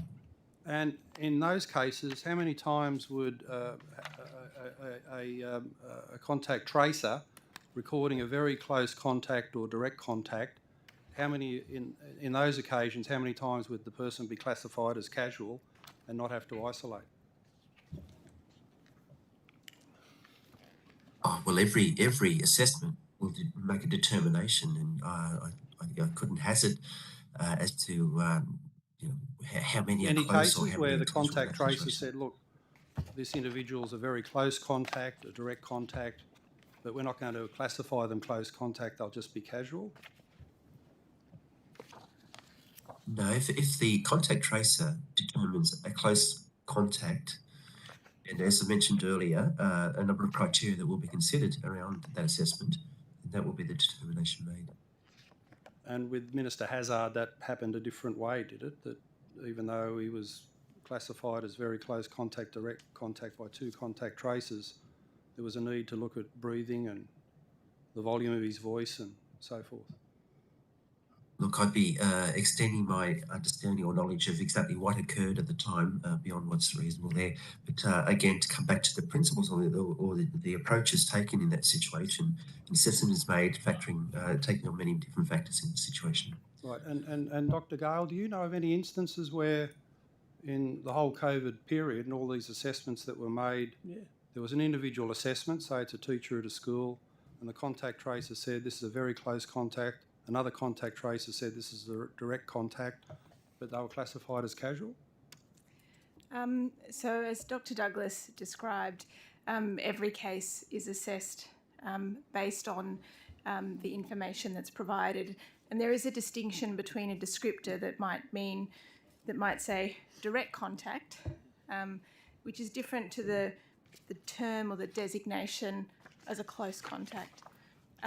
They're distinct concepts, and as Dr. Douglas described, there's a number of things that would go into a final determination or a designation of the term close contact, and that would include an assessment of the nature of the exposure, the duration, and all of those things taken in concert to arrive at a designation of a close contact. So in every contact tracing instance, whether that be in schools or in a gym or in a restaurant, that assessment of those factors, of the nature of exposure, of the proximity or directness of exposure, the nature of infectiousness, all of that is taken and considered before assigning a term of close contact or casual. And what Dr. Douglas is describing is that the same concepts and the same methodology was applied in this instance as would be applied by the contact tracers if it were a restaurant, if it were a school, if it were in a shop, in any other setting where the contact tracers would undertake that activity. Sure, but to answer the specific question, are there examples where the contact tracer, as they did in this case, said this is a very close contact and the close contact morphed into a casual? Again, and I don't know the exact terminology of what was actually described, but there is a difference between describing a contact as being in close proximity or direct or face-to-face or any of those sorts of descriptors of nature and proximity, and that is distinct from the designation of a term close contact. So it may be the case that somebody had direct contact, but if it was extremely brief, for example, so you could have direct contact, but if it was extremely brief, it's not a given that that would then be given the designation as a close contact. So I hope that helps clarify a little bit the terms. Sure. What about a handshake and then, say, physical contact and a 4 or 5 minute conversation standing next to the person? Again, I don't know the nature of the exact circumstance, and it would depend upon the assessment of the whole of the different factors involved. So it's not absolutely the case that just because you shook somebody's hand, you would be a close contact, in my experience of the whole process of contact tracing that's occurred over the last few years. Right. Do you find it inconsistent, Dr. Gale, that people at this dinner who weren't on the same table as Adam Marshall, who didn't go anywhere near him, were classified as close contacts, but in the example of the handshake and the conversation, that person was a casual? It seems remarkable, doesn't it? Look, it's not inconsistent in my view, and it's the experience, again, as Dr. Douglas described, that the contact tracers would undertake in any other setting, in a restaurant or a gym or a school. And again, as Dr. Douglas described, the contact tracers would always make their best effort wherever it's feasible to conduct a more detailed investigation as to the exact nature, and sometimes that requires a lot of unpicking, a lot of time spent in elucidating that information, and it's simply not always feasible. For example, in a gym where you might have 100 people or a school, 50 people, it's not always possible to do an individual detailed assessment. So I don't find that inconsistent with the practice of contact tracing that's occurred in different settings over the last couple of years. And has New South Wales Health in your section got a written policy or guidelines on that actually guided the contact tracers down the path you've just described? Is that in writing? So throughout the pandemic, there has been guidance around the process of contact tracing and the definitions involved, and that has been national guidance as well in the series of national guidance around COVID-19 that provide the principles around contact tracing, and that is what is broadly applied across all the groups of contact tracers, and there have been numerous throughout the pandemic, both done centrally at the Ministry as well as in all the public health units. And that whole workforce of contact tracers have been trained according to the guidance outlined in national guidelines and reflected in New South Wales guidance. And on notice, could you provide those documents to the committee, please? Sure, they would be available. There were various iterations over time, but we could take that on. Or the ones that were used at this time period in June of last year. That would be possible. Thank you. Thanks very much. Thank you very much. The Deputy Chair, the Honourable Emma Hurst. Sorry. Thank you. Thanks, Chair. This morning we were talking about the amount of money, $19 million in the budget to establish new post-COVID clinics. And Dr. Lyons, when we were talking before, when I asked you about that $19 million going towards the clinics, you talked about the model in New South Wales really about being support for the primary care practitioners rather than the clinics. Are you saying that $19 million will be going towards that rather than the clinics? Or are the clinics still going ahead? No, I was talking about the focus of the model of care and the emphasis on caring for people in the community. So the specialist clinics will be invested in. The $19 million will go into those clinics. So we're in discussions at the moment with our clinical colleagues and with the local health districts about what the best deployment of those will be and how we allocate that $19 million to get best value for it. So we can give you a bit more detail as it comes to hand, but that work is being done at the moment. Thank you. And will any of those specialist clinics be located in regional or rural areas? Or has any money been tagged for specific locations? That very much depends on the service profile in each of the districts and the hospitals of concern and what capacity they have to support those outpatient models. Recognising that a lot of the work that's done in rural and regional is done by our specialists working in their own practices rather than having outpatient clinics at the hospital. But where that's possible, we'll certainly be exploring how we could provide that sort of support for our regional.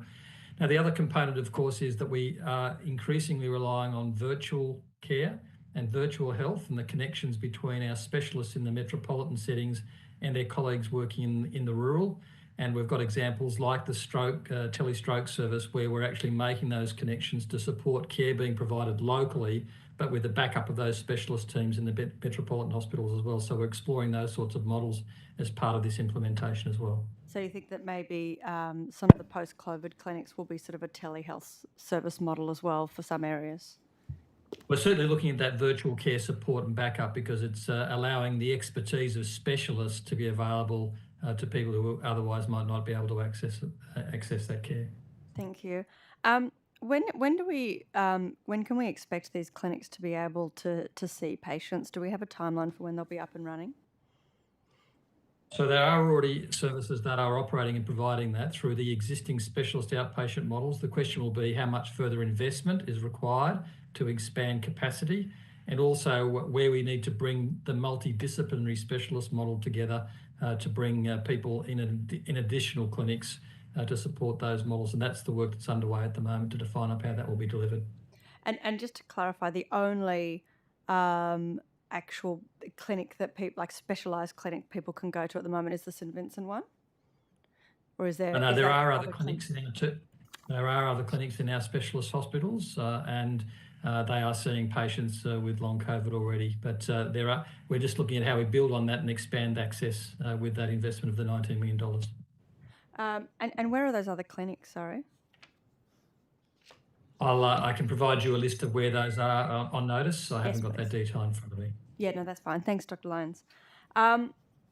It's also been reported that Australia has recorded above average numbers of deaths, Minister, from cancer, dementia and diabetes in 2022, in the first 5 months. Is New South Wales trying... are we doing anything to address this sudden spike? Or is it a sudden spike? In which areas, sorry? Above average numbers of deaths from cancer, dementia and diabetes. Those are Australian figures rather than New South Wales figures, aren't they? It was reported in the Sydney Morning Herald. I doesn't can mean get it you a was New copy South of that Wales if you figures. want to have a look at the article. Well, have you got the article there? Yes, I do. They are Australian figures, though. Well, that's not New South Wales figures, but look, obviously New South Wales is doing a lot in those areas and continues to do a lot in those areas. But I'll ask one of my clinical colleagues whether somebody... Thank you. Thanks.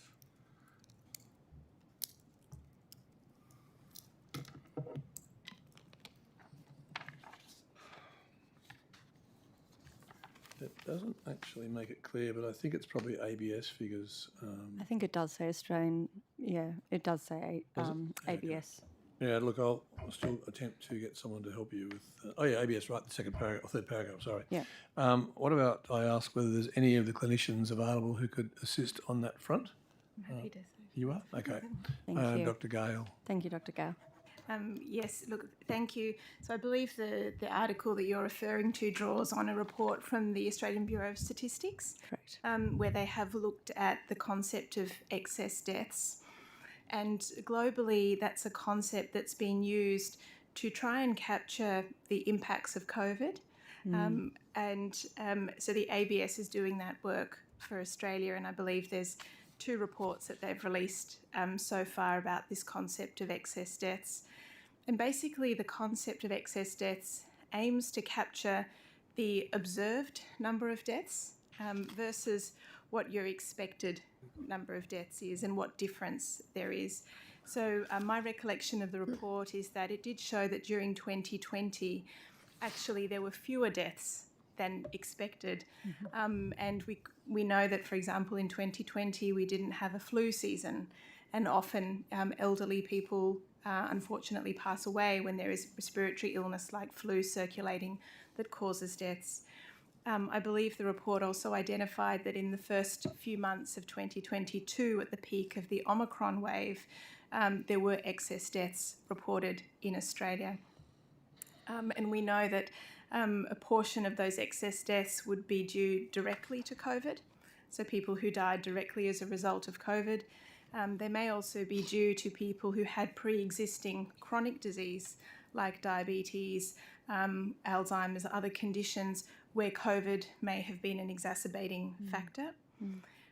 It also identifies that perhaps people passed away with undiagnosed COVID. So they passed away, but they were never identified as a COVID case.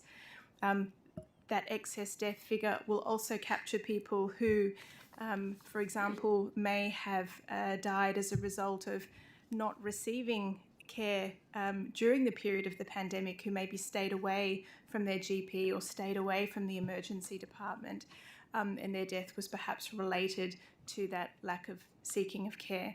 So that excess death figure captures all of those different groups of people, and it is an important concept to follow, and I believe the ABS will continue to look at that at a national level to try and capture the broader impact of COVID on health, not just COVID-related deaths, but potential other broader impacts of COVID, on people's health.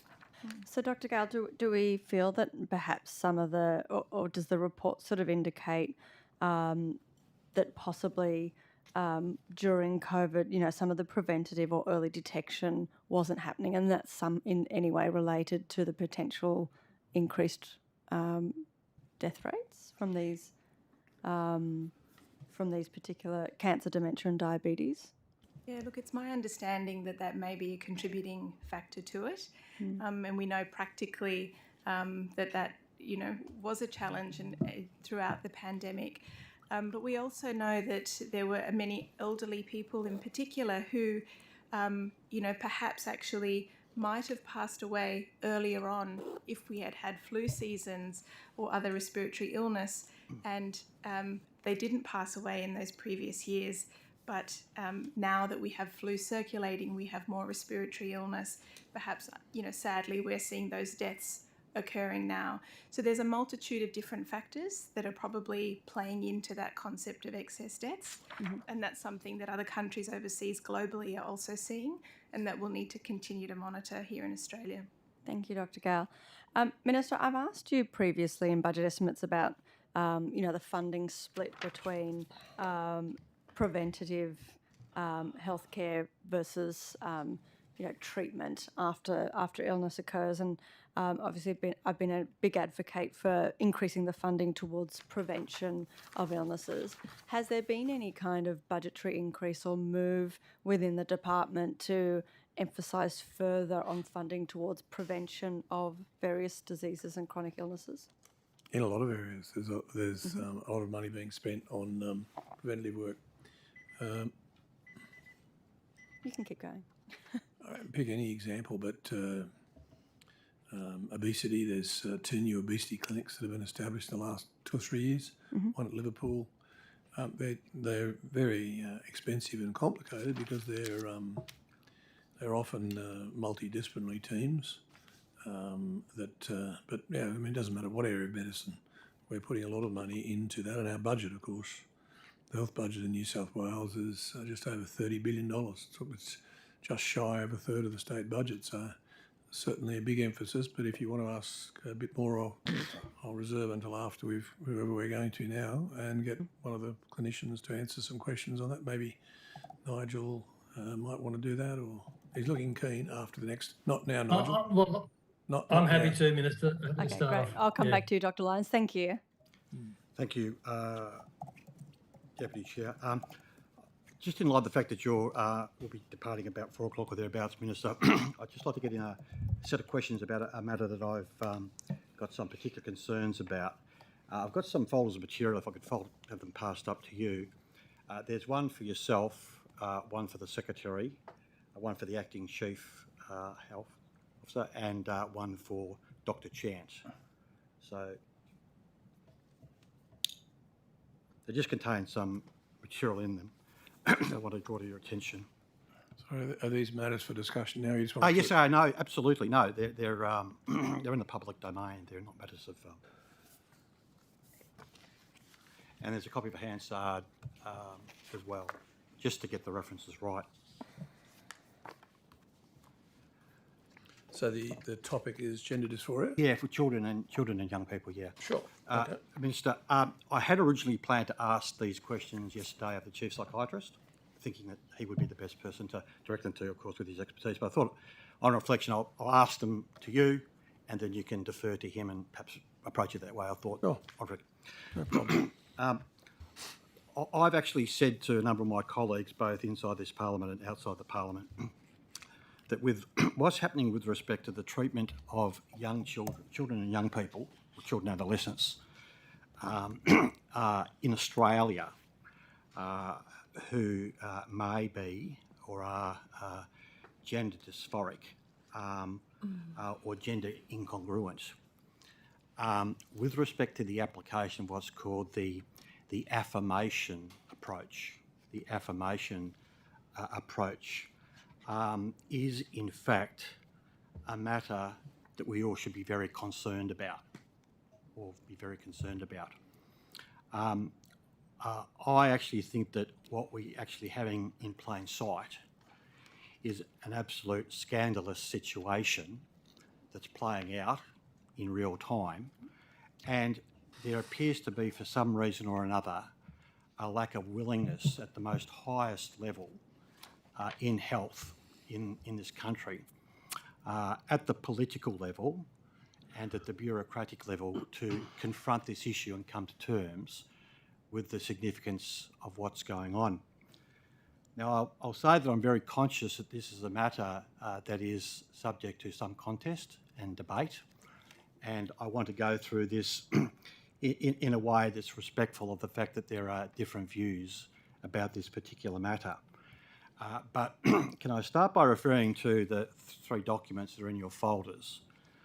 The first one is a significant piece of research which is titled Australian Children and Adolescents with Gender Dysphoria, Clinical Presentations and Challenges Experienced by a Multidisciplinary Team and Gender Service. Appears in the Human Systems, the journal Human Systems, Therapy, Culture and Attachments, 2021, Volume 1,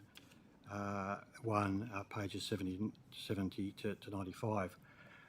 The authors of this significant piece of research, we should be very proud of, a number of them come from New South Wales. We've got in order, and I don't know any of these clinicians, and forgive me for the incorrect pronunciation of the names if I make any mistake, but Acacia Kozlowska from Westmead, Children's Hospital, Georgia McClure and Catherine Chodley, also from the Children's Hospital Westmead, Anne M. Maguire from the Children's Hospital Westmead, Danielle Gesler from the Children's Hospital Westmead, a person, Stephen Schleyer from Harvard Medical School in the United States, and Jeffrey Ambler, equally from the Children's Hospital at Westmead. Now, Minister, I don't expect that you will have read this. I have tabbed some pages which I'll come to shortly in a moment, just to draw some particular matters to your attention, but it's a significant piece of research which came out last year, which, can I say, has been quite influential in affecting what I might describe as a change of direction in the way in which the matter of the treatment of children who are or may be gender dysphoric are being treated. And I'm talking about a movement away from the affirmation approach. The second piece of literature in your folder is a piece from the Sydney Morning Herald. I'm sure you read it at the time. It's dealing with a young woman, a tragic set of circumstances. I'm sure you saw it, I'm sure you reflected on it. She, of course, is one of these many and growing number of individuals who are seeking to transition back to their natal sex. They went down the path, normally of an affirmative program, now realise that they have made a major mistake and now have grave sorrow over it, because effectively they've sterilised themselves from the practice that they partook of. And the third document is a document from the ACON website. You're well familiar with that organisation, Minister. The first 3 pages are from the Trans Hub part of the ACON website, which you may or may not have seen before, but it's on the website. Then if you turn over, it's not actually tabbed, 4 pages, you've got the heading Gender Affirming Doctor List. So what page is that one? Just 4 pages over. Sorry, it's not tabbed, Minister. 4 pages over. It's highlighted Gender Affirming Doctor List. And what you have there, and I'll just read the heading says Gender Affirming Doctor List, and it says on the Trans Hub part of the ACON website, below is a map of doctors who offer different kinds of gender affirming hormonal treatment and support to trans and gender diverse people in New South Wales. And then the third paragraph says, and I only read the first sentence, all GPs and prescribers can and should be gender affirming doctors. I'll repeat that. All GPs and prescribers can and should be gender affirming doctors. And then I don't expect you to count them, but on my count there are 83 and a growing list of mainly general practitioners, but there's also some endocrinologists.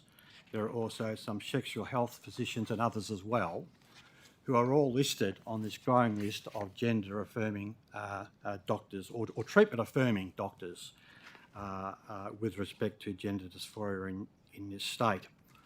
And I might say on the same website, interestingly, ACON being New South Wales, they actually have all the lists of doctors in all the other states and territories in Australia, which is interesting.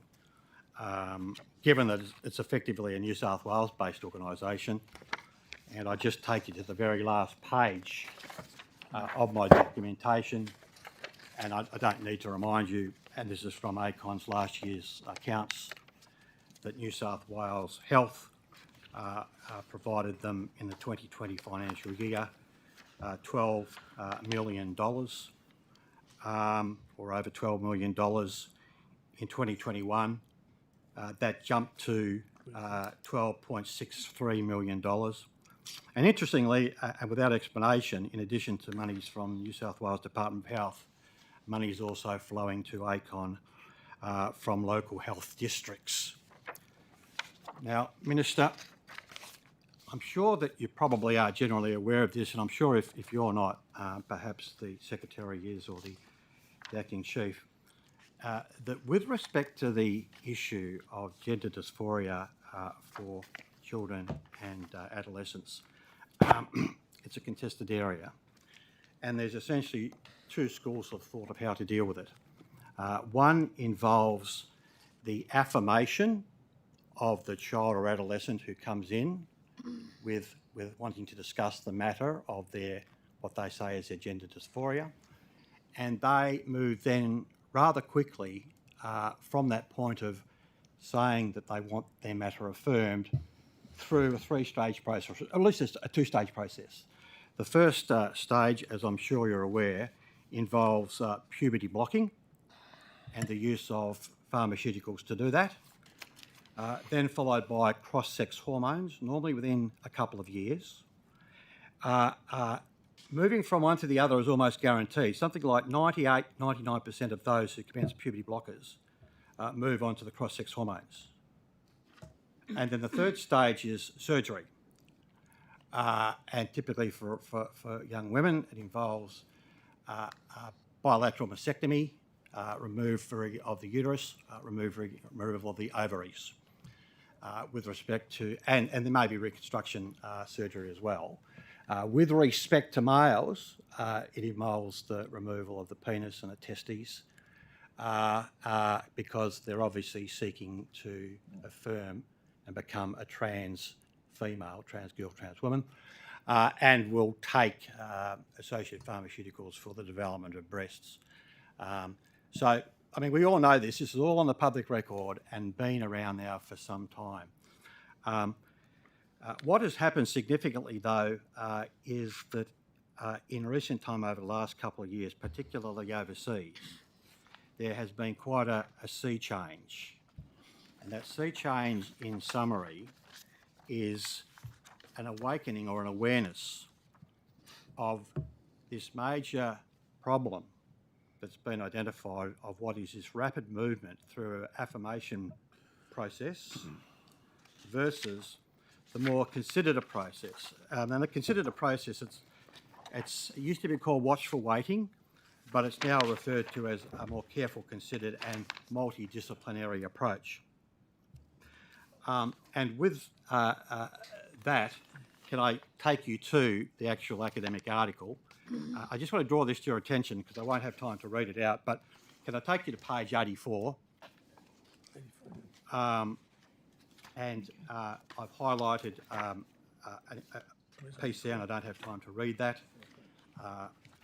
Then I also want to just draw your attention quickly to page 89, a highlight part, and then importantly on page 91 going on to 92, concluding paragraphs. Now, Minister, with respect to the Trans Hub set of clinicians identified, and there's 83 of them, the situation is that there is, in fact, a rapid progress of young people through at least the first two stages, the puberty blocking and the cross-sex hormones. New South Wales Health at John Hunter Hospital has a children's element to it, a children's part of the hospital. And associated with it is a place called Maple Leaf House, which you may or might not be aware of. Maple Leaf House is, I have the address with me here. Maple Leaf House is number 56 Stewart Avenue, Hamilton East, Newcastle. Now, it promotes itself as being an affirmation facility with affirmation clinicians. And I've been informed by various individuals, particularly clinicians, that with respect to Maple Leaf House, that with respect to children and young people presenting there, only after 2 to 3 medical appointments, they are moved on to the commencement of the puberty blocking medication.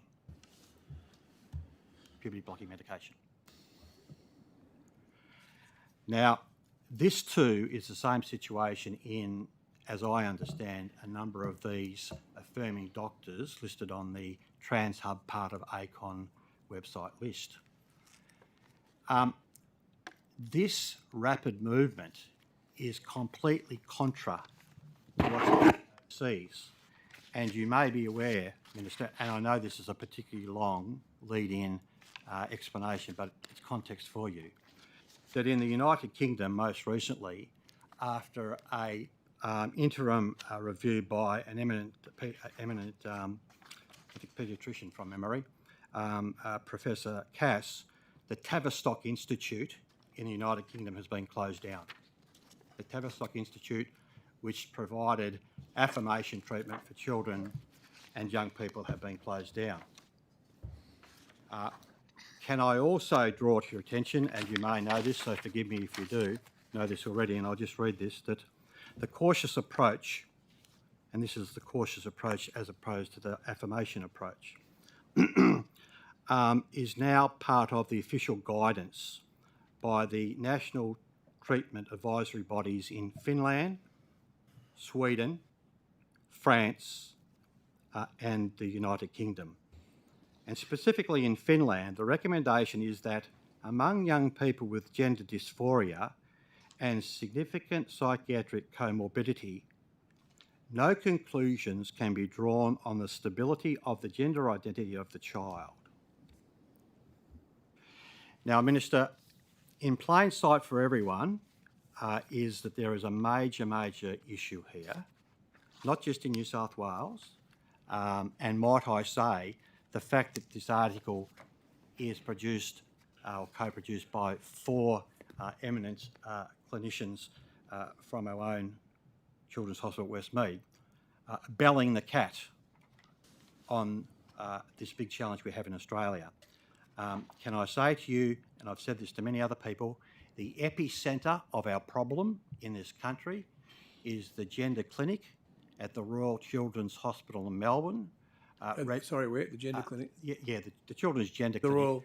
The RCM in Melbourne, headed up by a Dr. Telfer.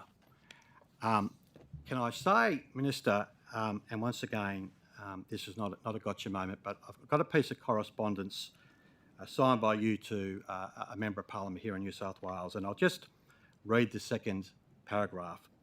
And you say the following: New South Wales Health supports holistic, person-centred and evidence-based care to trans and gender diverse people with appropriate consent and education safeguards. No one can, I think, disagree with that. The statewide service model of care aligns with accepted good practice in Australian context, including the, and you specifically refer to, because I presume that this was the advice provided to you, the Australian Standards of Care and Treatment Guidelines for Trans and Gender Diverse Children in Adolescence. Now, Minister, there is no such thing as Australian guidelines. Those guidelines were created by Dr. Telfer at the Royal Children's Hospital in Melbourne, and she called them the Australian guidelines. And they now have taken root as the Australian guidelines. And they sit quite contra to what is best practice recognised around the world now with emerging growing evidence. I'll pause there. It's a long introduction and I apologise, Minister.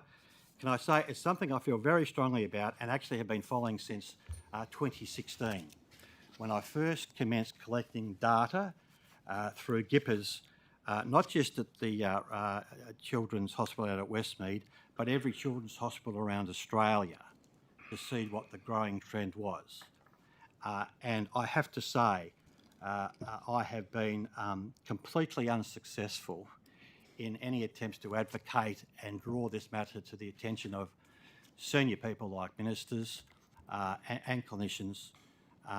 But the sands are moving, the sands have moved, and I'm gravely concerned about what's happening specifically at Maple Leaf House in Newcastle. I'm particularly concerned about a group of clinicians at the John Hunter Hospital who particularly are enamoured with the affirmation approach. With respect to Westmead, there appears to be, as one would think from reading that article, a more considered, holistic and careful approach being taken. I might leave my comments there. Oh, look, I've heard what you've said. This is the first time I've been made aware that the New South Wales Labor Party opposes the medical response that's currently being undertaken at Maple Leaf House or anywhere else for that matter. And I wasn't aware that that New South Wales Labor was opposed to the $12 million that goes to ACON, or to the funding to ACON. Can I just, Minister, just to jump in, just to be clear, I'm speaking as a member of this committee. I'm not speaking on behalf of the New South Wales Labor Party. I'm raising these issues with you, a member of the committee. I thought it was the Labor members speaking and then it was crossbench members speaking. Oh, yeah, absolutely. I'm a member of the Labor Party and proudly so. But at the end of the day... So what is the Labor Party's position on this? He's asking your position. I'm asking your... Minister, I know what you're trying to do. From you. I know what you're trying to do. And actually, most people don't need anything from you. I can handle it. I can handle myself. Your pills at lunchtime. I can handle myself. You needed your pills at lunchtime. I can handle myself. But Minister... You've had a great success. Kim Beazley chucked you out of cabinet. Next leader, can I just invite you to come back to a very serious matter? And you lost it seriously, and you're now been to big time, like you have. Big time. Minister, these young women are having bilateral mastectomies in hospitals that run by Can I just say this, Mr. Chair? I've heard your concerns, and you've clarified now that it's not a Labor Party concern. You're expressing your personal concern. And what I will undertake to... Personal concern, just to be clear, that I have ventilated with colleagues inside the Labor Party and in the Liberal Party and in the National Party and in the crossbench. Right. All I was going to say was that I'm happy to look closely at the issues you have raised and to take advice, obviously. I think that's appropriate for what you've asserted. But I have actually visited a number of these services, and I think it is, as you rightly put out, rightly said at the beginning, a very complex issue, very complex, worldwide. Absolutely. And I think that I would just point one thing out to you, and that is that ACON, you talked about the 12 million, that's not for kids. ACON doesn't, ACON does a whole range of other services, including STIs and so on. I'm well aware what the organisation does, but the Trans Hub, and if you go to the website, you'll see a whole lot of material regarding trans, as they're referred to, young trans people, and it's all leading into the part with respect to affirmation treatment. Yeah.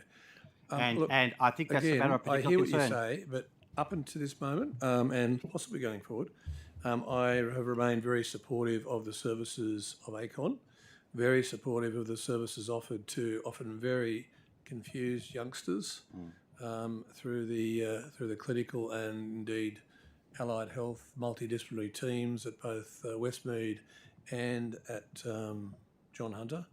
And I think the centre that you're talking about, I'm very aware of that, and I was always of the view they were doing a very good job. Westmead. No, sorry. Westmead too, but also at Maple Leaf House at Hamilton, as you said. I have visited there. Yeah. But I'm It's not been open that long, particularly. It opened probably about a year ago now. Yeah. And I attended the opening. So I'm very aware of all the issues you're talking about, but I agree it's complex. And I have to be really forthright that it's such a complex issue. I'm not sure that's an appropriate issue for me as a health minister to determine. It's more the clinicians. But I will query on the issues that you have raised because I think that's my obligation. But I'm certainly not going to insert myself into what is the most complex of complex issues for youngsters who might be suffering from gender dysphoria. And I think worldwide, as you've said, there are varying views on the appropriate way to put it. But I know I've sat with mums and dads who have just Well, no, that's not what I said at all, Minister. No, I've said there is a distinct movement away from what was hitherto... I understand what you said. No, let me finish. The orthodoxy to now opposing that orthodoxy. Yeah. And I use the example of the closure of the Tavistock Institute in the United Kingdom, the complete closure of the clinic, which treated all children and young people in the United Kingdom, along with changes with respect to procedures in Finland, Sweden, and I can go on. So don't misunderstand me. This is not just there's different views around the world. Of course, there are different opinions on everything, but I'm talking about a sea change which has taken place, and while that's happening in Australia, in our 6 states and 2 territories, I submit that we, and when I say we, I mean collectively, not you or the department, but we, as Australians, are asleep at the wheel. As I said, you've raised the issues with me, Mr. Chair, and I will raise the issues with the health people and try and get some insights into it and get a better understanding of the issues from the worldwide perspective. And just finish, with respect to the clinicians and the private correspondence that I've got, which I've kept back obviously for the purposes of this discourse, I'll provide them to you privately with names, phone numbers and all of that for you to follow up. Well, it's you and I take it offline. No, thank you. Talk But about just that, to foreshadow that to you. Yeah. Thank you, Minister. Thank you, Chair. To Susan Pearce, if I could, thanks. Someone who should know has said here that there was a confirmed case in State Parliament at a marshal. The ministers and a lot of other politicians came through to New South Wales Health on a spreadsheet as close contacts. The spreadsheet was then revised to say some of them, including Mr Hazzard, were just casual contacts. It was the biggest secret around. Are you aware of that as head of the department? Mr Latham, no, I'm not. I've been the Secretary of Health for 6 months prior to that, I was the Deputy Secretary and the Controller of the State Health Emergency Operations Centre. And Dr. Gale, are you aware of this? These spreadsheets that haven't been provided in the SO52 to the upper house? I'm not aware, Mr. Latham, no. Dr. Douglas, any knowledge of the spreadsheets that haven't been furnished in the call for papers? I missed the full extent of the listings that you mentioned there. No, it's someone who should know, I'd say does know. There was a confirmed case in State Parliament, it's Adam Marshall. The ministers and a lot of other politicians came through to New South Wales Health on a spreadsheet as close contacts. The spreadsheet was then revised to say some of them, including Mr. Hazzard, were then just casual contacts. It was the biggest secret around. I don't know whether you know, by the way, but I didn't have COVID, so I don't know what you're on about. I didn't have COVID until the 5th of April this year, so I'm not sure why you're wasting the entire committee's time on this paranoid obsession you have. Well, good on you. I'm after And on that consistency. note, while you do your bit, I'm going to the bathroom because I think that's more. I mentioned close contact, and it's about consistency of applying the rules. You applied rules to millions of people in New South Mr. Wales. Chair, Mr. Chair, may I make a Not comment, yourself. please? In addressing this issue, Mr. Latham, I would like to point out that the close contact tracing team and Michael and the whole team conducted thousands upon thousands of close contact assessments during the course of the pandemic. They've done that with a great degree of professionalism, and I have been there from the start of the pandemic in my role and now in this one. At no stage have I ever observed any of them receive undue influence from any politician with respect to the application of their work. And if you have an allegation to make about the conduct of the staff of New South Wales Health, please make it. I've made it in the Parliament. Dr. Douglas has already answered your question earlier today as to whether he received any, and I can't remember the form of words, pressure from the minister or any influence. He has answered that question categorically.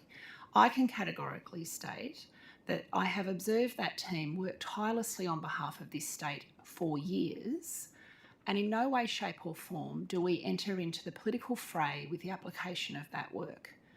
I would appreciate it that if you have an allegation to make about the conduct of myself or anyone in my department, please put it so that we can answer it I have, but I'm asking questions. These are estimates where we ask questions to I'm elicit well information. aware of estimates and because I'm trying I've to sat see through many of them, the but we have not, I Point have of not order, seen Chair. a spreadsheet. Point of order, Chair. The Secretary... They're not talking over each other? Yes, indeed. The Secretary is just trying to provide a response. I'm just worried that Hansard won't be able to record. No, that's a very fair point. So just question answer. Susan Pearce, how do you explain the inconsistency in the treatment of the individuals at this dinner? And is it possible that the officials you're talking about, similar to how Morrison had his shadow ministries in the emergency of the pandemic, thought to themselves, there's 4 here who are senior people in the New South Wales government, and we really can't have them off the scene isolating for a fortnight in the middle of this pandemic, so we'll give them an individual assessment, see how loud they spoke, which way they breathed, and then arrive at a different conclusion for a minister who walked into, if I can just finish, who walked into the room, shook the hand of the infected Adam Marshall, stood there for 4 or 5 minutes having a conversation with him, and somehow, incredibly, was classified as a casual contact after the minister himself had isolated for 24 hours and seemingly had raised the white flag that, yes, he was a close contact. Mr. Latham, I have asked you if you have an allegation to make about our staff, make it. In respect of close contact tracing, I think both Dr. Douglas and Dr. Gale have made the point that each and every case turned on their own set of facts and circumstances. It is not a linear or a simplistic application of science to each case, because in all circumstances there were variations on the theme. They've addressed the issue about, yes, you can be in proximity. There were issues around length of time. There were issues about what you were doing while you're in close proximity to each other. Certainly from where I sit, and I'm well aware of this event in June of last year, because clearly it was a matter that was well ventilated at the time. But what I can say on behalf of the team that work with me, and have worked in the department over these many, many long and tiring months are that they people of the highest professional capability and integrity, and I stand by them in respect of that. And I have nothing further to say on the matter. Well, if you wish to make an allegation of misconduct about our staff, please make it. No, I'm asking a question. I asked two questions that haven't been answered, if I could, please. Will you, as head of the department, investigate the adequacy of the SO52 return? In particular, are there spreadsheets that weren't furnished to the upper house as per our resolution? And secondly, is it possible, do you believe, that in the emergency of the pandemic, a decision was made that these 4 senior ministers, we can't go without them and we're just going to have to give them an individual assessment? On your first point, yes, we will examine the adequacy of the papers provided in the SO52, although I have no reason to believe that they would not have been robust. In respect to the second question, I cannot stand in the shoes of public health officers in their decision making, and I wouldn't attempt to. Dr. Gale, do you think it's possible? As we described earlier, Mr. Latham, it was common practice in any setting where there was an exposure, that where it was feasible and where there was an exposure in a smaller group of people, and where it was possible and feasible to do an in-depth discussion to try and provide the best risk assessment possible, that would always occur.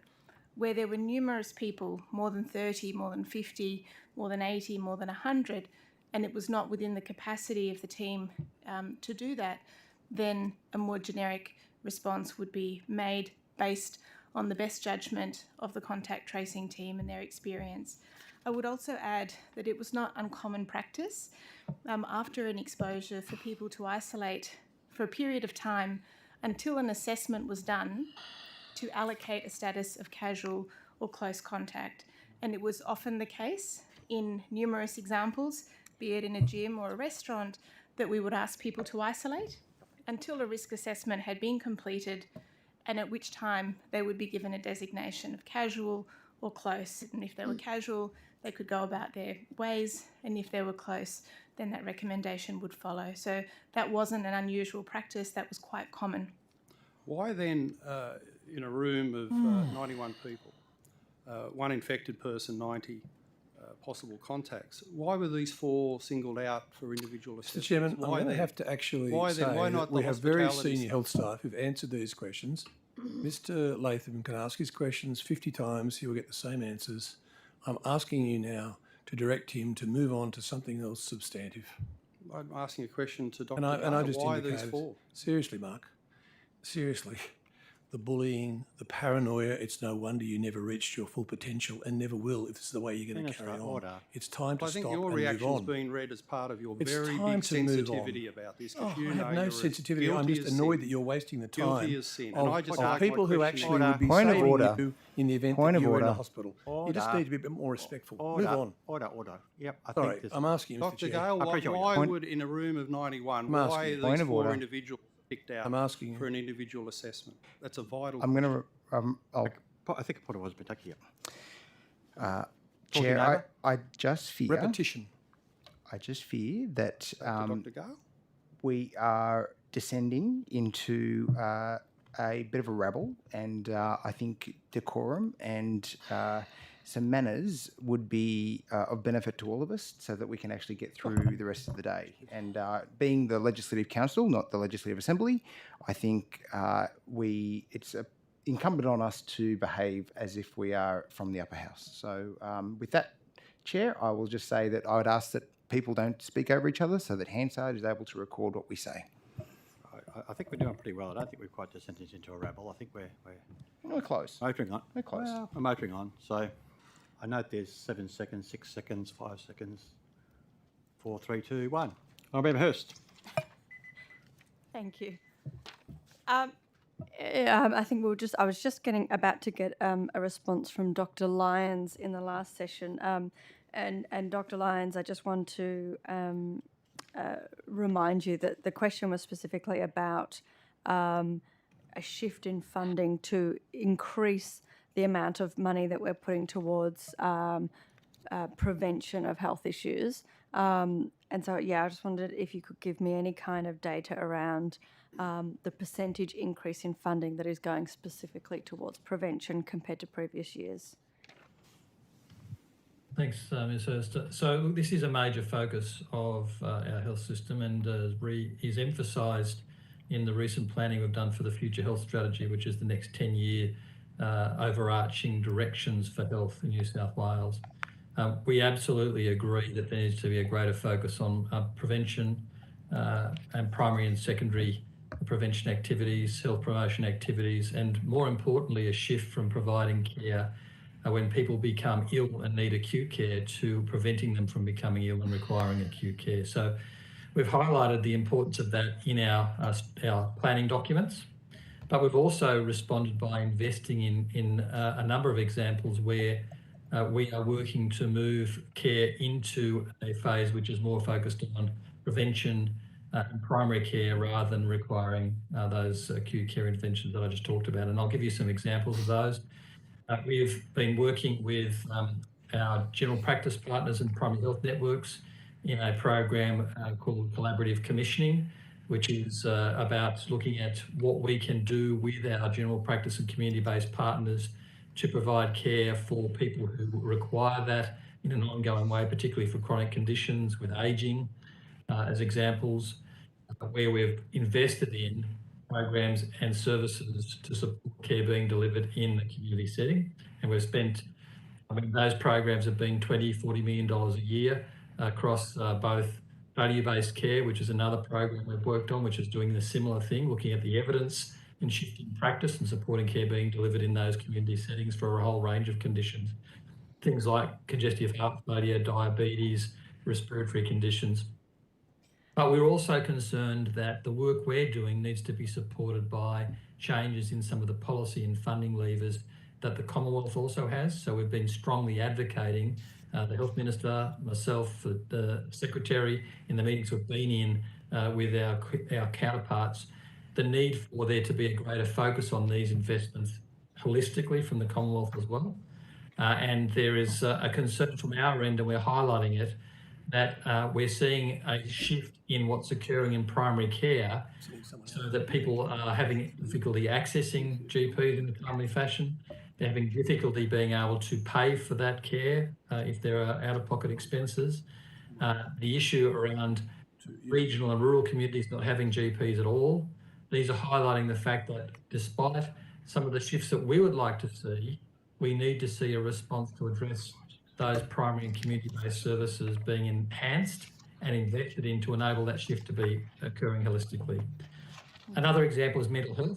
Over the last 3 or 4 years... Dr. Lyons, sorry to interrupt, but do you have any actual data on the percentage increase in the budget in these areas? I can provide so we some can, budget on notice, information. provide you some examples of where that shift has occurred with budget and investments, but I haven't got those percentages in front of me. I'm sorry. It's important to highlight. It's important to highlight that that shift is a focus of ours, but it also needs to be reinforced by other components of the healthcare system as well. Thank you. Sorry, Ms. Piss had some data just as well. with respect to budget, I haven't got the direct comparisons for you, but we can provide that on notice. Yeah, on but notice just to give you an indication, our state outcome for prevention and health promotion is around $1.5 billion. And, you know, we have in containing that, and Dr. Lyons has already touched on a number of things, but we obviously fund a lot of work in dental, protection of our staff as well in that prevention space. And screening services. I think it's also important to note that you would be aware of this, that we've, as a state, have invested heavily in our public health and population health units across the state. So a very significant part of that is aimed at prevention, and particularly healthy eating and you know, obesity and on it goes. So we can provide some further information about the budget, but certainly. To Dr. Lyons' point, it's an area of significant focus for us. We know that we funding hospital services alone will not get us where we need to be as a health system into the future. So it's very important. Thank you for raising it. Thanks to both of you. Minister, yesterday I spoke to Minister Taylor and I got some really useful information from Ms. Pearce and Dr. Lyons in relation to this. But I want to talk just very briefly to you as well about the issue of obstetric violence. There's an Australian... Sorry, Emma, are you directing this to me? Yes. Okay, yep. There was an Australian study with almost 9,000 women, and 1 in 10 said they had experienced some form of obstetric violence. And obstetric violence is any time a person in labour or birth experiences mistreatment or disrespect of their rights, including being forced into procedures against their will at the hands of medical personnel. Has the issue, I know that there's sort of a global conversation around obstetric violence, and certainly there are laws that are being introduced overseas. The United Nations also done a report on obstetric violence. They realise that this is a global issue that needs to be discussed. Is obstetric violence an issue that's been brought to you as well as Health Minister in New South Wales? Look, I'm aware of obstetric violence anyway. I didn't hear what you discussed with the other minister yesterday. No, that's fine. No. But and there was a group that came to see my office. Mm-hmm. Maternity. Was that maternity choices, perhaps? Sorry. Was that maternity choices? Yes, perhaps? I think it was. Yeah. And they spoke to some of my senior staff, who obviously conveyed to me the viewpoints. Oh, look, it's not new. Obstetric violence. I mean, the conversation is the label of obstetric violence. Yes. Yeah. Has been around for quite a while, and it's a while since I looked at it. But it's I think the European Union have done some work on it. There've been other countries like Spain and Portugal, and there are others. But essentially, what it is, it's an effort to put a focus on empowering women to be able to manage their birth in the birth process in the way that they want to manage it. And I think it's really around consent and understanding all of the issues as to how you can arrive satisfactorily at whether or not a woman is actually consenting or understanding the process. And so much of that goes to the antenatal discussions or lack thereof as to what may or may not happen.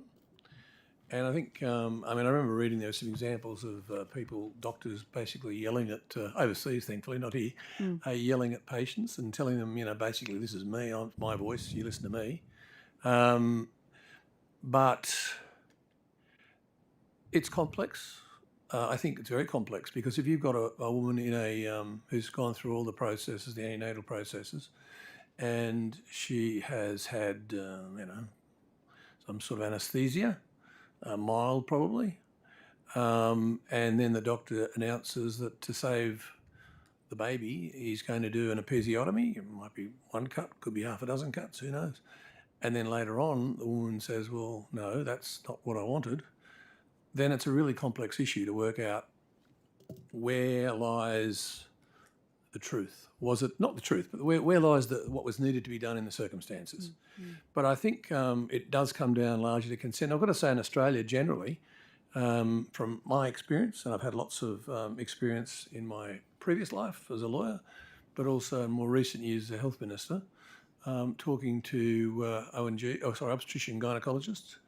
And I think they're all conscious, the ones I've spoken to now have been very conscious of the need to empower women and to not fall into the assumptive process that they know best without actually discussing it. But it's not always possible to discuss given that, Minister, sorry to interrupt you, and I appreciate you're asking everything what I knew you're about it, saying. so I was just telling you. Yeah, no, I appreciate what you're saying. Which I assume is what you heard yesterday, is it, or something similar or not? No, I got some really good information from Dr. Lyons and Ms. Pearce around some of the processes that are in place to have some conversations and policies in this space. But Minister, I guess what I wanted to draw your attention to was this Australian study, and to be fair, it hasn't been published yet. But the Australian study is from 9,000 women is saying 1 in 10 are still reporting obstetric violence. Where's the study, Emma? What's the study? So I can't give you too much details about the study because it hasn't been published yet. I've just been given a private briefing about the study by the researchers from the University of Western Sydney, I believe. But would you be willing to meet with those researchers to talk further about this issue from an Australian context and what we can do going Sure, forward? but I think they've already, I mean, I've actually heard all about what they were doing anyway, but yeah, we can fit in a meeting at some stage, sure. No Great, problem. thank you. I'd be interested to hear actually what if it's, what did you say, it's 1 in 10 of 1 in 9,000? 10 out of 9,000 women And that's in an Australia. Australia-wide study, is it? Yes, it's yeah, no, that'd be Australia-wide. interesting to hear what they have to say on it, yeah. We break now for afternoon tea, and I think I've got 16 minutes. We're back at 3:45.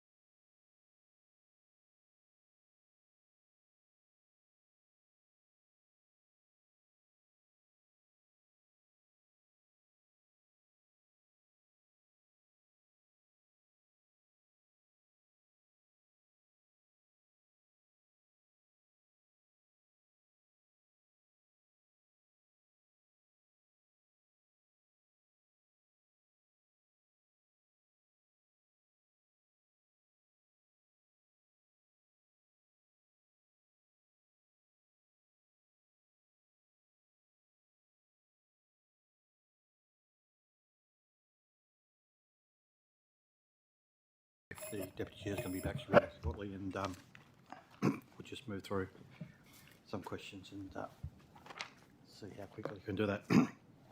Minister, just thematically on some different subjects, some questions, if you don't mind. Sure. To you and obviously your officers, if you need particular and specific detail. Sure.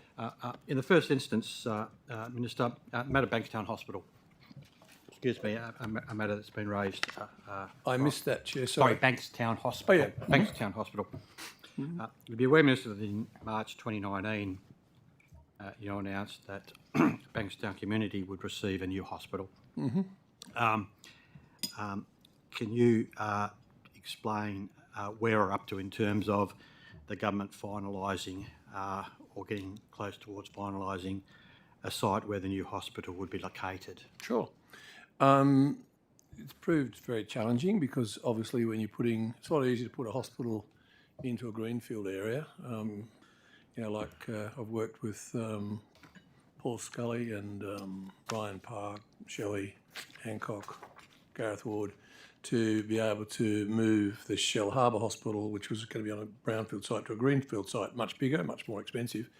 Issues with city-based hospitals are a lot more complex, and the Bankstown Hospital site has proved complex because of a whole range of issues. There were more than 30 sites looked at. It took quite a while to work their way around it, and there were issues that the community had in relation to those sites and all the sorts of things we were talking about before with regard to other extraneous factors, particularly in this case transport, obviously vehicular, particularly access to the sites. In the end, where they've got to is that there are two sites that have been identified. One is in, sometimes referred to as Stacey Street, but it's really, I think, Chapel Road, Bankstown. And that's the TAFE site there at Chapel Road or Stacey Street. And that's in the mix. And the other one that's in the mix is directly over the road from the current hospital. I've just forgotten the street name, but I can see it very clearly. And over the road from that, there's a school which mostly caters to adult students, very multicultural. And as you go down the back from that site, heading, I think it's north, but having been picked up before by this, or by the head of health infrastructure, I can see Ms Walker's usually right, not me, but still, I think it's the north side. There is an old tip, and so the question is, can we actually, which of those two sites are the best two sites? Yep. There's public transport issues where there's a new metro going into Bankstown, as you'd be well aware, and there's been a lot of studies done about access to the hospital. What is the primary source, for example, of how do staff get to the current hospital? Well, they really mostly get there by car, which causes massive problems. If you look any day you go out there, you'll see that there's up and down the streets surrounding the existing Bankstown Hospital, there's almost no parking spaces for any of the locals. It's chockers. And the only other transport there is by bus, and there's a number of issues around the intersections, whether the intersections could be done up or not to do the job, but how much money would be spent on that rather than on the health facilities. And then there's, back on the other site, there's a whole range of issues about making sure that there will be alternative TAFE facilities, both interim and long term, and those issues are all being still worked through. But it's certainly full steam ahead to try and get that final decision, and that's being considered by the government as we speak. So hopefully a decision will be taken fairly soon. It's complex. Oh, no. Thank you for that detailed answer. I can't imagine how complex it is with, as you say, in an area which is already fully developed. Pressing you further, though, Minister, would there be an expectation of a likely announcement before the end of the year? I would be hopeful of that, and certainly that's the intent of the government to try and get that done. There's also, I should add, obviously there's been lots of consultation with the clinicians themselves to see what they'd prefer. So there's just, it's complex. Yeah. And without holding you to a day or a month, in terms of a project of that dimension and size with the complexity you've just described, would there be an approximate period of time it would take to do some project Yeah, as I like was that? saying earlier, and again, Swart could correct me if I'm wrong, but generally by the time you get to this stage, you've got your pretty good idea around the clinical services plan. Might still have to be modified a bit once the final site's done, and there might be some other issues arise because there's nothing more fluid than the delivery of medical solutions and research infecting those sort of practices, and what may or may not be necessary. But from the time the master planning is completed, you need your footprint of land to do that. Is it going to be higher? Is it going to be lower? Is it going to be spread out? How's it going to be?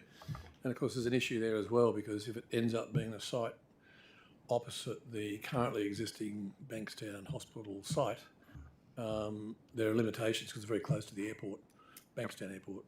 So, but usually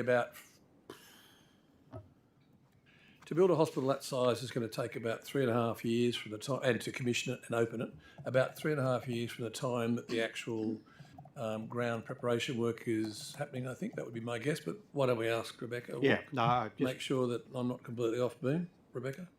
Thanks, Minister. The current indications are, depending on the site selected, the new hospital could be open in the range of 2026 to 2028. Okay, thank you very much. Moving on to... Which is about 3.5 years. Thank you very much. Tweed Hospital, probably better described as. Minister, can you please reconfirm the 2019 election promise made by the member for Tweed, Jeff Provost MP, and the then Deputy Premier, John Barilaro, Great MPs. that parking would be free at the Tweed Valley Hospital when building works are completed?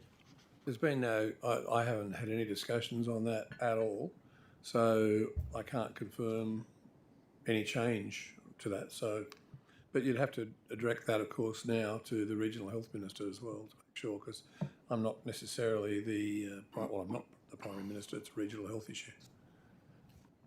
Maybe just put that, how about I take it on notice? For you, and I'll take it on notice, and then I'll refer it to her and do it as if it was asked in the upper house. It's a reaffirmation. Yeah, sure. We're not asking for anything that hasn't been promised. Yeah. And it was a 2019 election promise made explicitly by the member for Tweed and the then Deputy Premier, the Honourable John Barilaro.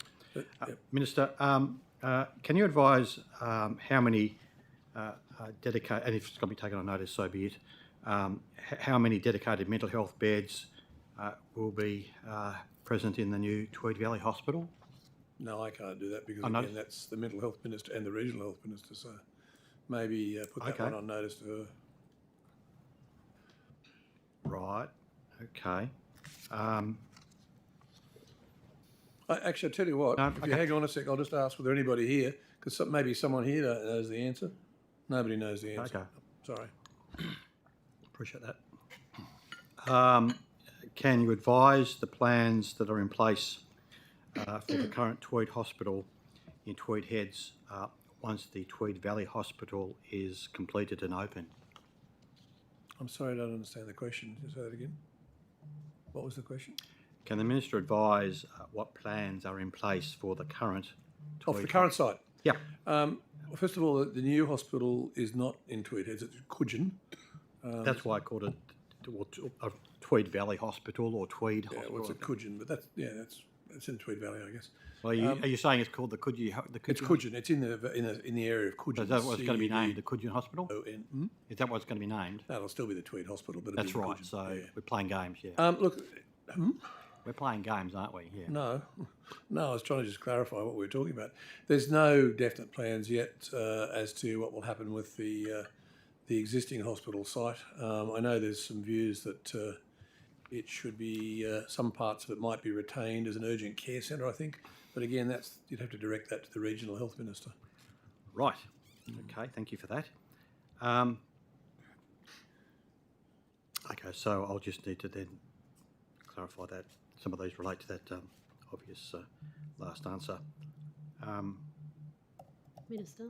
Sorry. Oh, hang on. I hear Rebecca wanting to answer the question. No, if you know, go please. I was going to say I can't advise at the moment the exact number of mental health beds, but I am aware from a recent visit that there, and the design there is for a number of pods around a courtyard on the lower levels of the mental health inpatient unit there, but we will come back to it. Thanks, Ms. Ward. That's useful information. Beautiful views out over the rear of the hospital. Sounds delightful. Out to Mount Warning, isn't it? Out the way.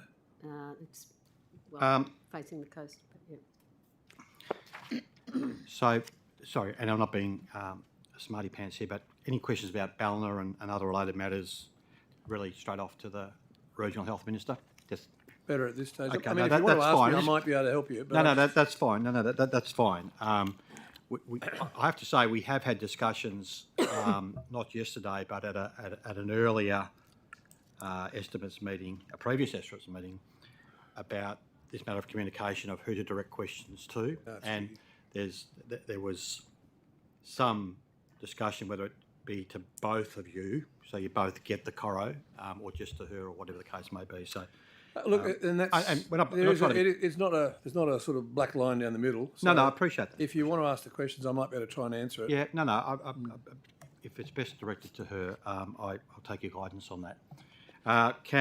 So I'll move then on to the next area, if I could please, on the matter of the South West Sydney parliamentary inquiry into health and health services, which you're well aware of, was completed some time ago. And in regard to that, Minister, and just to refresh, there were a number of recommendations made, a total of 17 recommendations made. With respect to number 1 and number 2 and number 13, they were the 3 that were noted by the government as the government's response. With respect to the difference, which is 3, 4, 5, 6, 7, 8, 9, 10, 11, 12, 14, 15, 16, 17. Pleasingly, they were supported or supported in principle. In fact, only 2 of those 14 were supported in principle, so the rest were support. I'm wondering, Minister, can we get an update on where we are with the implementation of those recommendations? Well, obviously, government has put out its acknowledgement, and we're working through them at the present time. One of the challenges that we are facing in southwest Sydney, but across more broadly, is the issues around aged care residents and also NDIS, either confirmed patients or waiting to be confirmed NDIS. And I actually asked this morning for an update, which I'll just see whether I got it, and I'll share it with you because it's quite concerning.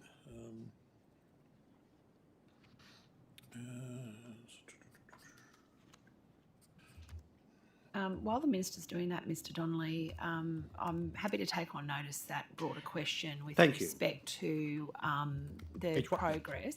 Yep. What I just only before you continue, Secretary, the actual, it's 16 months since the response was provided to the House. Yes. And we know, obviously, there's been a bit on and accept that. But 16 months is 16 months, and this is a very significant, important part of Sydney, southwestern Sydney and the southern part, and we know the growth and all the matters that are taking place there. So there is a deep interest. Could I just I can give you some assurance with respect to recommendation 1, which I think went to the budget of southwestern Sydney Local Health District. Yep. So I can give you advice on that now. So that was a noted. Yes, response. but I'd like to comment about it because I think that we also accept and acknowledge the important role of southwestern Sydney, and particularly during the course of the pandemic. Southwestern Sydney has the highest budget of any local health district in the metropolitan area of Sydney. Their operating budget this year, 22-23, is now at $2.3 billion. I can tell you that since 11-12, so in the 10 years or 11 years, the district has had an increase in budget of 85.5%. So its budget's almost doubled over the last decade. And again, acknowledging, which is actually, I think out of all of the districts in New South Wales, it has, if I'm reading this correctly, and I will confirm this to you, it's had the highest budget increase over the last decade out of every local health district in the state. So I'll give that to you now, but certainly with respect to our progress against the rest of the recommendations, happy to provide that on notice. Thank you for that. I'm not sure that all the LHDs were necessarily on that same starting line precisely when you move forward. And that may not be the case. Indeed. But, So but notwithstanding that, they've had an increase of 85.5%. No, that's as a matter of fact. But where one has a starting line, of course, is obviously very important in making a statement like that. Any other responses to any other recommendations? So if you, in regard to that comment that you've made about the starting point, by comparison, southeastern Sydney has gone up by 52.4% against the same period. It has been the largest increase. I know that absolutely is correct. And it's appropriate because there's a lot of people moving into that area, southwest and western Sydney. And so it's entirely proper that they should have very substantially increased their budgets. I don't think there's any disagreement around the table with respect to that. What I was going to say before was there's a challenge. I'm sorry, I now can't find it. Maybe I hit the delete button. But one of the challenges we have in southwest Sydney, which I was discussing this morning with senior officials, is the number of people in the hospitals which are occupying beds, who are occupying beds, who shouldn't really be there. Aged care people who've gone past their clinical needs, and NDIS. And it's the equivalent of more than one whole hospital at the moment in that area. And I pick up another example, say in Wollongong. Wollongong Hospital has 550 beds total. 375 of those, 375 are accessible through the ED. So they're not special care nursery or ICU or coming out of the theatres. It's what you would normally be able to get through the ED. Of those, just a few weeks ago when I was speaking to the local management, 100 of 375 beds were blocked they're blocked by people who shouldn't be there. And that's something which has apparently been of concern to all the other Labor states as well, and the one other Liberal state, that is Tasmania. And so we've raised that with Minister Butler, who has actually so far been really good and trying to work with us. In fact, he got Bill Shorten. That point was significantly ventilated in the inquiry into southwest Sydney, and there was much but I'm just saying taken. it's continuing. Absolutely. It's continuing, and it's they're trying there now to actually acknowledge the issues, and they're trying to work with us to see what we can do about, or what they can do about it. And perhaps and the other point that I'm sure has not been lost is that our seniors and our elderly residing in aged care facilities at that very end point of life, literally in the last numbers of, if not hours, days, few days, instead of being able to receive quality palliation to what is imminently the end of their life. It's coming. I mean, that's very clear. Not doing it at these facilities where they're residing in that community, but an ambulance being called and being taken off to a hospital and all that goes with that. So that ability to see how we are able to, in these facilities that are provided for our elderly to reside to the end of their life, provide that. And I know this is a matter you've discussed and talked about as well, but that would relieve a lot of pressure, obviously, on EDs and beds in hospitals. So it's not really fair. I mean, if it were our grandmother or mother or father, or would it be, to be sitting in a clinical environment because there's no place to go. People want to be in a home environment. They want to be where their family can be around them. And it's a big deal. The Secretary's just telling me that she's got today's figure on the number, which you might be interested in knowing because I hadn't heard it until then. What's the number across the system? Across New South Wales Health hospitals at the moment, Mr. Darling, there are over 630 residential aged care type patients and NDIS patients that are beyond their expected date of discharge. So that means that they could be medically discharged, but we're unable to discharge those patients. And look, the public health system takes its role very seriously in the care of all of the community. We are a safety net for a lot of people, but we are working closely with the Commonwealth to address this issue because and they've recognised it actually quite publicly, that it is creating pressure in our hospitals and also into our emergency departments. So that has been acknowledged, and we're very grateful for the positive working relationship that the Commonwealth is engendering around these issues. On the issue of the South Western Sydney inquiry, the team have just provided me with an update in regard to those recommendations. So I'm happy to run through very briefly and just let you know the status of them if that would be of assistance to you. Yes, that would be helpful, yes. So recommendation 3 is, and this is dated in August this year, so it's quite recent. Recommendation 3 is on track. Recommendation 4 is completed.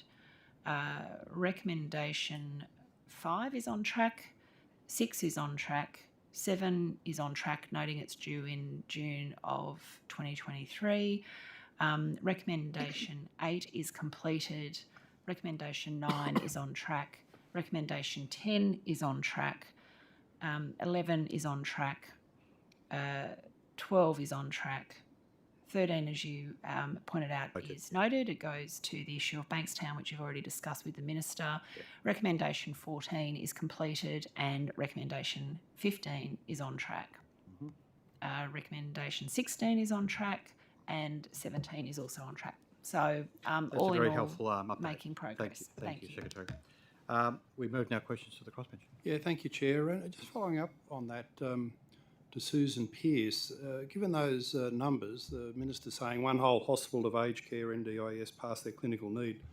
In southwest Sydney, 630. No, just to correct that, that's across the whole system. 630 was the system, the whole state. Across the system. The whole of the New South Wales health one system. One whole hospital across the system. If you took that's the 630. If you rolled up the 632 people beyond their expected date of discharge, which are dotted right across the state, it would be the equivalent of one large hospital taken out of the system, such as Liverpool, for example. Yep. Okay, that's good clarification. But is it a problem particularly concentrated in southwest Sydney, where the conversation started? The problem certainly affects all of our hospitals. It in particular is affecting the Illawarra, Shoalhaven area. There have been some issues in the Illawarra with respect to nursing home bed provision, which have been issues. And look, to be fair, the residential aged care facilities have suffered and struggled the same workforce challenges that the public health system have in terms of staff furloughing, and so on, staff fatigue. So I think that this is not an exercise in us criticising residential aged care facilities. It is just a reality that the workforce has been very challenged there as well. Southwestern Sydney is pressured by these issues. The Central Coast is pressured by these issues. It's a feature right across the health system, which is Bombala, it's right down the south coast as well. Which is why I make the point that it is useful that the Commonwealth is coming to the table with us now in a way that is collaborative and engaging, and that's it's very important to us. Right, and are private hospitals in southwest Sydney reporting a similar problem? Look, private hospital, I can't speak specifically for private hospitals in southwestern Sydney, but we engage a lot with our private hospital colleagues because they have been very solid partners during the course of the pandemic and assisted us in managing, as I noted before, elective surgery and so on. All health services have been impacted by staff furloughing, sick leave, fatigue in the workforce. This aged care bed occupation. I can't speak for private hospitals. You can't speak for private. And across New South Wales, is it a problem where the Minister mentioned people want to get back to home? Is it a problem of a paucity of home care support to allow that, or is it actual institutional aged care beds or a mix? It's largely institutional aged care beds. The Secretary has raised the issue of the Illawarra. That's a good example because I've been working with the local Labor MPs down there. They have had a number of aged care facilities that have shut down simply, well, one assumes anyway, because they're not making a dollar out of it. And in fact, I know the regional health minister, Bronnie Taylor, was really concerned about a closure in Bombala. I can't remember how many places, but I think it was about probably about 18 or 20, I think, in the facility.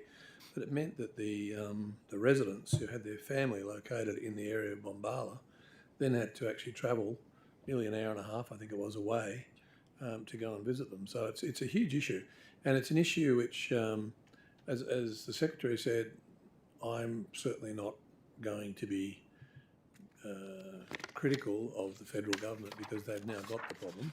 But we had a meeting with all the Labor and Liberal ministers maybe 6 weeks ago now, where Bill Shorten came along as well with the Federal Health Minister. And so that was a very productive discussion, and I think that Bill Shorten appears to be right across the issue as well. So, but they're struggling to address the issues as well, and it impacts the health system. Mostly, can I answer your question too about the private hospitals? Private hospitals, you tend to be in there if you've got private health insurance, and so they let these patients stay. Yeah, maybe, but they haven't actually raised the issue with me that they've got an issue. The issue is really that taxpayers are currently paying for beds that are occupied and therefore not available to the public patients, and that's a huge issue for us. Yeah, it's a big stat, one whole hospital across the state. Could I just turn to the recent National Cabinet decision about ending the mask mandates on domestic flights? Is that one that New South Wales Health inputted to and is agreeable to? The National Cabinet has just the First Ministers at those meetings, and I think they're finding their way under the new federal government regime. But I think it's fair to say that because they had already moved to not have masks mandated, although still recommended in many instances, mandated in the airports, it was not really a huge step to go down that path. Although interestingly, I think Peter asked me earlier on about why I went for that 4.5, 5 day crazy trip to Canada and what have you, and I had to wear masks both ways because Air Canada, so some of the airlines actually are still requiring masks, and I think that's because they're still following their jurisdictional thing. So that'd be a Canadian government. I'm not familiar with what all the governments are doing, but we're not forcing it anymore. But does the New South Wales Health Advice agree with removing the masks on domestic flights?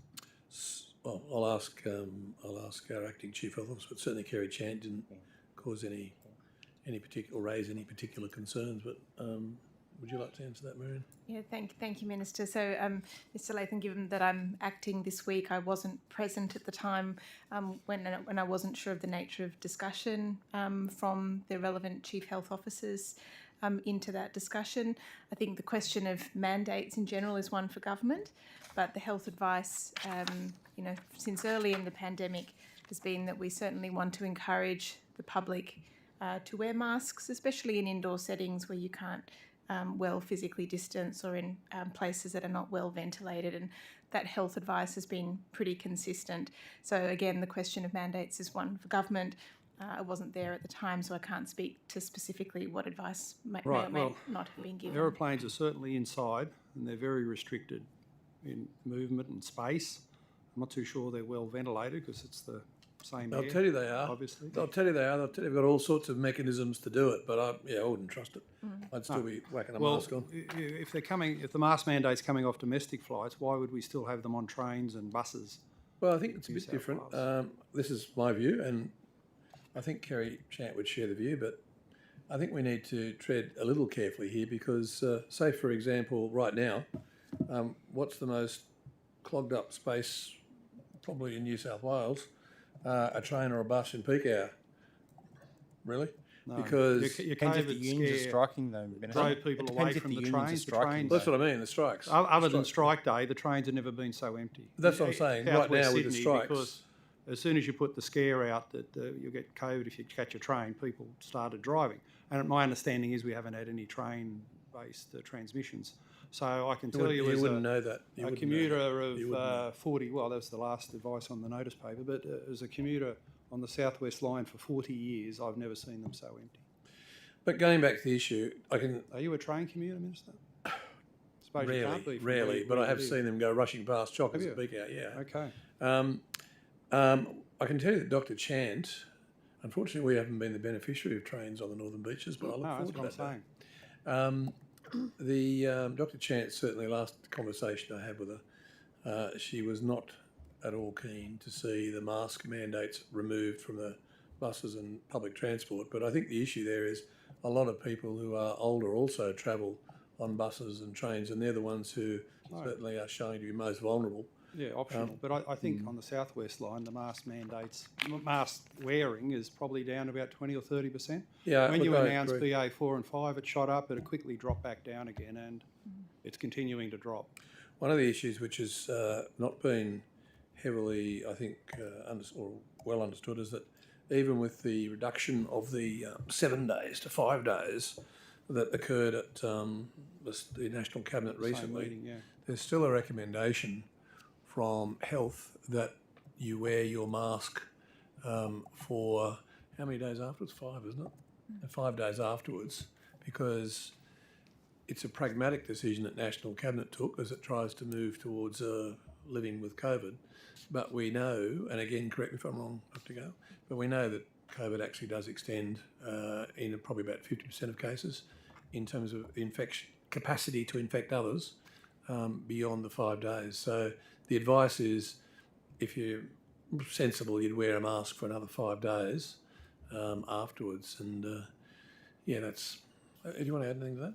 Oh no, just to agree with you, Minister, and certainly the health advice, particularly for people who have had COVID and are recovered, that we do want people to wear a mask, and that will be the advice once the isolation period is reduced to 5 days, because people can be infectious up to 10 days after the date of their positive test. So just because you're out of isolation, it doesn't mean that you don't necessarily pose a transmission risk to other people. And so precautions like wearing a mask, as well as avoiding crowded settings, avoiding contact with people who might be at risk of severe disease, remain very important. I do agree as well in terms of public transport, and I do take public transport, and I have been on very crowded buses and trains. And as the Minister said, often people who do take public transport maybe don't have the option of other modes of transport. And I think we always have to be conscious of not only protecting ourselves, but of protecting the people that we're travelling with.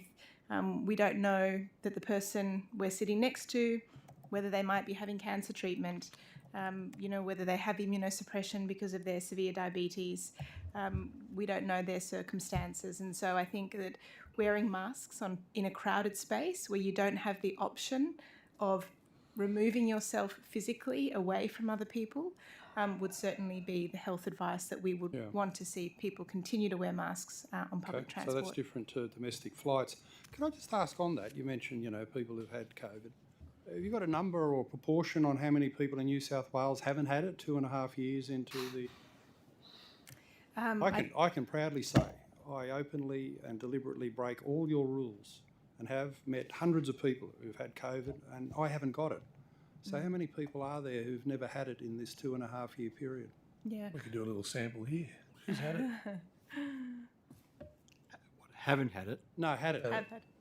About half. Yes. Half haven't had it. Yeah. Well, they're I lucky. think there is some... They will eventually get it. You reckon?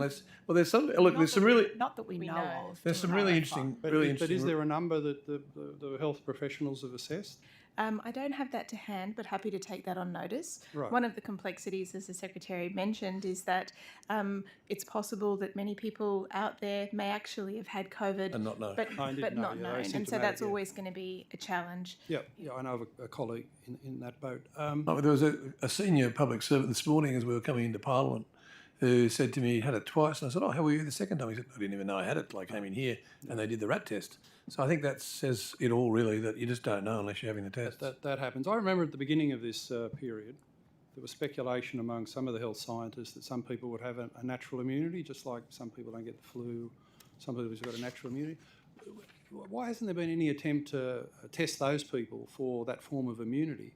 And they could have avoided lockdowns, vaccination, the whole kit and caboodle, couldn't they? There's no real evidence of that. It's a theory. No, I'm asking. There's theories in genetics, there's theories, epidemiological theories, but no one really knows. And the focus, But is to be there- honest, is there the focus testing? for the last 2.5 years has just been to try and keep I know. people safe. But given maybe half the people haven't had it, and after 2.5 years, a lot of contact, deep experience into this, what do we know about these people and the possibility of a natural immunity and how it could be tested? Look, my understanding of the evidence is that, scientists are looking into, the examples of some people who, despite known very close exposure and rigorous testing, don't seem to get infected. But my understanding of the evidence is that is not very well understood. And I think at a broader population level, I think probably the rates of infection are much higher than probably what the case numbers would reflect because of the level of asymptomatic infection, people with mild infection or people who've just never tested. So I think it's a very unclear space still, but I know that there is ongoing research internationally and in Australia into that. Right. And what is your latest advice about the effectiveness of the vaccination program for BA4 and 5? Because I saw a circular that came out from the head of the Education Department where she said that New South Wales Health had advised education that prior infection, make natural immunity, and the vaccination program is doing nothing to stop the transmission of BA4 and 5, and that if you're unvaccinated, you're effectively only a risk to yourself, and this was being used by education to lift their mandates. So we know that the vaccinations, and particularly having 3 doses or more, so even a second booster, remain very important, particularly to reduce the risk of severe illness. So people becoming seriously The transmission, unwell. is Georgina Harrison right in what she's saying about transmission? She did say that it doesn't helps tend to reduce stop hospitalisation, transmission. and the flip side of that is the unvaccinated are only a risk to It doesn't tend to stop the transmission, but it does. Does? It does not. It does not. It does not in the way that we were hoping it would, including on the latest ones, the BA 2.75.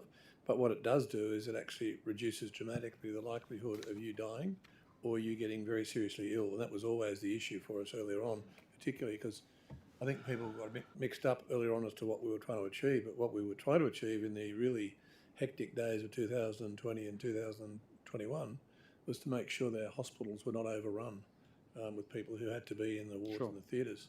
But and I understand when I was in, I didn't mention this to Peter when he asked earlier, but I met one of the drug companies that I'm not sure I can publish when I was in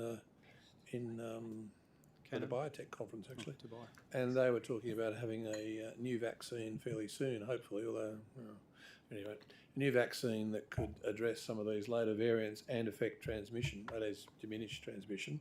I don't know whether they're there yet, but all the drug companies are madly working on that because that's the big factor.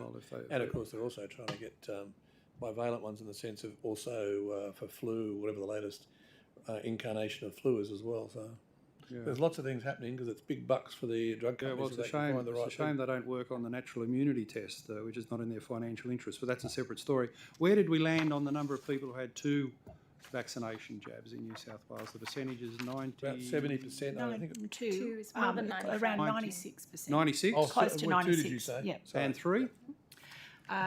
It's just under 70%. So what's that, 68? It's about 68. No, 69.6. 69? Yep. And 4? These figures from a couple of days ago are 41.7. 41.7. And 5? There is no 5. Oh, really? Unless you're immunocompromised. Right. If you've got serious immunocompromise and you're older, then will there be a 5th? Sorry, a 5th and a 6th? Generally, we don't know. We don't know. I think not all of the population. I reckon there will be. Yeah. I reckon there will be. I think it's highly likely. 41.7 on 4. It's not all of the population. dropping, isn't it? Well, the 96% is based on the adult population, 16 years and above.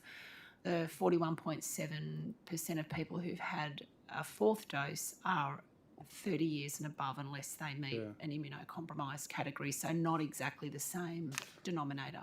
Yeah, I know a lot of people who stopped after 2.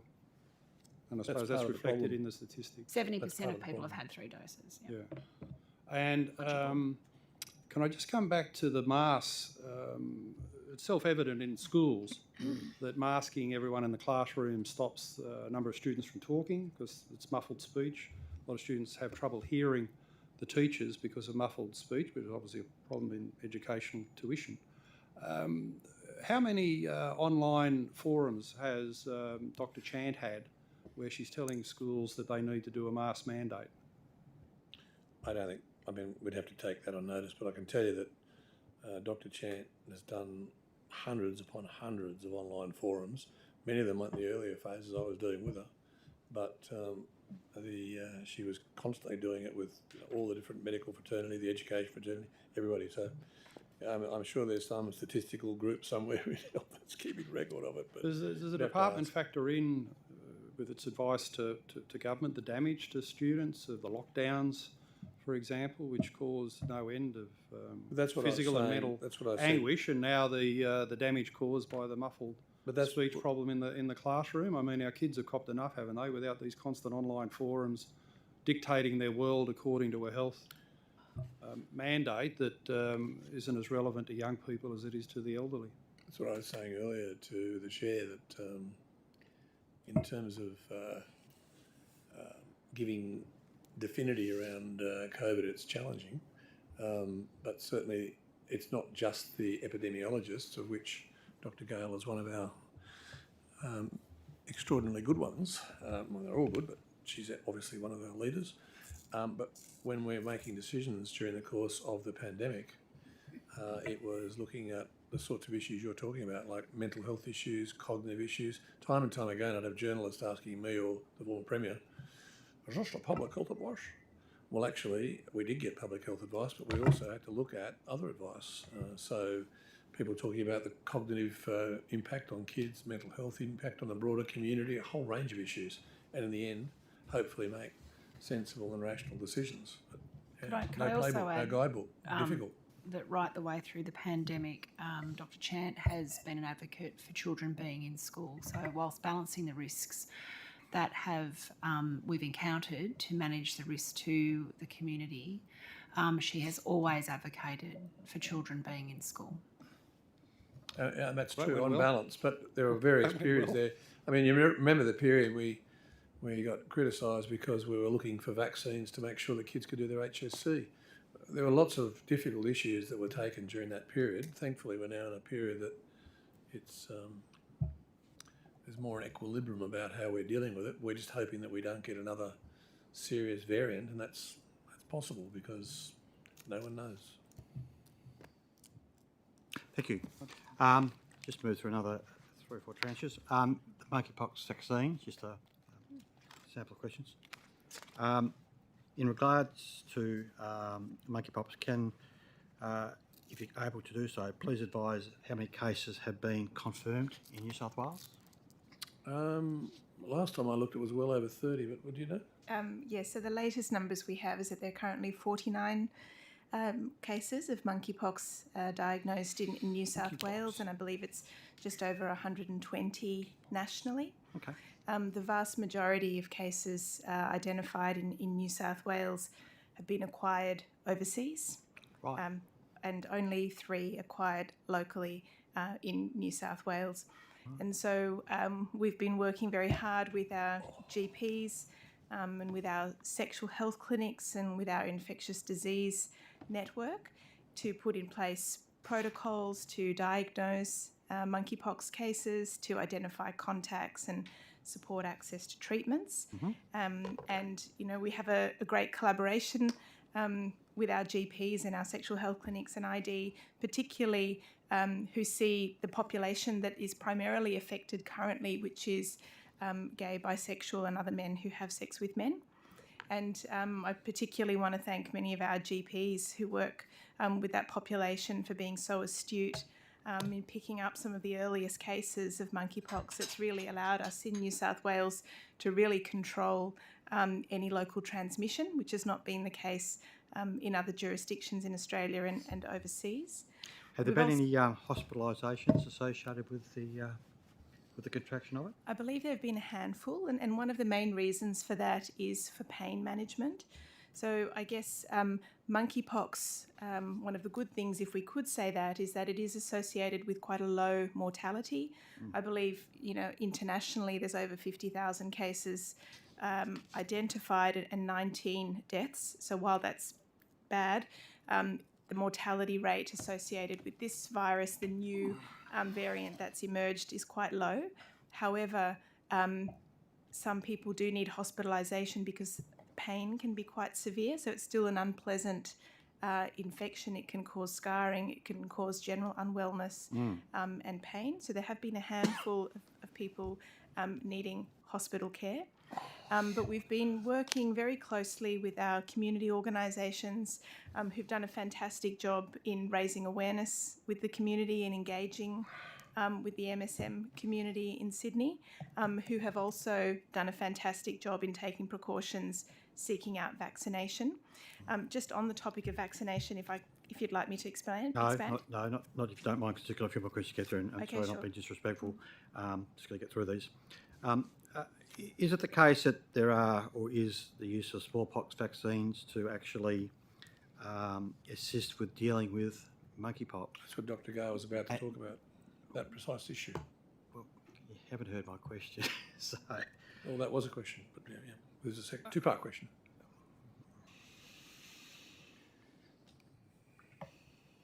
So let me go back to the beginning then, if you like. So with respect to the matter of the smallpox vaccine and its utilisation with respect to the treatment of monkeypox, question is how much of the actual smallpox vaccine has been used? Has it been sort of a major contributing vaccine used with respect to the treatment? Other than the smallpox vaccines, what else is being used? And particularly with respect to the smallpox vaccine, is that proving to be of some assistance? It's not actually a treatment; it's a vaccination. So Well, it's okay, I preventative. withdraw the And treatment. it's been around. It's been around. The actual virus has been around. First identified in 1958. First transmitted to people in 1970. And the federal government are actually working with us at the moment to try and get enough vaccine to do the preventative work by giving vaccinations to the group the group in our community who are most likely. So wouldn't be given out to just everybody, but people who might be exposed to the risk factors that have just been described by Dr. Gale. And so the vaccines are certainly, the federal government's doing their best to try and get it out, and we're trying to get it out. Do you want to add anything to that? Sure. So, as you rightly said, Mr. Donnelly, there is because monkeypox is related to smallpox. So globally, a very old vaccine that has existed is something called the ACAM 2000. And so that was available in small quantities, but it's not a very, let's say, good vaccine in that it causes some unwanted side effects. It can't be given to everybody, for example, people with immunosuppressive conditions. And so we had access to that early on, but it wasn't really a suitable vaccine to be used broadly. It was offered to some individuals who might be close contacts for post-exposure prophylaxis, for example. But the good news is that there is a newer generation vaccine called the Jynneos that is now available in Australia. There is somewhat of a constrained global supply, and we're working with the Commonwealth for access. With respect to that particular vaccine you've mentioned, is that in fact a smallpox vaccine? Or It's related. It's related. It's related, yes. And so we have done an initial vaccination rollout using about 5,500 vials of the vaccine. And that has been rolled out over the last month or so to an initial cohort of people who are considered to be at greatest risk of monkeypox. And so that was rolled out through some of our GPs in the metropolitan area who see a high-risk cohort, as well as through a dedicated clinic in Surrey Hills. One of the good pieces of news is that in line with revised ATAGI guidance, we can actually now get more doses out of a vial. So previously, from one vial of Jynneos, you could get one dose. But now with a new delivery modality, which is delivering the vaccine intradermally, so into the dermis rather than underneath it, we can actually get more doses out of a single vial, which is great because Echoes of the COVID situation in terms of numbers out of vials. Well, we can actually vaccinate far more people Yeah, with the existing I supply, understand. which I is understand great. the point you're making. Yes, and so just this week, actually, we've opened up 2 new clinics to be delivering monkeypox vaccination using the intradermal technique. And where are they? So there's one clinic near RPA and another clinic in Surrey Hills. It's just opening today, in fact. And can I ask you, who is eligible for the vaccine, and how is that approved? What is the approval process? Yes, that's right. So people can access the vaccine through an expression of interest by reporting their risk factors, and we have a process that people can do to be on the list that our clinicians then look at and prioritise people for vaccination. And there's also a pathway for clinicians who might see a group of people at risk also to access the vaccination. And in general, the groups that we're currently targeting for vaccination are gay and bisexual and other men who have sex with men who might have particular risk factors. For example, men who may have been planning a trip overseas, and we know currently the main source of monkeypox cases are from people returning from overseas. Additionally, gay and bisexual and other men who have sex with men who may have other risk factors. So, for example, maybe experiencing homelessness or maybe substance users or maybe living with HIV or who may have other forms of immunosuppression that may put them at risk. Can I ask you, is there an obligation or requirement, and I'm talking about in legal terms, if I thought that I may have monkeypox, to actually report that? So monkeypox is a notifiable condition. So What does that mean? Well, it means that if you're a doctor or a laboratory, you'd need to report that. And certainly for an individual, if you suspect that you might have symptoms of monkeypox, we strongly encourage people to come forward for testing. So there's a obligatory position with respect to a physician or a GP or a clinician.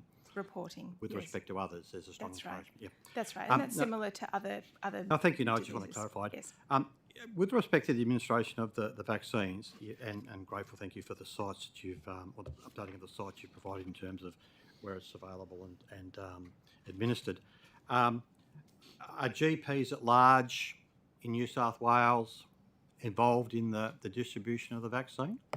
Or sorry, I'll let you answer that other question. No, that's okay. And certainly we are looking at making vaccine more broadly available to people who might be eligible in other parts of the state. And there have been some supplies that have been made available.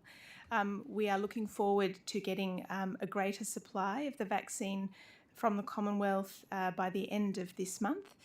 That's going to be somewhere between 25 and 30,000 vials. Right. So that will be great, and that will expand access to an even bigger pool of people, and we're actively planning that and looking at making that as broadly available as possible. Just out of And interest, we're also with those vials, it's just a curiosity, I guess, on my part. Do they have a shelf life, the vials? They do. I can't remember exactly off the top of my head, but we'll take they that do. on notice. Yes. Can I ask you, with respect to pharmacists, are they involved in the distribution process? Not at the current time, but certainly our pharmacy departments in our local health districts have played an important role, certainly in the clinics about because it's a new vaccine for everybody, making sure that all the requirements around the vaccine are carefully followed as we build the experience with this new vaccine for us in Australia. But more broadly, in private pharmacies, not as yet, but it's still early stages in getting this new vaccine and rolling it out. And I would also say that we're working with the Commonwealth to acquire more supply, and we expect to get about 70,000 doses early next year. And we're really keen to be able to roll that out to as many people as possible ahead of World Pride that will happen in Sydney early next year. And so we really want as many people who may be at risk of monkeypox to be vaccinated in these coming months. Given your skilled background and experience as an epidemiologist, I'm wondering, could you provide, if you can, some insights into looking at monkeypox here in New South Wales now? I suppose in some respects, Sydney being the concentration of that. Projections of extrapolating where we are, a trajectory. Any comments or observations you'd like to make? And I appreciate, obviously, there is a degree of looking into the tea leaves here, but you're an epidemiologist, I'm not. Well, certainly I would love to have a crystal ball of the future, but what I would say is that I think we have a window of opportunity in this period to control the spread or control what the future may look like. And we know that looking at some of the other jurisdictions overseas, that the spread has been quite widespread. And once, that spread has been there, it's quite difficult to control, particularly because, the symptoms of monkeypox can be compatible with other illnesses. The rash that occurs may be mistaken for other things. So it's more likely that you might miss it. And so it is a condition that if you're not very vigilant, if the population that may be affected is not very vigilant, if your healthcare professionals are not very vigilant, if you don't get in with vaccine really early, it's possible that there might be broader spread, and there might be broader spread to other segments of the population that potentially could experience more severe illness. And really that's the outcome we want to avoid. We want to avoid this virus getting into parts of the population that are really going to suffer severe consequences, and we don't want to see those big numbers. So we have a window of opportunity now, and that's why the rollout of vaccination is something that we're really prioritising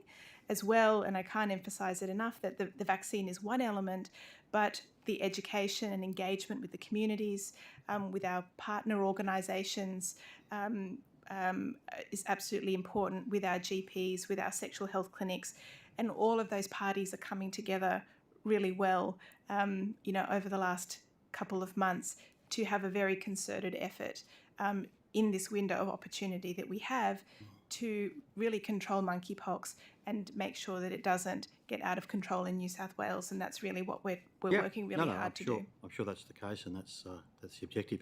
With respect to the cohort that are being focused on to educate and inform and encourage to get vaccinated, the spread, if we sort of use that word, not technical, but the transmission perhaps is the better word, from that population to the other population being not that population, if we're describing in those terms. Is it self-evident that it spreads to that other population, the broader population, through essential sexual intercourse and oral sex? Is that the primary way in which it would spread?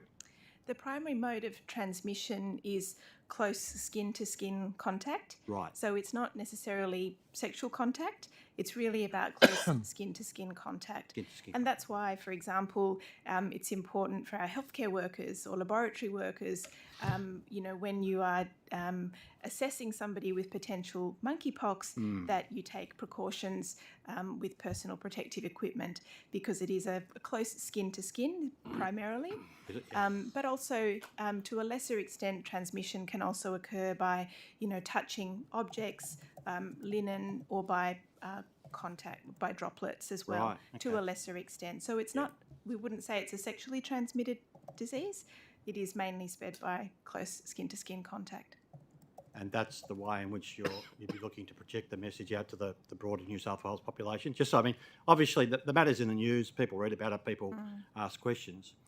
So in terms of the messaging to the broader primarily population? targeting, we're working with ACON and the organisations that are similar to make sure that the target community, which is the community of men who have sex with men. I understand that.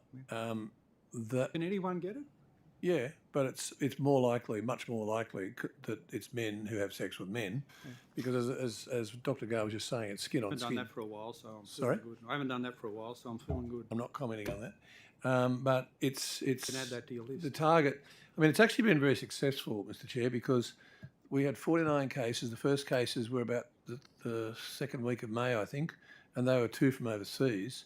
And it was only, I think it was only a few weeks ago, sometime in August, that we got transmission here in New South Wales. So 49 cases to have literally only about 2 or 3 that have been actually transmitted onshore tells us that so far what health is doing, working with the NGOs like ACON, is getting the message out to that community that take it seriously, get vaccinated and avoid doing what you know might lead to that. Yeah, but it's a public health matter, and obviously the public at large ask questions. They read about it in the paper. They see it, and I think to ensure that people have an accurate understanding of what's before us all is important. My last, which may well end up the last or almost last tranche, moving on to the matter of Japanese encephalitis. Can I just ask, moving down the questions, in relation to JE, can you please advise how many cases have been confirmed in New South Wales? Can I just indicate that JE is quite a significant issue for us now, because with what appears to be the result of climate change, it's moved far more south than we could ever envisaged it would have. It was effectively up in the tropics, but now it's moved down in right down into the Riverina along the edge of the Murray River. And the Victorians have taken to vaccinating. We can do vaccinations as well in some circumstances, obviously not broad scale as we were talking about before, targeted vaccinations. And it will be endemic on the basis of the current climate change. So, Dr. Gale? Yes, thank you, Minister. So since JE was first identified in New South Wales earlier this year, there have been 13 cases identified in New South Wales residents, and also JE detected in, I believe it's about 30 properties containing pigs in New South Wales. And the good news is that all of those properties are now cleared of JE infection. And do you have to slaughter the animals to sort of just clear the decks with that? Is that how it's done? I don't know the detail of exactly how those properties were managed. We work closely with our colleagues at DPI who manage closely with the piggery industry. But we've had 13 cases, and we believe that the period where transmission occurred of JEV was a period probably between mid-January and mid-February. The good news is that since we've come into the winter months, it's less likely because of the mosquito breeding, that we would see transmission. So we haven't had more cases since that initial run of 13 cases of Japanese encephalitis. Can I just jump to these last 3 or 4 before I pass it over, and you can probably wrap it all up. In terms of number of hospitalisations, take it on notice if you wish, Doctor. Yes, happy to. I know that a number of those individuals were quite unwell and did require hospitalisation. Yep, that's how many JE vaccines has New South Wales acquired, please? How many vaccines have been administered since the outbreak? And questions a la the previous heading, who can administer the vaccines, both GPs and pharmacists? And are you trying to obtain any additional vaccines? So the last one is yes. We'll take the rest on. Thank you, Minister. The Honourable Emma Hurst. Thank you. Minister, I wanted to ask you about alternatives to the use of animals in research. You're probably aware that we've had an upper house inquiry in this portfolio into the use of animals in experimentation. One aspect that really came out of that inquiry, which everybody agreed from university scientists, animal protection organisations, was that we desperately needed more funding earmarked to develop alternatives to using animals in research. Are you aware of any funding for alternatives to the use of animals in research that was allocated in the most recent budget? No, I'd have to take that on notice, but what I would say is generally that sort of research would be across the whole of Australia, so it would be federal government funding rather than state government funding for that type of research. It was in the inquiry, a lot of people were saying that you can't get it federally, and that, not that you can't get it federally, sorry, that it's not coming federally. And there was sort of a push from a lot of people that it would be a great move for New South Wales to do it, and obviously it's a possibility for New South Wales to do it if it's not happening federally. Let me make it very clear that from my point of view, and I think most reasonable, well, categorising myself as reasonable, perhaps as most people. I was going to make that point. Yeah, however, thank you very much. I thought you might, yeah. Yeah. I'd have to say that most of us would want to see an end to, as much as possible anyway, animal research. And that's something certainly I support, but at the moment that's not entirely possible. So, but I'll take it on notice anyway in terms of what funds on your specific question and get back to you. Thank you. One thing that a lot of the research was saying was that they'd really love to see a centre for alternatives, and this is something that It's called exists. Parliament. Centre for Sorry, that's a joke. Alternatives for Okay. Animal Research is called Parliament. Yeah, absolutely. Go on. Sorry, what was the question? Alternatives. So the researchers were saying, researchers were saying what they would really like to see is a centre for alternatives What does that developed mean? in New South Wales. You mean so as a research clinical? that would administer funding and grants for alternatives within the state of New South Wales, which would make New South Wales really a leader in this state of alternatives. One thing we heard a lot in this inquiry was just that there is no funding, federally or state, coming in to promote new innovative science that could benefit New South Wales. We're all saying we don't want to use animals in research, but nobody's providing this funding and nobody's sort of supporting this Centre for Alternatives, which could actually oversee this process so we can actually move in that direction. Is that something that you would be willing to consider or look into? Certainly, but can I ask Dr. Tony Penner, who heads up the Office of Health and Medical Research, to give you his views on the matter? So thank you, Minister. Ms Hurst, I guess one of the things that we do, we fund a lot of medical research institutes at the moment to support their infrastructure, and quite a few of them provide alternatives around organoids and so forth. And we most recently funded a significant small to medium enterprise in the delivery of 3D printing of cells that would be potentially used for organoids. So whereas we don't specifically fund, we support institutes that actually do that. And I think we lead this quite significantly in not only in Australia, there's no doubt about that. Wonderful, thank you. Minister, would you be willing to meet with some of the groups that are promoting and working on developing alternatives to animal experimentation, just so you can hear about some of the problems that they're having to get some sort of further funding in this space? Look, my probably answer is yes, but I'm flat out. So I'll certainly organise a meeting with my office and then get some advice from them as to any further information that I need. Thank you. I also wanted to ask a quick question, and happy for you to take this on notice. This is information you've provided for me previously, but it's in regards to the baboon colony at Wallachia. I would have been desperately disappointed if you had not asked me about the baboons today. I can't tell you how desperately disappointed I would have been. Yes, go on, Emma. It's all right. We're only asking for figures. The last few years, it's been funded by the Sydney Local Health District after the national funding ceased. I'm wondering if you could tell me how much funding they were given for the financial year 21 to 22, and if they've been allocated funding for 22-23, and if so, how much? Does anybody here know that? We'd have to take I have to take it on notice, I'm sorry. Happy for you to take that on notice. But I can tell you last time I heard they were all very happy. Very much doubt that. Very much doubt Well, that. they can't communicate other than the fact that that chap that went last time went AWOL down at RPA. He seems happy, but Sorry, AWL. Oh, AWOL. I thought you were talking about the Animal Welfare League, and I was very confused by that.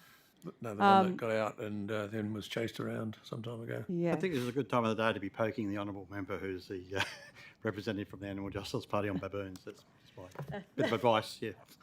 I think that the baboons escaping was a very good thing in one way, because it really exposed the fact that baboons were still being used in medical experimentation, and obviously the public were mortified by that.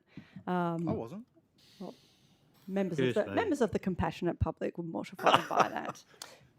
I've also got some questions on monkeypox. Could I just say, but in all seriousness, if those baboons were not being cared for appropriately, I would share that view, and I think I think what the you know that I actually problem that a took lot of more than a people passing have interest in in trying to make- regards to the use of primates in medical experimentation isn't so much that they're breaking laws in regards to cruelty aspects, but the simple fact, obviously, that they're being used for experimental purposes. As I said, I'm with you 100% if we can find, as Dr. Penninger said, find alternatives. Good. Absolutely. Excellent. And that's what I would like to meet with you about, and I'd love to have experts in this space that are working in that area to talk about some of the barriers they're having to get that. Then I would never say no Great. to an MP coming, perhaps one or two I might, but... Let's move on. We've got 3 minutes for the member. Fantastic. Well, You we'll wanna have bring that meeting and then we somebody, can I'll talk about organise the meeting. how we move out of this old model of using animals in such a cruel way. I don't want to go into too much detail about monkeypox because I think that Dr. Gall has covered it quite comprehensively. And so I apologise if this is a little bit repetitive. I just wanted to get an update on the delivery of the actual vaccine. I know that there's been some concerns, and I don't know if they're valid, about having enough vaccines at the moment in New South Wales, and concerns around the cases kind of growing at an exponential rate. So if I could just get a little bit of sort of targeted information in that space. Dr. Gale. Sure, thank you. Look, we do understand that there is a high demand for vaccine at the moment. Understandably, people are worried, and we really appreciate the fact that people take that risk very seriously and are proactively seeking out the vaccine as one of a suite of measures to protect themselves. We have tried to be really with our community organisations very open with people about the constraints on supply, that we don't have all the levers, that it is a vaccine that's in demand globally, and we're working closely with the Commonwealth to get more supplies. We got the initial supply of 5,500 out as quickly as we could, rapidly setting up a clinic really within a matter of days. And rapidly building systems to identify eligible people and get them access to vaccine. So we have tried to work really quickly.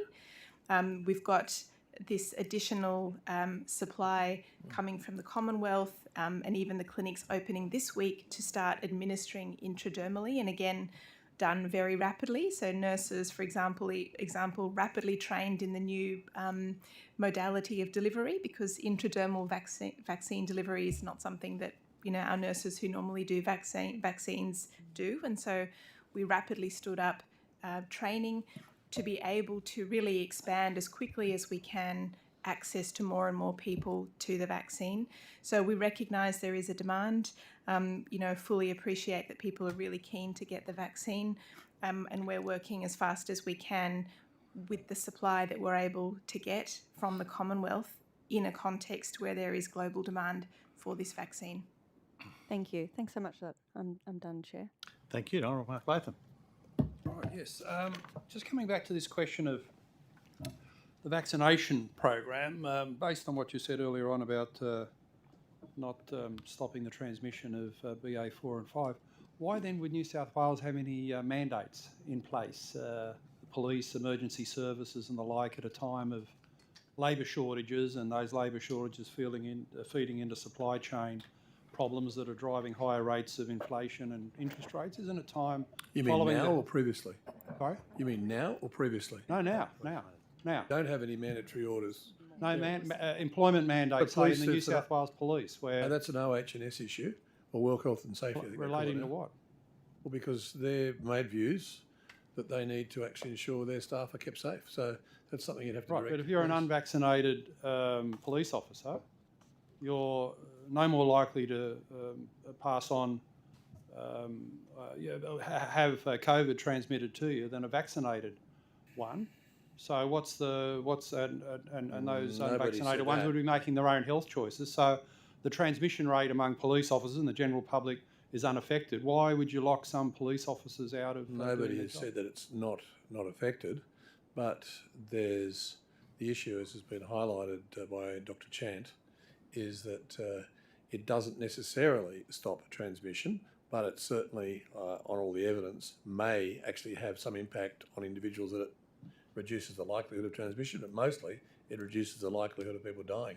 And an employer has presumably the obligations there to ensure that their staff are well looked after. So, but all I can say to you on that, Mr. Latham, is you should direct your questions. I think you have had the police estimates. Yeah, my colleague was there, and the commissioner didn't really. Was it Rob? She Rod. was, going to get some further advice. She was a bit all at sea. But I'm just saying, health surely must be putting advice out, as you have with the education department that's lifted its mandates for teachers and ancillary staff. But you asked about mandates. Sorry. It's time to take these things off and get everyone back to work. But what I'm saying is the mandates under the relevant sections of the Public Health Act have largely gone. They are now occupational health and safety or work health and safety issues for employers. So that's a different issue. I think you. Well, but how is that different for police officers to teachers? So, Mr. Latham, I can assist you a little, I think. Certainly the health has provided information to clusters from experts with regard to the vaccination in terms of its efficacy and so on. As the Minister and Dr. Gale have pointed out, obviously the efficacy around transmission changed to some degree with Omicron. What is clear in the evidence, though, is that the vaccines do limit the severity of the illness associated with COVID, and we know that from our ICU data. We know that right the way through. That evidence is irrefutable. So consequently, the advice from us essentially is, as Minister Hazzard has said, is that it's a work health and safety issue to be regarded by the clusters independently. We speak for our staff. We have already a range of vaccinations over many, many years that health staff are required to have working in certain areas of the health system. So the view would be for clinical frontline staff and frontline staff generally who come into contact with patients in the health system, from a work health and safety perspective, we are concerned for our staff and to limit the severity of the illness. We have a policy with regard to the COVID vaccines, as we have policies for other vaccines, including flu, whooping cough, hepatitis B. I started working in health many, many years ago. I was required to be vaccinated for tuberculosis. I've had Hep B vaccinations over the years at the behest of my employer. So this is no different to that, and that is how it will continue. Thank you. Ms. Pearce, under your leadership of the department, what is the definition of a woman?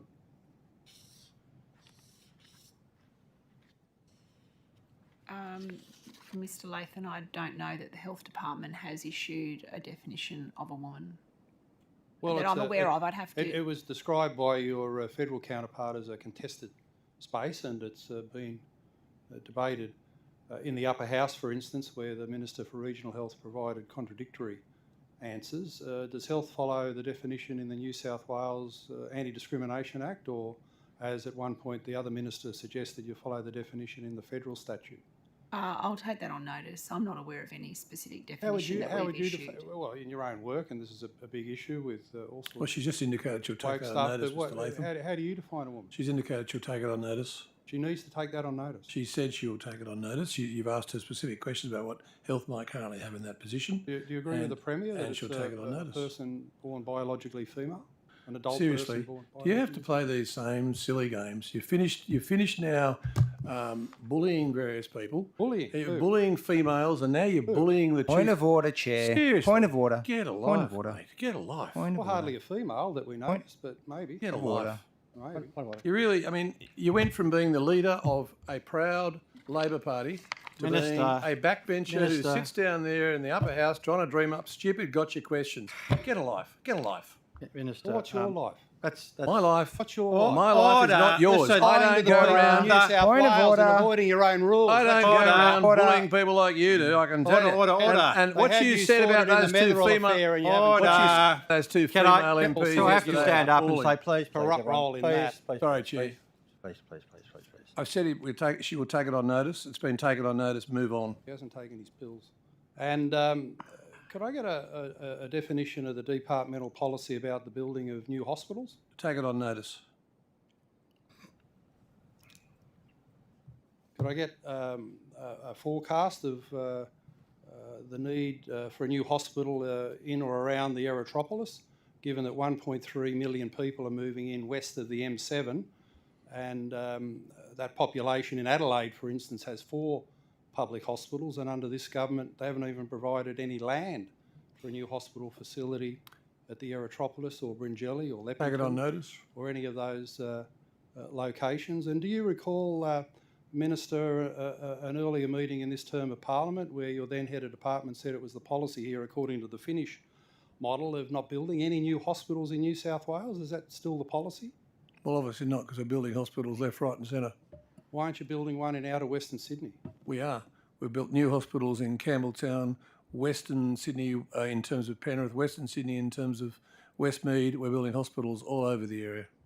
Which of those hospitals is new? Campbelltown, Nepean, Westmead have been there a long, long while. I dare say even before you arrived in the New South Wales How long Parliament. since you've been out to So Penrith? which is the new hospital? What can you tell me about the hospital at Penrith? I'm out in Western Sydney a lot more. Tell than me you what are. you've seen out there. Order. Minister. There's hospitals that have been expanded, but I'm asking about a new hospital. Brand new hospitals. Well, I've been to Campbelltown in recent times. Yes, it's a lot bigger, but the population is massively bigger.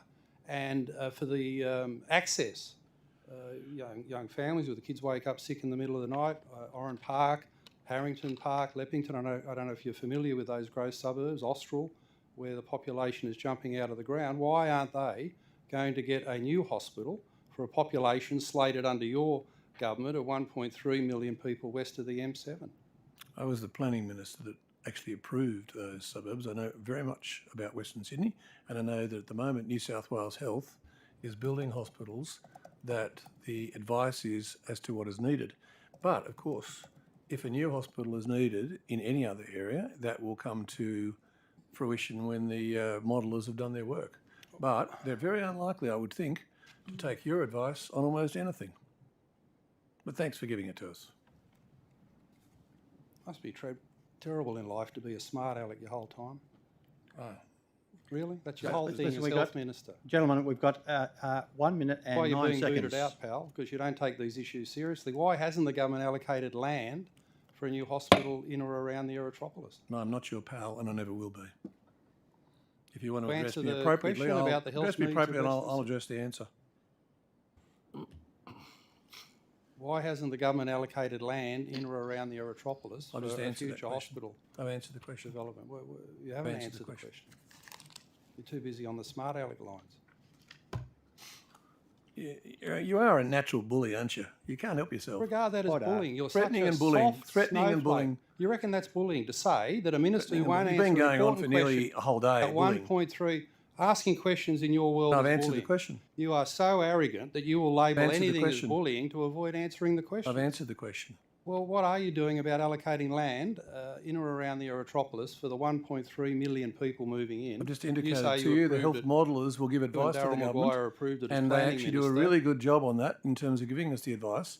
And if and when a new hospital is necessary, it will be built, as has been done through 180 different projects across New South Wales. Thank you, Minister. Can I return now to some questions in regards to the government's response to the inquiry into health outcomes and access to health services in New South Wales? Sorry, Mr. Said that Chair. very quickly. I didn't hear that, sorry. No, the Bush Health Report, I guess I could use the colloquial reference, the Bush Health Report recommendations, specifically recommendation 41.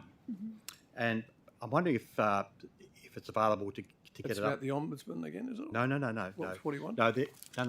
Yes, it is. Sorry, yeah, that's to do with the ombudsman. Yeah, Yes. Yep. So it's Rec 41. Now, with respect to Rec 41, it's noted, and hopefully you've got it in front of you or can access it.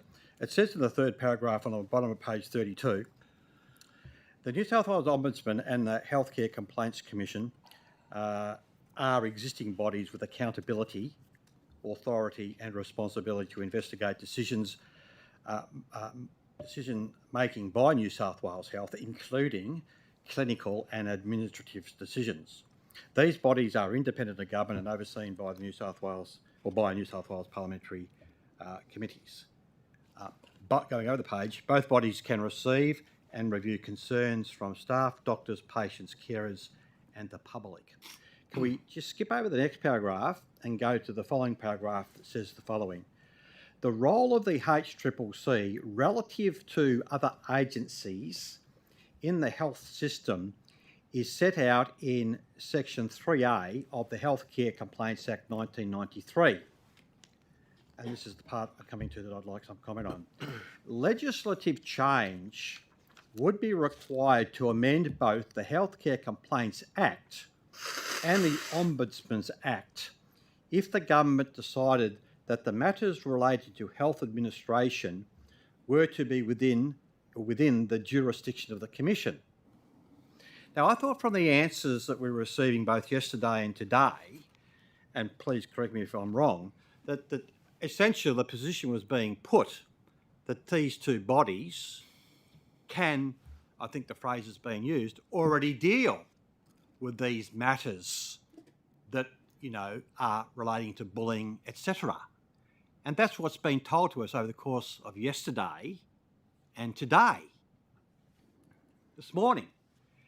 And the Secretary is going to provide the letters to us. But that's not the case at all.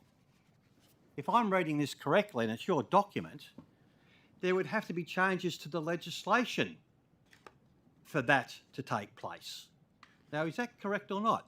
That's not my understanding from what the both bodies have actually indicated. But Well, can I take you to page 33 of your document? Well, we'll give you the letters and then we'll take it on notice to clarify any further matters that need to be clarified. Yeah, It I needs mean, to be addressed. certainly, Mr. Donnelly and the Minister said we'll take that element on notice. I'm sorry, I don't have that specific section to hand at the moment.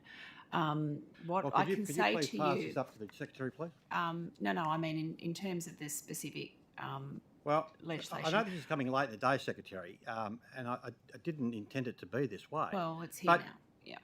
But we were told yesterday and today, yes, repeatedly, yes, that with respect to matters to do with bullying, that the HCCC and the Ombudsman currently have the powers to deal with those matters. Now, that's not what that says. In fact, that says that there would have to be amendments to existing legislation to enable that to be done. Look, how about we go to the head of the HCCC, who has sat here now for nearly 10 hours, or 8.5 hours, and let her try and answer the question, because she's the head of the HCCC, and she hasn't been asked a thing order. Absolutely. Happy to, Chair.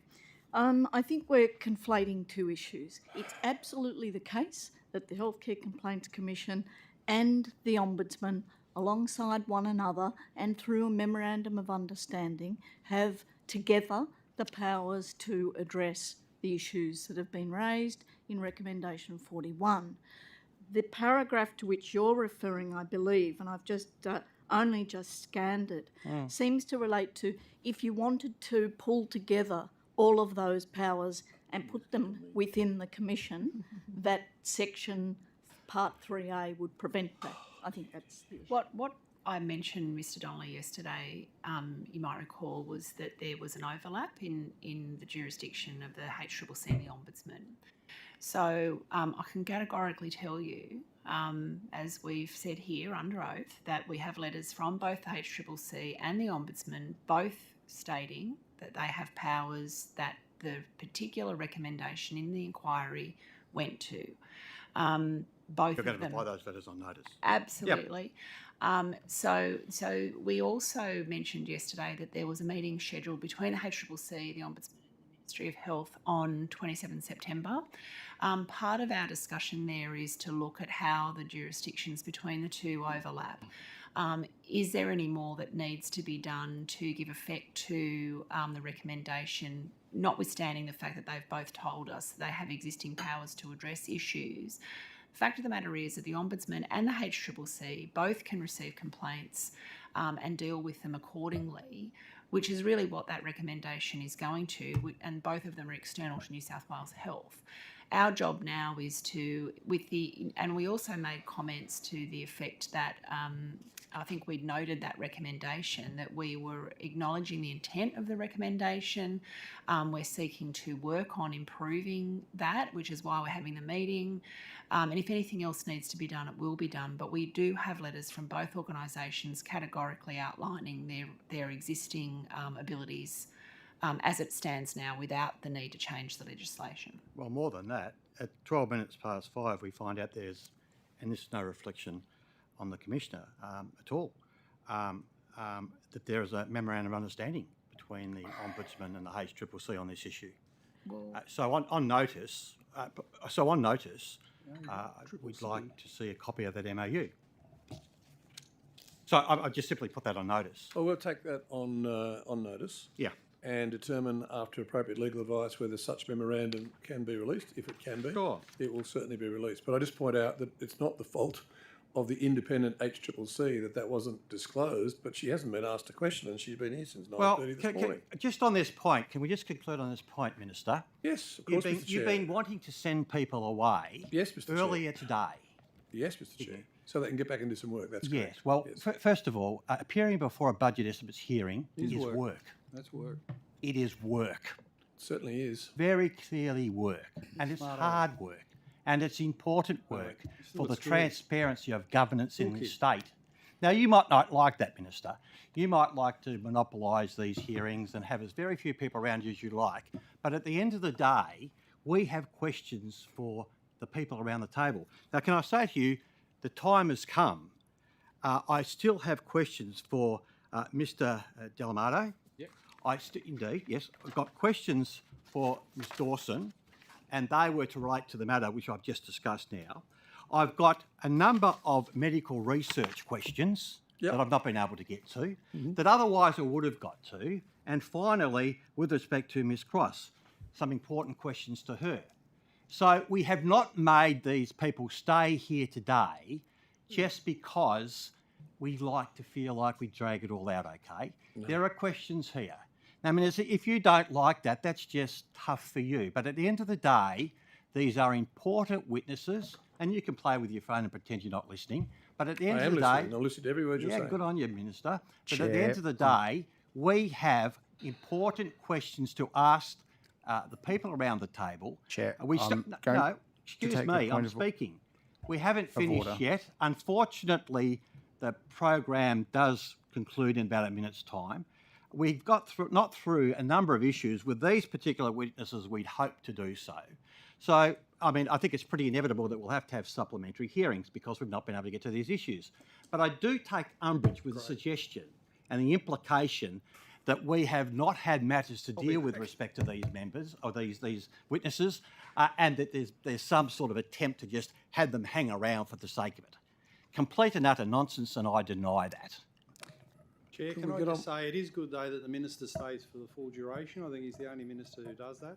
And while we've had the disagreement today, I think we should pay and recognise that contribution that he's made in longevity. I've wrong-footed him here. I'm not sure whether I should thank you. No, you can take that after the meeting. But can I too acknowledge that? I mean, you are the only Minister who does attend and does the hard yards over the course of the day. And can I tell you, it's much appreciated. I think we should. And can I say, Mr. Chair, to you, if you have some other questions that you would like to address and you have them in written form, I'm quite sure that the members would be happy to take them on notice and happy to give answers. I know, but I just want to make it very clear that I hope you did not think and do not think that there were not. You have convinced me, Mr. Chair. I'm utterly convinced by your arguments. Okay. I'm pleased about it. Chair, have we got a private meeting now? On that note, actually, do you want to actually? No, hold on. No, there is just one step to do. Over to the Honourable Wes Fang to invite him if he wishes to do so, to ask any questions of the government. Now the tough questions come. Thank you very much, Chair, for the opportunity. However, I think all members have acquitted themselves amazingly well this afternoon throughout the whole day, and I'd like to commend all of them for the hard work that they do for the people of New South Wales, and I think that I will reserve any questions that I have because they have. It's been a long day, and I can see tempers are fraying. And I think we need to acknowledge that they've done an amazing job. So thank you, and I have no questions. Thank you, Byron. On that note, we've just hit. Sorry, can I ask you? Do you want to pass the questions to them now, or do you just want to do it through the table? No. That would be quite improper to throw them up now. No. We'll put them on notice. Okay, but I'm just simply saying there are plenty still that we didn't get to do. Cool. So, and that's not. And the fact that an individual witness didn't get a question directed to them, please don't think that that is any disrespect or a poor reflection on yourselves. That's not the case at all. I do apologise for putting the Stick with mocker us, on Ms Sue. Dawson. Okay, thank you all very much. I declare the meeting closed.